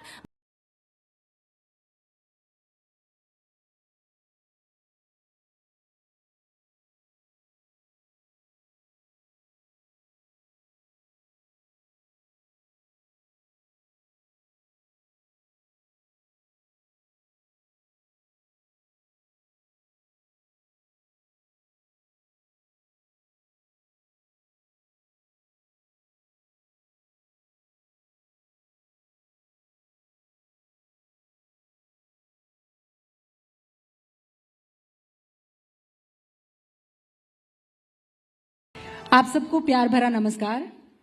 राइजिंग भारत, और इस राइजिंग भारत के मंच पर हमारे साथ बहुत ही खूबसूरत, बहुत ही समझदार, बहुत ही ज़हीन एक्ट्रेस मौजूद हैं, जिन्होंने अलग अलग फिल्मों में काम किया है। और राइजिंग भारत का आज की तारीख में मैं इनको उभरता हुआ चेहरा इसलिए कह सकती हूं क्योंकि ऐसी ऐसी फिल्में जहां पर कोई और लीड नहीं, लीड भारतीय नारी है। और ये बताते हुए कि मुझे किसी और की आवश्यकता नहीं है, बस दुआएं करते रहिए। बहुत बहुत स्वागत है नुसरत आपका। Thank you for having me. अच्छा, छोरी 2 भी आ रही है जी, तो बॉलीवुड की ये छोरी कितनी तैयार है? ये आई थिंक बॉर्न रेडी थी, and I think that's why Chhorii is come into my life, because I was allowed to be born and I was allowed to have a life and I was allowed to have choices and a voice. Even though I was the only girl child, I was very well supported and nurtured, and I thank my family and I thank everybody who brought me up for that. तो कैसे अलग है छोरी 2 से? ये और ताकतवर है, she's more powerful. मुद्दा अलग है। छोरी 1 में हमने फीमेल फीटिसाइड भ्रूण हत्या पे फिल्म बनाई थी, और छोरी 2 में अब क्योंकि मैं माँ थी, मैं 8 मंथ्स प्रेग्नेंट थी, मैंने अपनी बच्ची को मरने नहीं दिया, सैक्रिफाइस होने नहीं दिया, उसे बचाया। तो पार्ट 2 में मैं उसे जन्म देती हूँ, but just like in a girl's life the atrocities, the evil practices don't end just there. और ये बड़ा एक इंटरेस्टिंग थॉट हाल ही आया in all the interviews that I have done, कि पहले तो उसे पैदा करने के लिए फाइट है, फिर वो पैदा हो जाए तो जब वो कुछ साल की हो जाती है तो बाल विवाह हो जाता है। हमारी छोरी 2 उस मुद्दे पे है, चाइल्ड मैरिज पर है, and the numbers are very scary. It's almost 3 children are forced to get married every minute in India. So it's a very stark number. Even though we have a legalized age of marriage, ये illegal है but ये फिर भी हो रहा है, end of course numbers कम होते जाते हैं, but it's not completely gone. तो छोरी 2 में हमने बाल विवाह को एक मुद्दा बना के उसके अराउंड फिल्म बनाई है कि कैसे मैं वो अब अपनी बच्ची को उस चीज से बचाती हूँ। मैं जब आप ये बातें कह रही थी तब मैं ऑडियंस के बारे में सोच रही थी जी। जब इस तरीके के सोशल इश्यूज आप रखते हैं तो ऑडियंस एक समस्या होती है, या हिंदुस्तान की ऑडियंस बहुत जागरूक है, समझदार है और वो खिंची चली आती है? नहीं, इनफैक्ट मुझे जो मेरा एक्सपीरियंस रहा है छोरी 1 और अब छोरी 2 के ट्रेलर के इस पे, कि बहुत ही ज्यादा जागरूक है। मतलब they are talking more to me about the मुद्दा and what the film is saying then the horror about it. मतलब वो मुझसे नहीं कह रहे कि भूत कौन है और डरा कितना रहे हो, वो मुझसे पूछ रहे हैं कि इस बार आपने कौन सा मुद्दा छेड़ा है और इस बार आप बच्ची के साथ क्या नहीं हो वो आप प्रोटेक्ट करने वाले हो, कैसे बचाने वाले हो। तो वो बड़े ही ओपन माइंडेड तरीके से इस फिल्म को एक्सेप्ट किया उन्होंने। छोरी 1 पे हमें कोई बैकलैश नहीं मिला. बाय दैट आई मीन किसी ने नहीं बोला कि ये तो होता ही नहीं है. अब people like to live in ignorance, but I think when you say जागृत, I genuinely mean our audiences are woke, because they are accepting of the fact कि ये इविल प्रैक्टिसेस अभी भी एग्जिस्ट करती है. Absolutely. And acceptance is the first step, कि पहले आप एक्सेप्ट तो करो कि चलो यहाँ नहीं वहां तो हो रहा है ना, एटलीस्ट वहां देख लो, उसे सवाल पूछ लो, उसे रोकने की कोशिश कर लो. That's what's happened with us in Chhorii 1. And trailer के रिस्पॉन्स से तो छोरी 2 में मुझे लग रहा है उतना ही होगा, अब क्योंकि मुद्दा थोड़ा और बड़ा है. And most of the girls who get married at that age, they are playing with dolls. उनकी शादी कर दी जाती है, उनको आइडिया भी नहीं उनकी लाइफ आगे क्या होने वाली है. It's very scary the things that can go wrong in a child marriage. It's a power game. They could be abused sexually. They could be put under human trafficking. There could be underage pregnancy, which could be a very great risk to their health. कैसे बचाओगे उसे इन सब चीजों से? आप ऐसे किसी victim से मिले जब आप रिसर्च कर रही थी? नहीं, but during the course of this film promotion and release, that is my agenda. That is what I want to do. I think one of the reasons why मैं इस फिल्म से जुड़ी हूँ, because मैं इन मुद्दों को जाके पर्सनली देखना चाहती हूँ. तो अगर आप देखोगे तो we don't have too many other promotion events. I am actually travelling on my own with my team to go and find people and talk to them. We've reached out to some NGOs across the states and see who is willing to at least just have a dialogue with me. मैं बस जानना चाहती हूँ कि होता क्या है और हुआ क्या, जस्ट फॉर माई सेल्फ. उससे ज्यादा मुझे उससे कुछ लेना देना नहीं है. बट आई जस्ट फील कि अगर मैं किसी चीज को आवाज दे रही हूँ तो उसके पीछे के चेहरों को थोड़ा तो मुझे भी सुनना चाहिए. तो आपको नहीं लगा कि ये पहले होमवर्क होना चाहिए था ताकि आप उनके दर्द को समझ सके? नहीं एक्चुअली, क्योंकि हम ये फिल्म हॉरर के थ्रू कह रहे हैं. अब हॉरर में मैं आपको एक्सप्लेन करती हूँ, थोड़ा सा ट्रिक है of film making. It's a little bit different audience here, but I will still give it. अच्छा. When you are making a film which is on human horror, देखिए भूत होता है तो भूत होता है, उसको आप भूत ही है वो. बट जब एक इंसान दूसरे इंसान को मारने के लिए आता है, उसमें कोई जस्टिफिकेशन नहीं होती है. वो इंसान इविल हो जाता है खुद से. अब अगर मैं आपको एग्जैक्ट जैसे क्राइम हुआ है वैसे के वैसे दिखाऊं तो आप बैठ के देख नहीं पाओगे. हमें उसको थोड़ा सा सॉफ्ट करना पड़ता है, हमें उसे थोड़ा सा एक्सेप्टेबल करना पड़ता है. इसीलिए हम काल्पनिक कहानियां बनाते हैं, इसलिए हम गोस्ट डालते हैं, इसलिए हम दासी माँ डालते हैं कि कोई बहुत पुरानी प्रथा है, इविल प्रैक्टिस है, ये आपकी दुनिया में एग्जिस्ट नहीं करता. But there is a part. Of course हम बस उसको थोड़ा सा ढक के, थोड़ा सा छुपा के आपको परोसते हैं ताकि आप उसे खा सको. वरना आप बोलोगे मिर्ची बहुत ज्यादा है, ये मेरे से हजम नहीं होगा. It's just that. So because we have chosen a medium of horror, the whole plot is काल्पनिक. द मुद्दा इज वेरी रियल, बट किसने लिया, कहाँ हो रहा है, कौन है प्रधान जी, कौन है दासी माँ, ये कोई रियल कैरेक्टर्स नहीं है, ये फिगमेंट्स ऑफ आवर इमेजिनेशन है. मतलब वो बिल्कुल ऐसे कि माँ अपने बच्चे को एक हेल्दी खाना खिलाने की कोशिश कर रही है पर वो नहीं खा रहा है, सो उसको हाइड करके जी रैप करके और वो जी अपने बच्चे को दे रही है. So this is what you are trying, यही करने की कोशिश है. Okay, wonderful. लेकिन ये OTT पर आ रही है. हाँ जी, पहली वन भी OTT पर ही थी. मेरी टीम जब रिसर्च कर रही थी तो एक आपका स्टेटमेंट निकाला जिसमें था कि OTT की जो ऑडियंस बन गई है उसे आप मिटा नहीं सकते. अब ये संतुलन कैसे बनेगा कि OTT भी चलता रहे, दर्शक भी सिनेमा घर में आए, तो इस बारे में जरूर विचार करना होगा. अब 2 साल बाद 2025 में OTT और थिएटर, इन दोनों में बैलेंस आपको दिखाई दे रहा है या अब थिएटर जा चुके हैं? नहीं, I am a very old true blue blood theater watching audience, but I've also become the new Gen Z OTT audience. तो अगर a person like me can consume both content, and अगर मेरे household में दोनों content coexist कर सकता है तो वो कहीं भी कर सकता है. तो आपके घर में क्या पसंद करते हैं ज्यादा? दोनों, OTT, थिएटर? दोनों जाते हैं बाहर? हाँ जी, बस एक ही कंडीशन है, पिक्चर जो थिएटर में लगी है उसका ट्रेलर, उसका कंटेंट थोड़ा पसंद आना चाहिए. अबे वो चीटिंग तो अलाउड नहीं है. आप ये नहीं कह सकते कि पिक्चर खराब बनी है तो भी आप थिएटर में जाके पैसे खर्च करके देखो, वो तो मैं भी नहीं करूँ. So it's very simple. It has to be a good product. It has to be something that audiences would want to come and watch and get entertained and go back saying, मजा आया यार, well spent money. पैसे हैं यार, hard earned money है. मैं खुद ना spend करूँ मेरे पैसे ऐसे किसी waste of इसमें. तो why not? I think it's our responsibility to give them good content for them to spend money on. जहाँ तक OTT की बात है, मैंने 2018 में कहा था, जब सोनू की टीटी की स्वीटी रिलीज हुई थी, और हमें फर्स्ट OTT प्लेटफॉर्म पे द बेस्ट बज क्रिएटर अवार्ड मिला था IWM पे. मैंने तब स्टेज पे कहा था that this is going to be the future. All actors, writers, directors are waiting for, because फिल्मों में फिर भी कुछ चीजें आप नहीं कर सकते थे, थिएटर में कुछ चीजें आप नहीं कर सकते थे, क्योंकि आप एक फिल्म देखने फिल्म ऑडियंस के साथ आते थे, and you had to be slightly more responsible on what you are putting out there.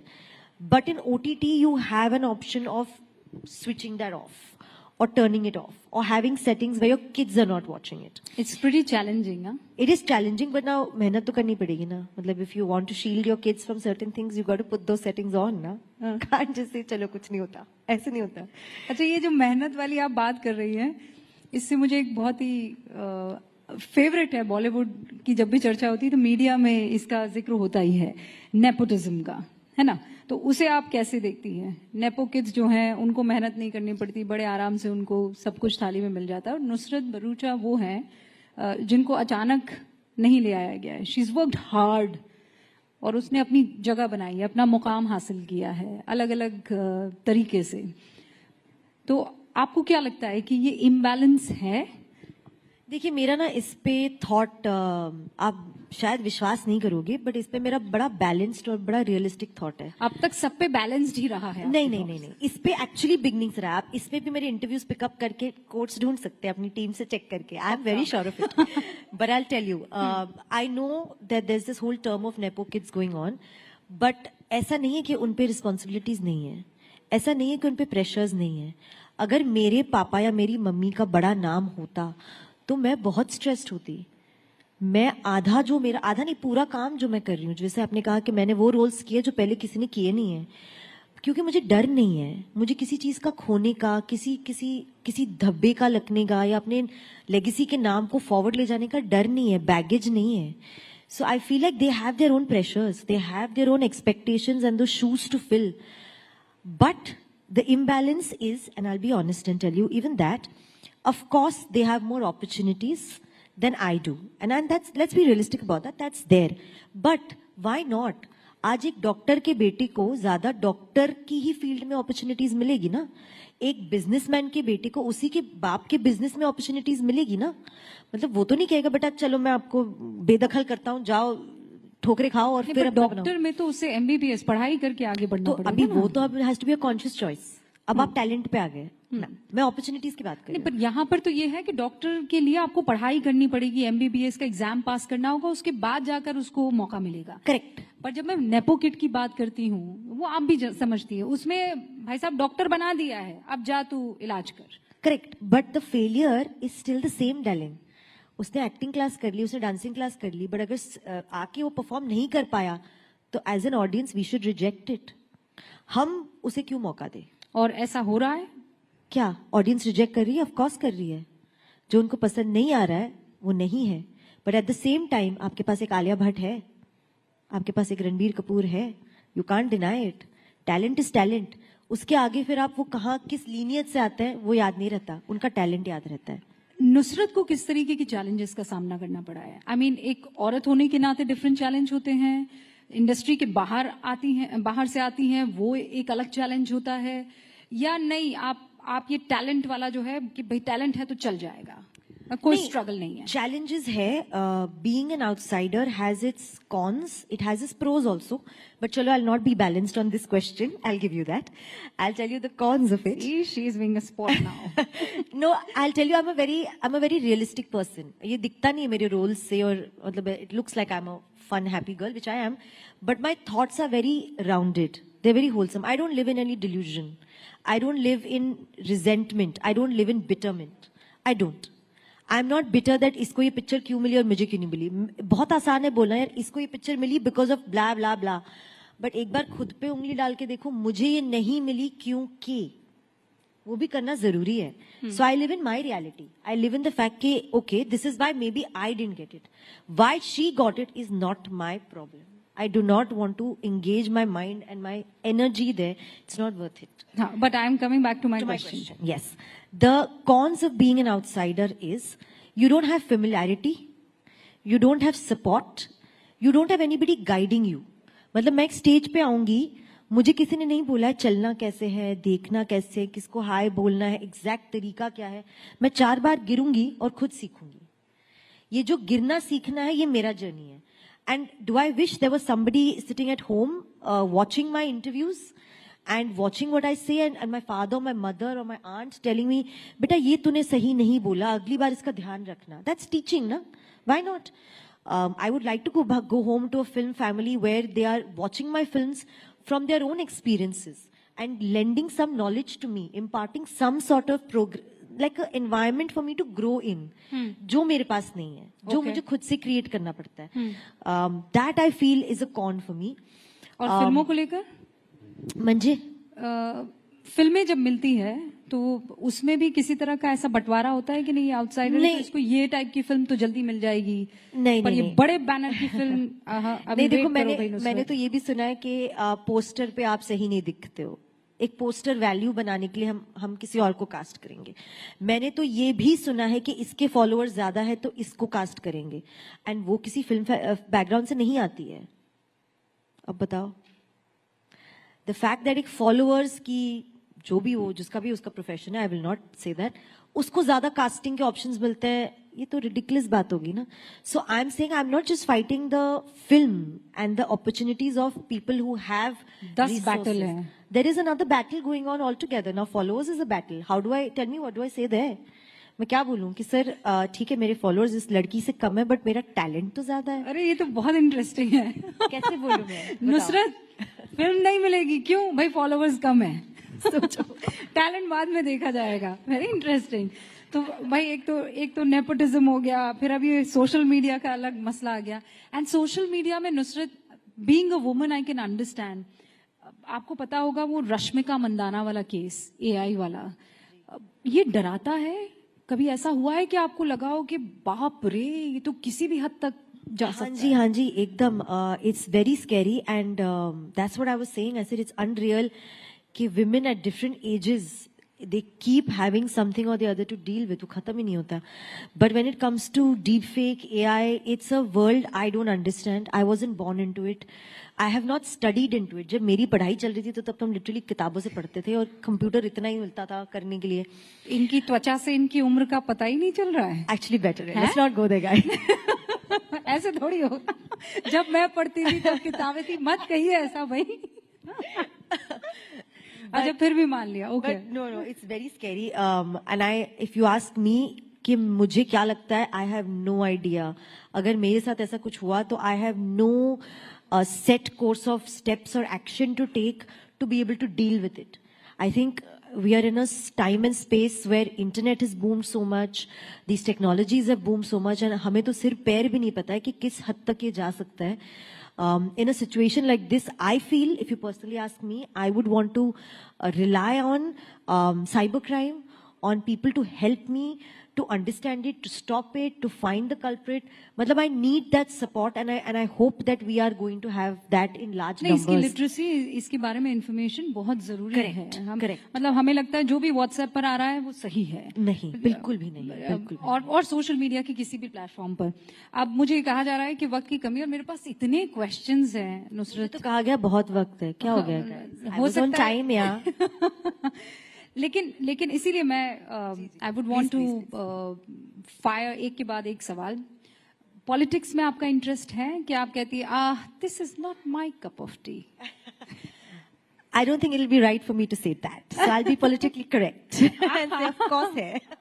अच्छा, जब इस वक्त आप राइजिंग भारत के मंच पर है, और अगर मैं इससे जुड़ा आपसे सवाल ना पूछूं तो मजा नहीं आएगा. भारत को इस वक्त आप कहाँ खड़ा देख रही है? नुसरत अपने चश्मे से, अपने जहन से, अपने दिमाग से कहाँ भारत को पाती है? I think it's fast forwarded and progressed to a place where I am so glad that I am part of an India today where we have such a global reach and presence, मतलब आप travel करके देख लो आपको और countries में क्या respect मिलती है क्योंकि आप इंडियन हो, और ये पहले नहीं था. I just feel being an Indian is so respected now. What we do, where we come from, our culture, our businesses, our ideas, our inventions, that whole idea of being Atmanirbhar is something I personally resonate with so much. कि नहीं चाहिए आपका, हम अपने घर में बनाएंगे और अपने घर का खरीदेंगे और अपने घर से बेचेंगे. I love that idea. It is so enterprising. It's not funny. It's of course done under Modi ji's leadership. So I'm again lending that and saying that I'm part of a very progressive, proud India. अभी आप जब Israel में shoot कर रही थी, film promote कर रही थी, हाँ, फिल्म प्रमोशन के लिए आप गई हुई थी. वो वाकया अगर आप समझाना चाहे, बताना चाहे, क्या हुआ था? और हालांकि आपने इसके बारे में बहुत बातें की हैं, पर चूंकि इस मंच पर है, मैं चाहती हूँ छोटा सा ही सही, लेकिन उस वक्त सच में आपको लगा था कि किसी तरह की कोई मदद आ जाएगी? क्योंकि पूरी दुनिया में उस वक्त यही सब चल रहा था कि कौन आएगा, कहाँ से आएगा, कैसे आएगा. Did you have faith in your leadership then and वो हो पाया या? Actually मैंने इसके बारे में बात नहीं की है. This is actually one of the first few stages that I'm going to be speaking on this. You know, it's a situation nobody can prepare you for. Even किताबों में आप पढ़ के किसी को नहीं समझा सकते हो कि ऐसे सिचुएशन में क्या करना चाहिए. फीलिंग लॉस्ट, फीलिंग हेल्पलेस का मतलब क्या है, मैं उस एक दिन के 12 घंटे या 20 घंटे में अपनी लाइफ टाइम का सीख गई हूँ.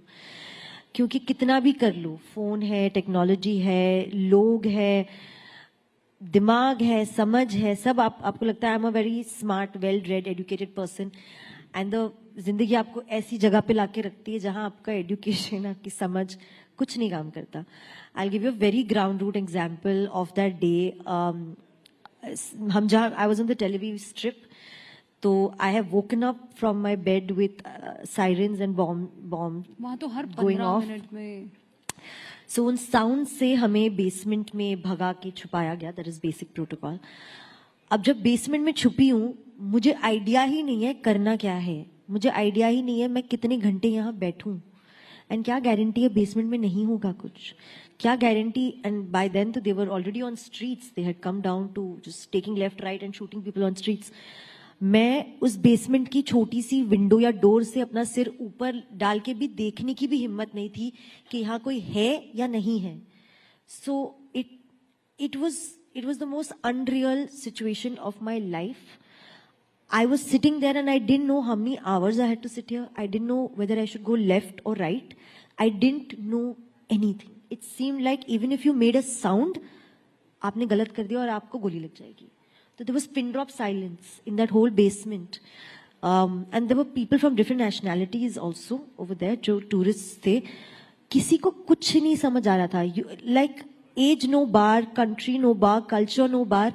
जब वो डर रियल होता है ना, तो एक ही लैंग्वेज है वहां, साइलेंस.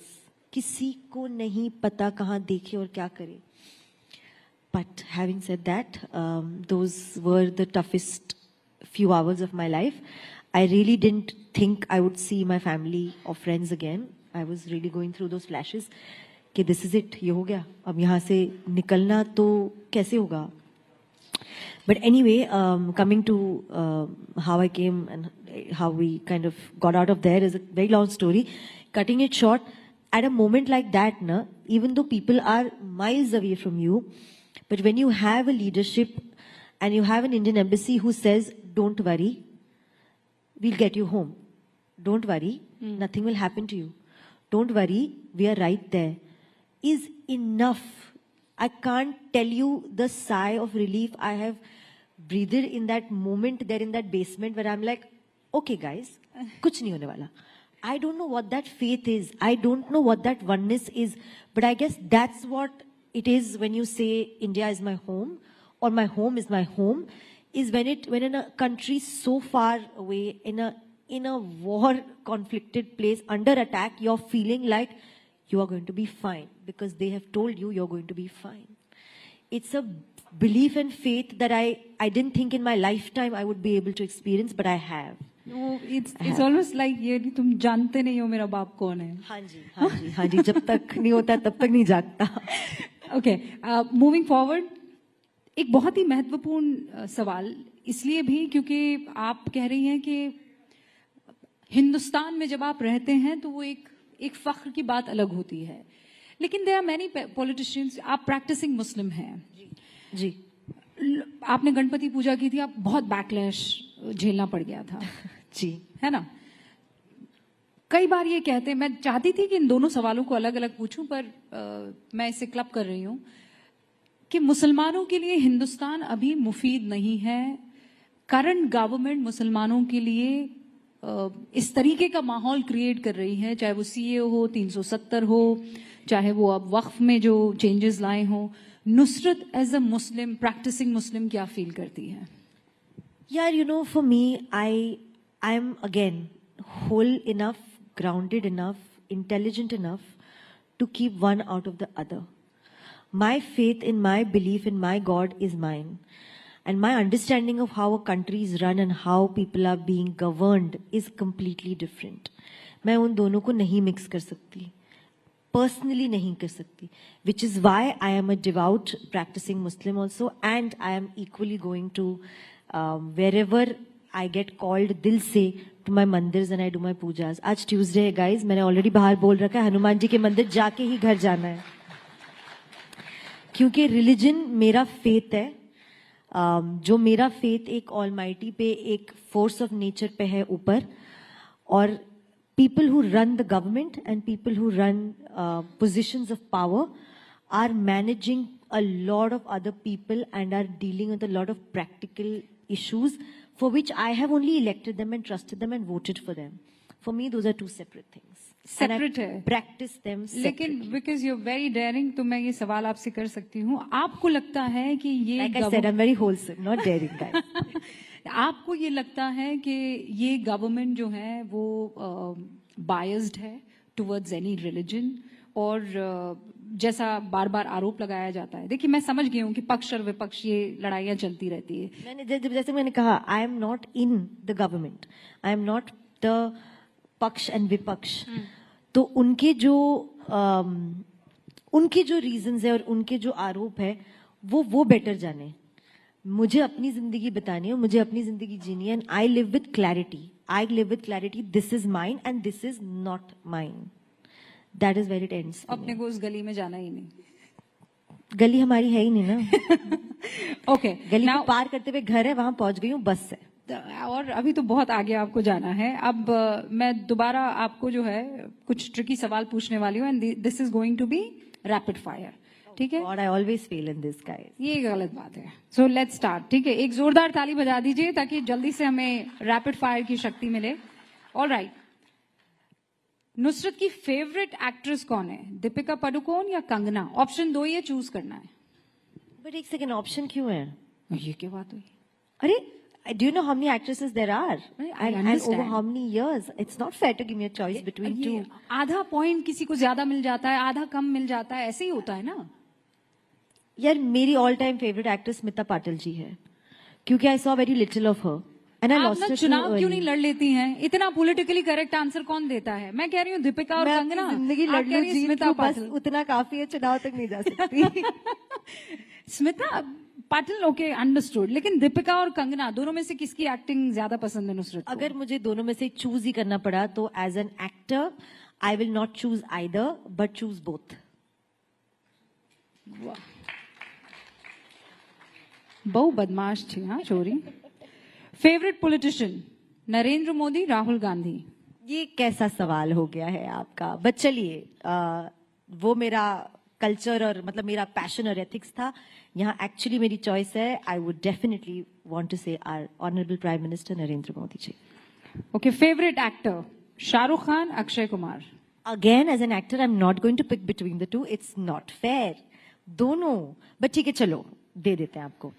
मैंने अक्षय सर के साथ काम किया है. I love him for his comedy and the person he is. So for that Akshay sir. But I have idealised and looked up to Shahrukh sir, and I want to be his heroine now and every day. So for his romance, Shahrukh Khan. Wow. Okay, favorite tourist destination? Maldives, Dubai? Australia. क्योंकि मेरा भाई रहता है वहाँ, and I would rather go to a country where I have family and enjoy with them. ये क्या तो destination, यहाँ तो ऐसे ही हम काम के लिए चलते रहते हैं. अच्छा ठीक है ठीक है. It's not even interesting destination. Australia Lakshadweep, ये गलत ऑप्शन थे भाई. With my brother from Australia to Lakshadweep. Very interesting. ले लो ना आज अवार्ड अगर कोई इधर पड़ा है तो. Thanks. On this note, जोरदार तालियां नुसरत भरूचा के लिए. बहुत मजा आया आपके साथ. Thank you so much. All the best छोरी 2 के लिए.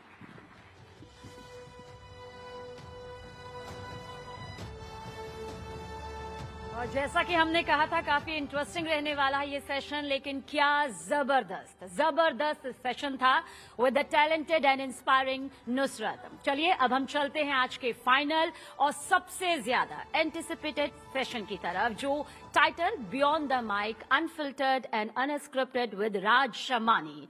और ये सेशन होगा रॉ, रियल और बिल्कुल अनफिल्टर्ड. जी हाँ, राज Shamani, a dynamic entrepreneur, content creator and speaker, हमारे साथ है अपनी कमाल की बेहतरीन जर्नी शेयर करने के लिए.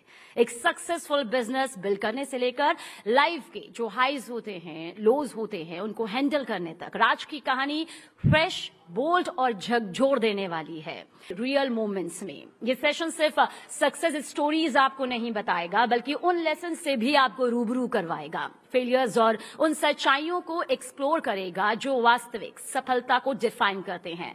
हम चाहेंगे जोरदार तालियों के साथ आप राज शमानी का स्वागत करें. He will be in conversation with Sonal Mehrotra Kapoor.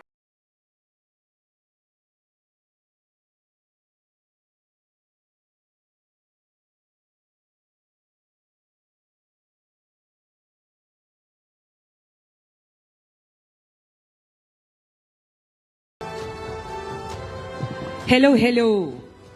All right, we've come to the last session of the day on day 1 of Rising Bharat.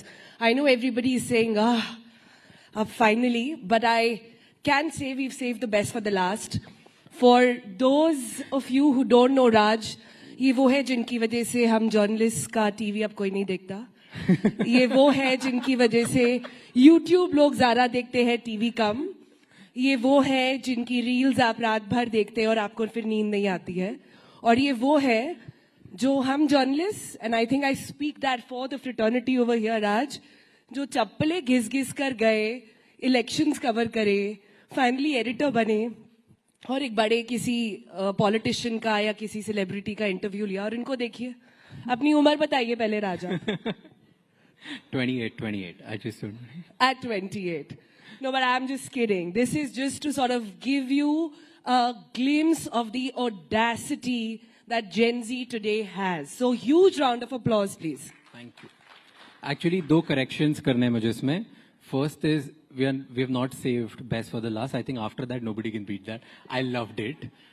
And second is journalist का काम हम लोग देखते हैं और हम वही social media पे बताते हैं. So I don't think journalists are like वो हट रहे हैं.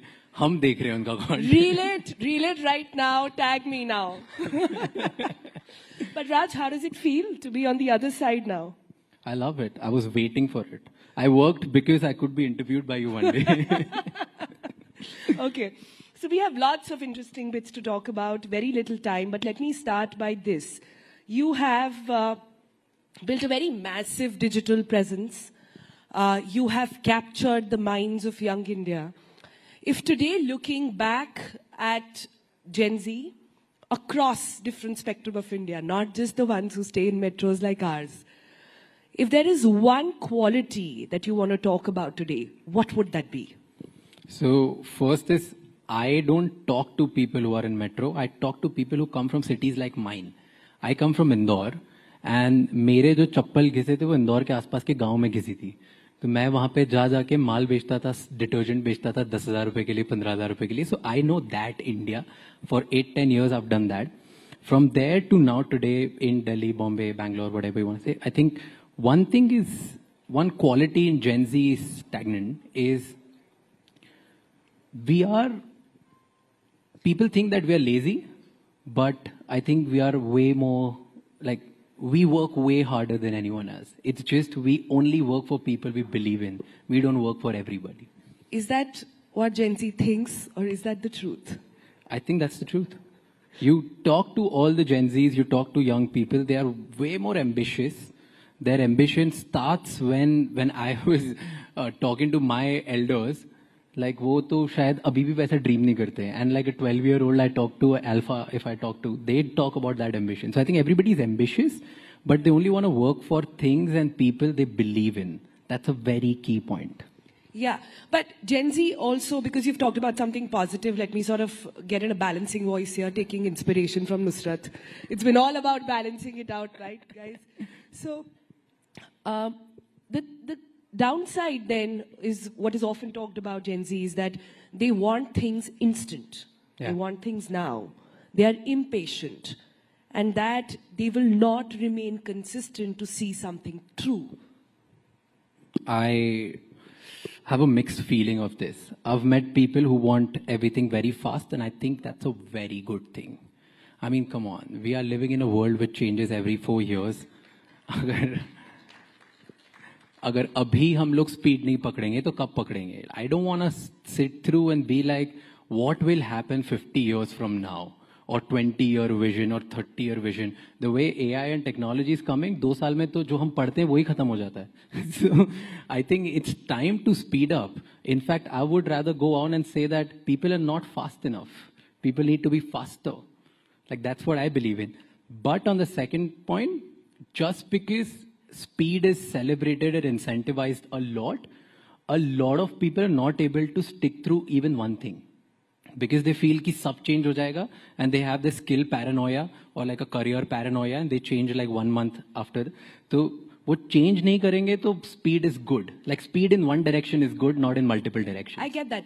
You know, every generation has this feeling that हमारे ज़माने में तो, you know, every generation had that feeling. But what is it about Gen Z that there is so much of spotlight on them? I don't think millennials were put under the spotlight the way they are. I don't think boomers were put under the spotlight the way Gen Z is. What's got them almost everybody a mic in their hand now? आप बताओ, आप ही पूछते हो हम लोगों से. पूछ ही रही हो मैं. But I'll tell you, because we love spotlight. We are the people, we are not afraid to talk about things. We are the people, we are not afraid of being candid. There's always foot in our mouth. We are not afraid about it. So I think because everything that we think and do is social and out there for public, not just limited to one mohalla. That's why there's so much spotlight. It's just a generation. If it's not Gen Z, कोई भी और होती है और उनको ये सब internet exposure मिलता, they would have had the same thing. Because we are so much in spotlight, people ask us so many more questions. I believe it's not generation, it's about time and technology. So that's what I think. And apart from that, look at 2-3 barriers which we have broken. Gen Zs don't care about hierarchy. They don't care about titles. They don't care about anything. So they just want to do it. कुछ भी किसी भी title पे they are credible enough, influential enough कि वो सब पे बात करते हैं. Doesn't matter 13-year-old can talk about the senior most head of state or no, but they still want to do it because hierarchy उनके लिए कोई exist ही नहीं करती. Earlier hierarchy was existed. So are you saying that in today's world, experience is overrated? I wouldn't comment on that. But I think experience is not the only way to win. There are other ways to win as well. And that's what our generation have understood. Okay. So there are so many things that we love about Gen Z. I'm millennial, so I'm just sort of, you know, gazing into that and saying, you know, these bits we could have lived with. The audacity with which they ask for things. And also, you know, the audacity with which they go out and express themselves. Mental health has been such a central focus of that. Today, when constantly people are talking about why is Gen Z so depressed then, do you have an answer? Do you have a solution? I don't know that yet, but I'll tell you based on my anecdotes and the situations I've gone through and the people who I lead in my organization, I've seen them going through ups and downs. I think because there are 2 reasons why a lot of people are feeling like certainly low in their lives. First is there's so much exposure of the world. You see somebody doing way better than you, even who's younger than you. And then you hear your parents comparing you with that person. So you start feeling, what am I doing? Like, am I even doing good or bad or not? Like, what am I doing? But ये शर्मा जी का बेटा syndrome तो पहले भी था ना. पर अब खुद देख रहा हूँ ना, पहले तो मम्मी पापा देखते थे शर्मा जी के बेटे को. अब तो मैं देख रहा हूँ शर्मा जी का बेटा फोड़ रहा है यार. पहले नहीं दिखता था. So now everybody, like we hear 19-year-old boys building billion-dollar companies. We hear 24-year-old kids building, again, billion-dollar things. We hear kids becoming stars. We hear random things. So now there's so much exposure of so many people around you. You keep constantly comparing yourself with that. So that is one. And the other, which I feel is a lot of Gen Z, because thanks to all of us, we have spoken about purpose so many times that a lot of Gen Z are feeling like कि अगर purpose नहीं है life में तो हम depressed ही रह जाएंगे. Or we all collectively can talk about whoever has done anything in their lives. Purpose day one पे आता ही नहीं है. पता ही नहीं हमें purpose क्या होता है. You start working and you build through it, and once you build, then you start finding, oh, I wanted to do this. But like a lot of our generation people, they are like, हमें तो purpose ही नहीं पता, तो हम बैठे रहते हैं और फिर वेट करते हैं भगवान एक दिन हमें पर्पस देगा. एंड इसकी वजह से जब तक वो वेटिंग पीरियड होता है तब we are low, we are depress, we call all sort of fancy words. And because the literature also gone up, 50 word जो नहीं फील कर रहे हैं वो भी बात करते हैं. You know, the beauty of my job and the beauty of this Rising Bharat Summit has been that in the morning I conducted a session which was about JOMO, the joy of missing out. This was about people who were leaving the city life to go back and stay in places which were slow-paced, where there was no internet connection, where they could grow their own food. And then I meet him. So that's the beauty, that's the spectrum of the world we live in today, which is truly, truly fascinating. But let's do some crystal ball gazing, okay? Sorry, my voice is just gone. 3 product categories that, according to you, will cease to exist in the next 5 years, not even 10. They won't exist. That won't exist in the next 5 years, according to you, keeping your Gen Z lens on. Wow. I've never thought about it. I think the first thing is these batches, these iCards. ये चले जाएंगे 5 साल में. Because you will rather walk in with some biometric or facial recognition, so that will go. That's what I believe in. Second is,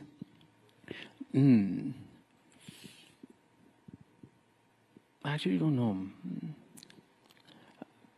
I don't know about anything else. I can't think of it. We'll take the first one to Prime Minister Yeah. SPG. I'm sure he would be very thrilled to listen to what Rachamani has to say. Let me give you an easier one. Yeah. 3 leadership traits that you think will not exist with Gen Z.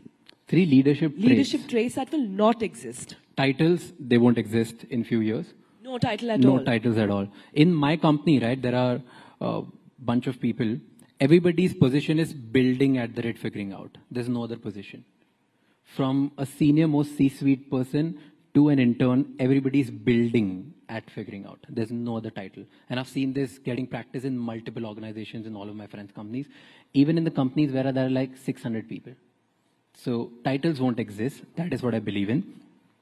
Second, I also believe in people with Gen Z. They'll start saying sorry and apologizing and just being accountable for their actions way more than previous generation. Because we reward authenticity way more than anything else. Perfected craft itna nahi chalta jitni zyada authenticity chalti hai. That's the second. And third, I believe the most important thing which Gen Z will bring is building an influence on an individual level. We won't be waiting for someone else or a community leader to go out and speak for us. Everybody will be speaking for themselves. So that is a trend which I see. And this is what Gen Z leadership is all about. Interesting. No titles. Very fascinating world. Very fascinating. I'm thinking newsroom that would be. But let's move on now and get some quick answers out of him. What's the one Gen Z trait you've personally had to unlearn? This, everything I want today. And now you do what instead? I want everything today, but I want the same thing which I probably will be able to achieve in 10 years. And now I'm like cognizant of the fact that the thing that I want in 10 years, I'll be able to get it even if I work every day with the same work ethic. Not bad, not bad. Okay, one thing that Raj Shimani does to stay relevant in this fast-paced, algo-changing everyday world. I have never focused on trends or views ever in my life. So I've stayed focused on one thing, that's value. I genuinely want to learn from people who come on my podcast or wherever I meet them. That's it. I think that's the only thing I'll focus on, and that's what keeps you real and relevant forever. You're learning and you're teaching people. I don't think that's going out of fashion ever. Okay, let's get a little personal and understand you. What is something about Raj that's not Gen Z at all? Wow. I think I'm too Gen Z, but I think I don't take breaks. That's like in my organization, when I talk to other people, everyone, they all have this, they want to take breaks, they want to take naps, they want to like break out in the middle of the work, they have their own timings. I'm like a proper army kind of lifestyle. I get up, I read, work, meetings, and I sleep. And I've been doing this since for years. क्या खाते हो? जो सब खाते हैं. Huh? क्या खा रहे हो? What diet are you on? Ambition. The diet is called ambition. Whoa. Okay, do you think, true or false, that the creator economy is overhyped, or is it just getting started? It's just getting started. It's All right. just getting started. Talking about that, do you think creators today have to be more careful about what they say or about what they don't say? No. I don't think anything has changed at all. And I've been saying this again and again. Look at anyone influential over generations. Every time they say something which people don't like, they get bashed down. Earlier, they used to get bashed by newspapers. Then they started getting bashed by TV anchors. Now they're getting bashed by trolls and memes. Anyone at any point in any generation will speak about something that is not a popular or a democratic word or choice or like a sentiment, will get bashed. And in this scene, I've seen good people saying good things and getting bashed. I've seen bad people saying bad things and still getting bashed.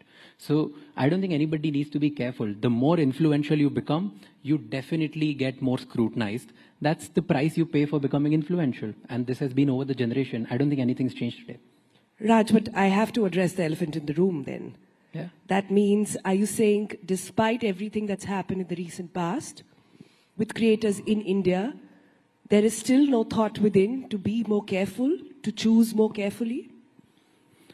See, the more influential when you become, whether you're a creator, an anchor, a politician, or an entrepreneur, or a star, whenever the eyeballs are on you, you will get scrutinized.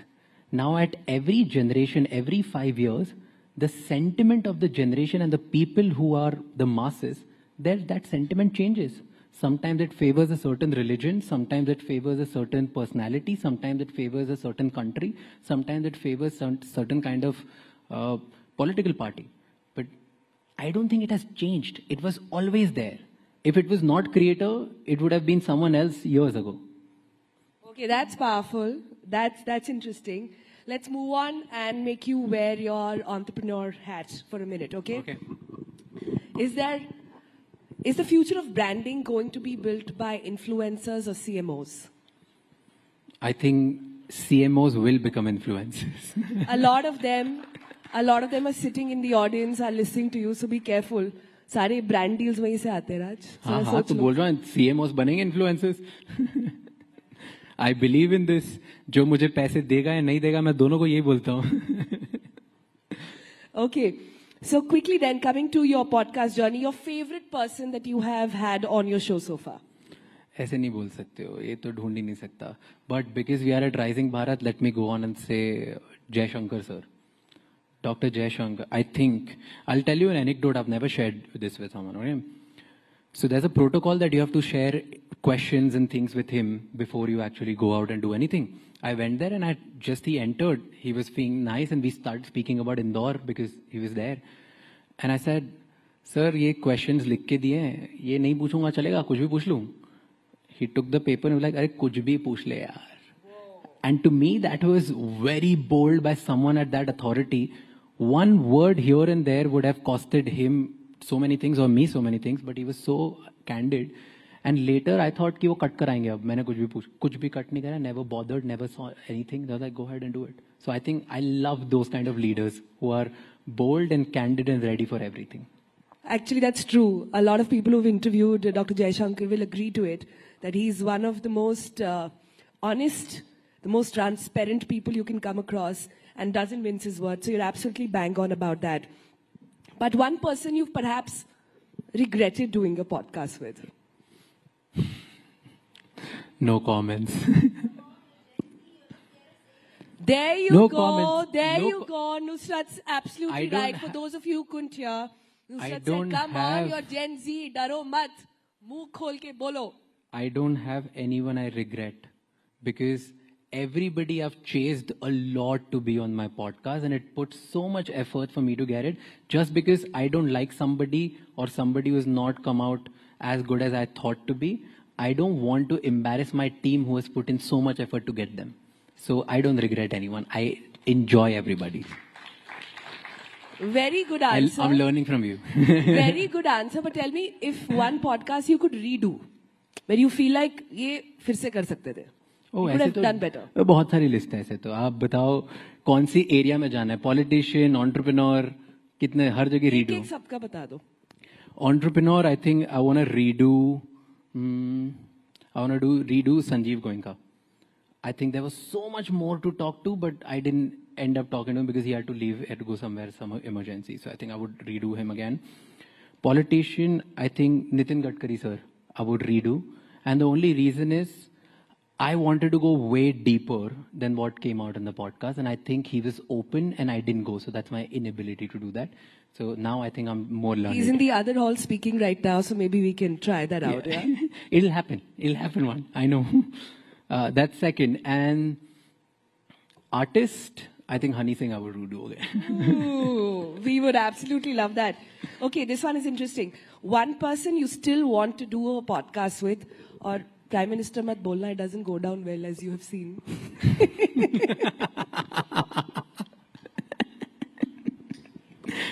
Okay.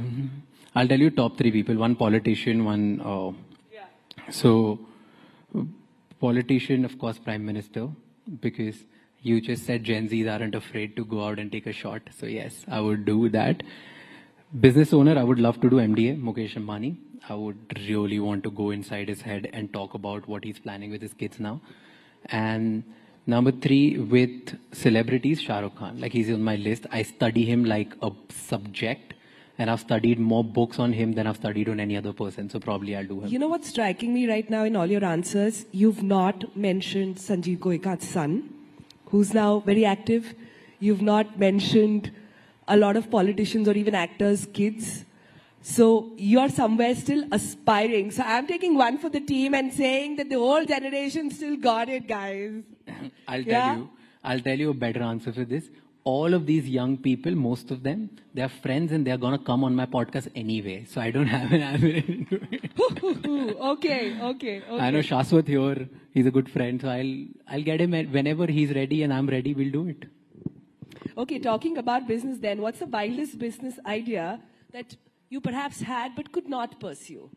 And for those watching right now who say, ki, this is something interesting, or a space that perhaps Raj is watching out for? So I wanted to do it. It's very personal that my dad's diabetic and unki raat ko na sugar kam ho jati and sometimes it gets very hectic. So I wanted to build some device which I could put in him so that I get a notification that this uski sugar kam ho rahi hai ki zyada ho rahi hai. So that's an idea which I really wanted to pursue. It's already there now. Yeah. Oh, so but I don't think it gives you a notification. It does. Wow, which one is it? I have no idea. I'll Please give tell you me. all the details. I was not paid for this. Okay.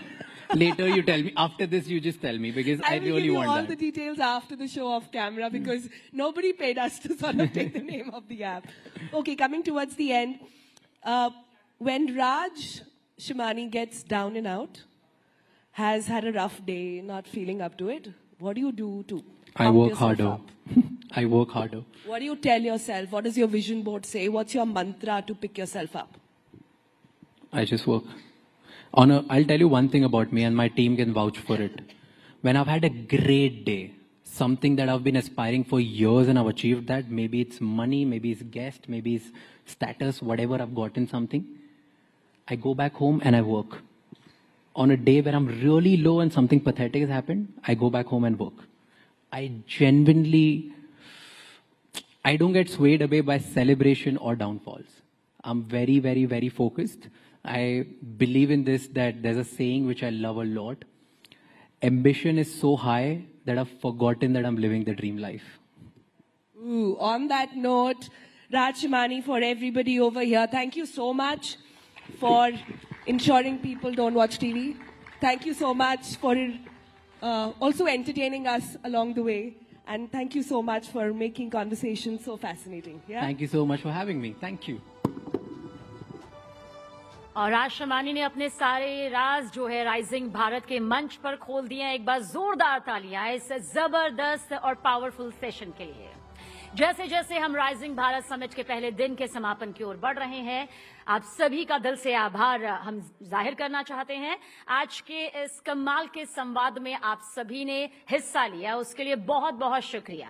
आज हमने कई पहलुओं पर चर्चा की, नेतृत्व, innovation, सामाजिक परिवर्तन और आर्थिक प्रगति। और इन सभी चर्चाओं का देखिए एक ही मकसद था, ये समझना कि हम सब मिलकर कैसे एक समावेशी भारत के निर्माण में अपनी अपनी भूमिका यहाँ पर निभा सकते हैं। और इस समृद्ध अनुभव से भरपूर इस समिट के समापन पर हम अपने सभी पार्टनर्स का धन्यवाद करना चाहते हैं। आपकी अटूट विश्वास से भरी साझेदारी ने हमें ये मौका दिया कि हम देश के सबसे उज्जवल विचारों, क्रिएटिव सुझावों को इस मंच पर एक साथ इतने बखूबी तरीके से ला सके। देखिए, हम विशेष तौर से धन्यवाद देना चाहते हैं हमारे को पावरिंग पार्टनर ड्रीम स्पोर्ट्स का, हमारे एसोसिएट पार्टनर मैक्स एस्टेट का और हमारे associate partners Vikram solar, central avionics और रिलायंस इंडस्ट्रीज लिमिटेड, जिनका सहयोग बेशकीमती रहा, अमूल्य रहा। और साथ ही हम थैंक यू कहना चाहेंगे work space partner IndiQube, exchange partner National Stock Exchange, logistic partner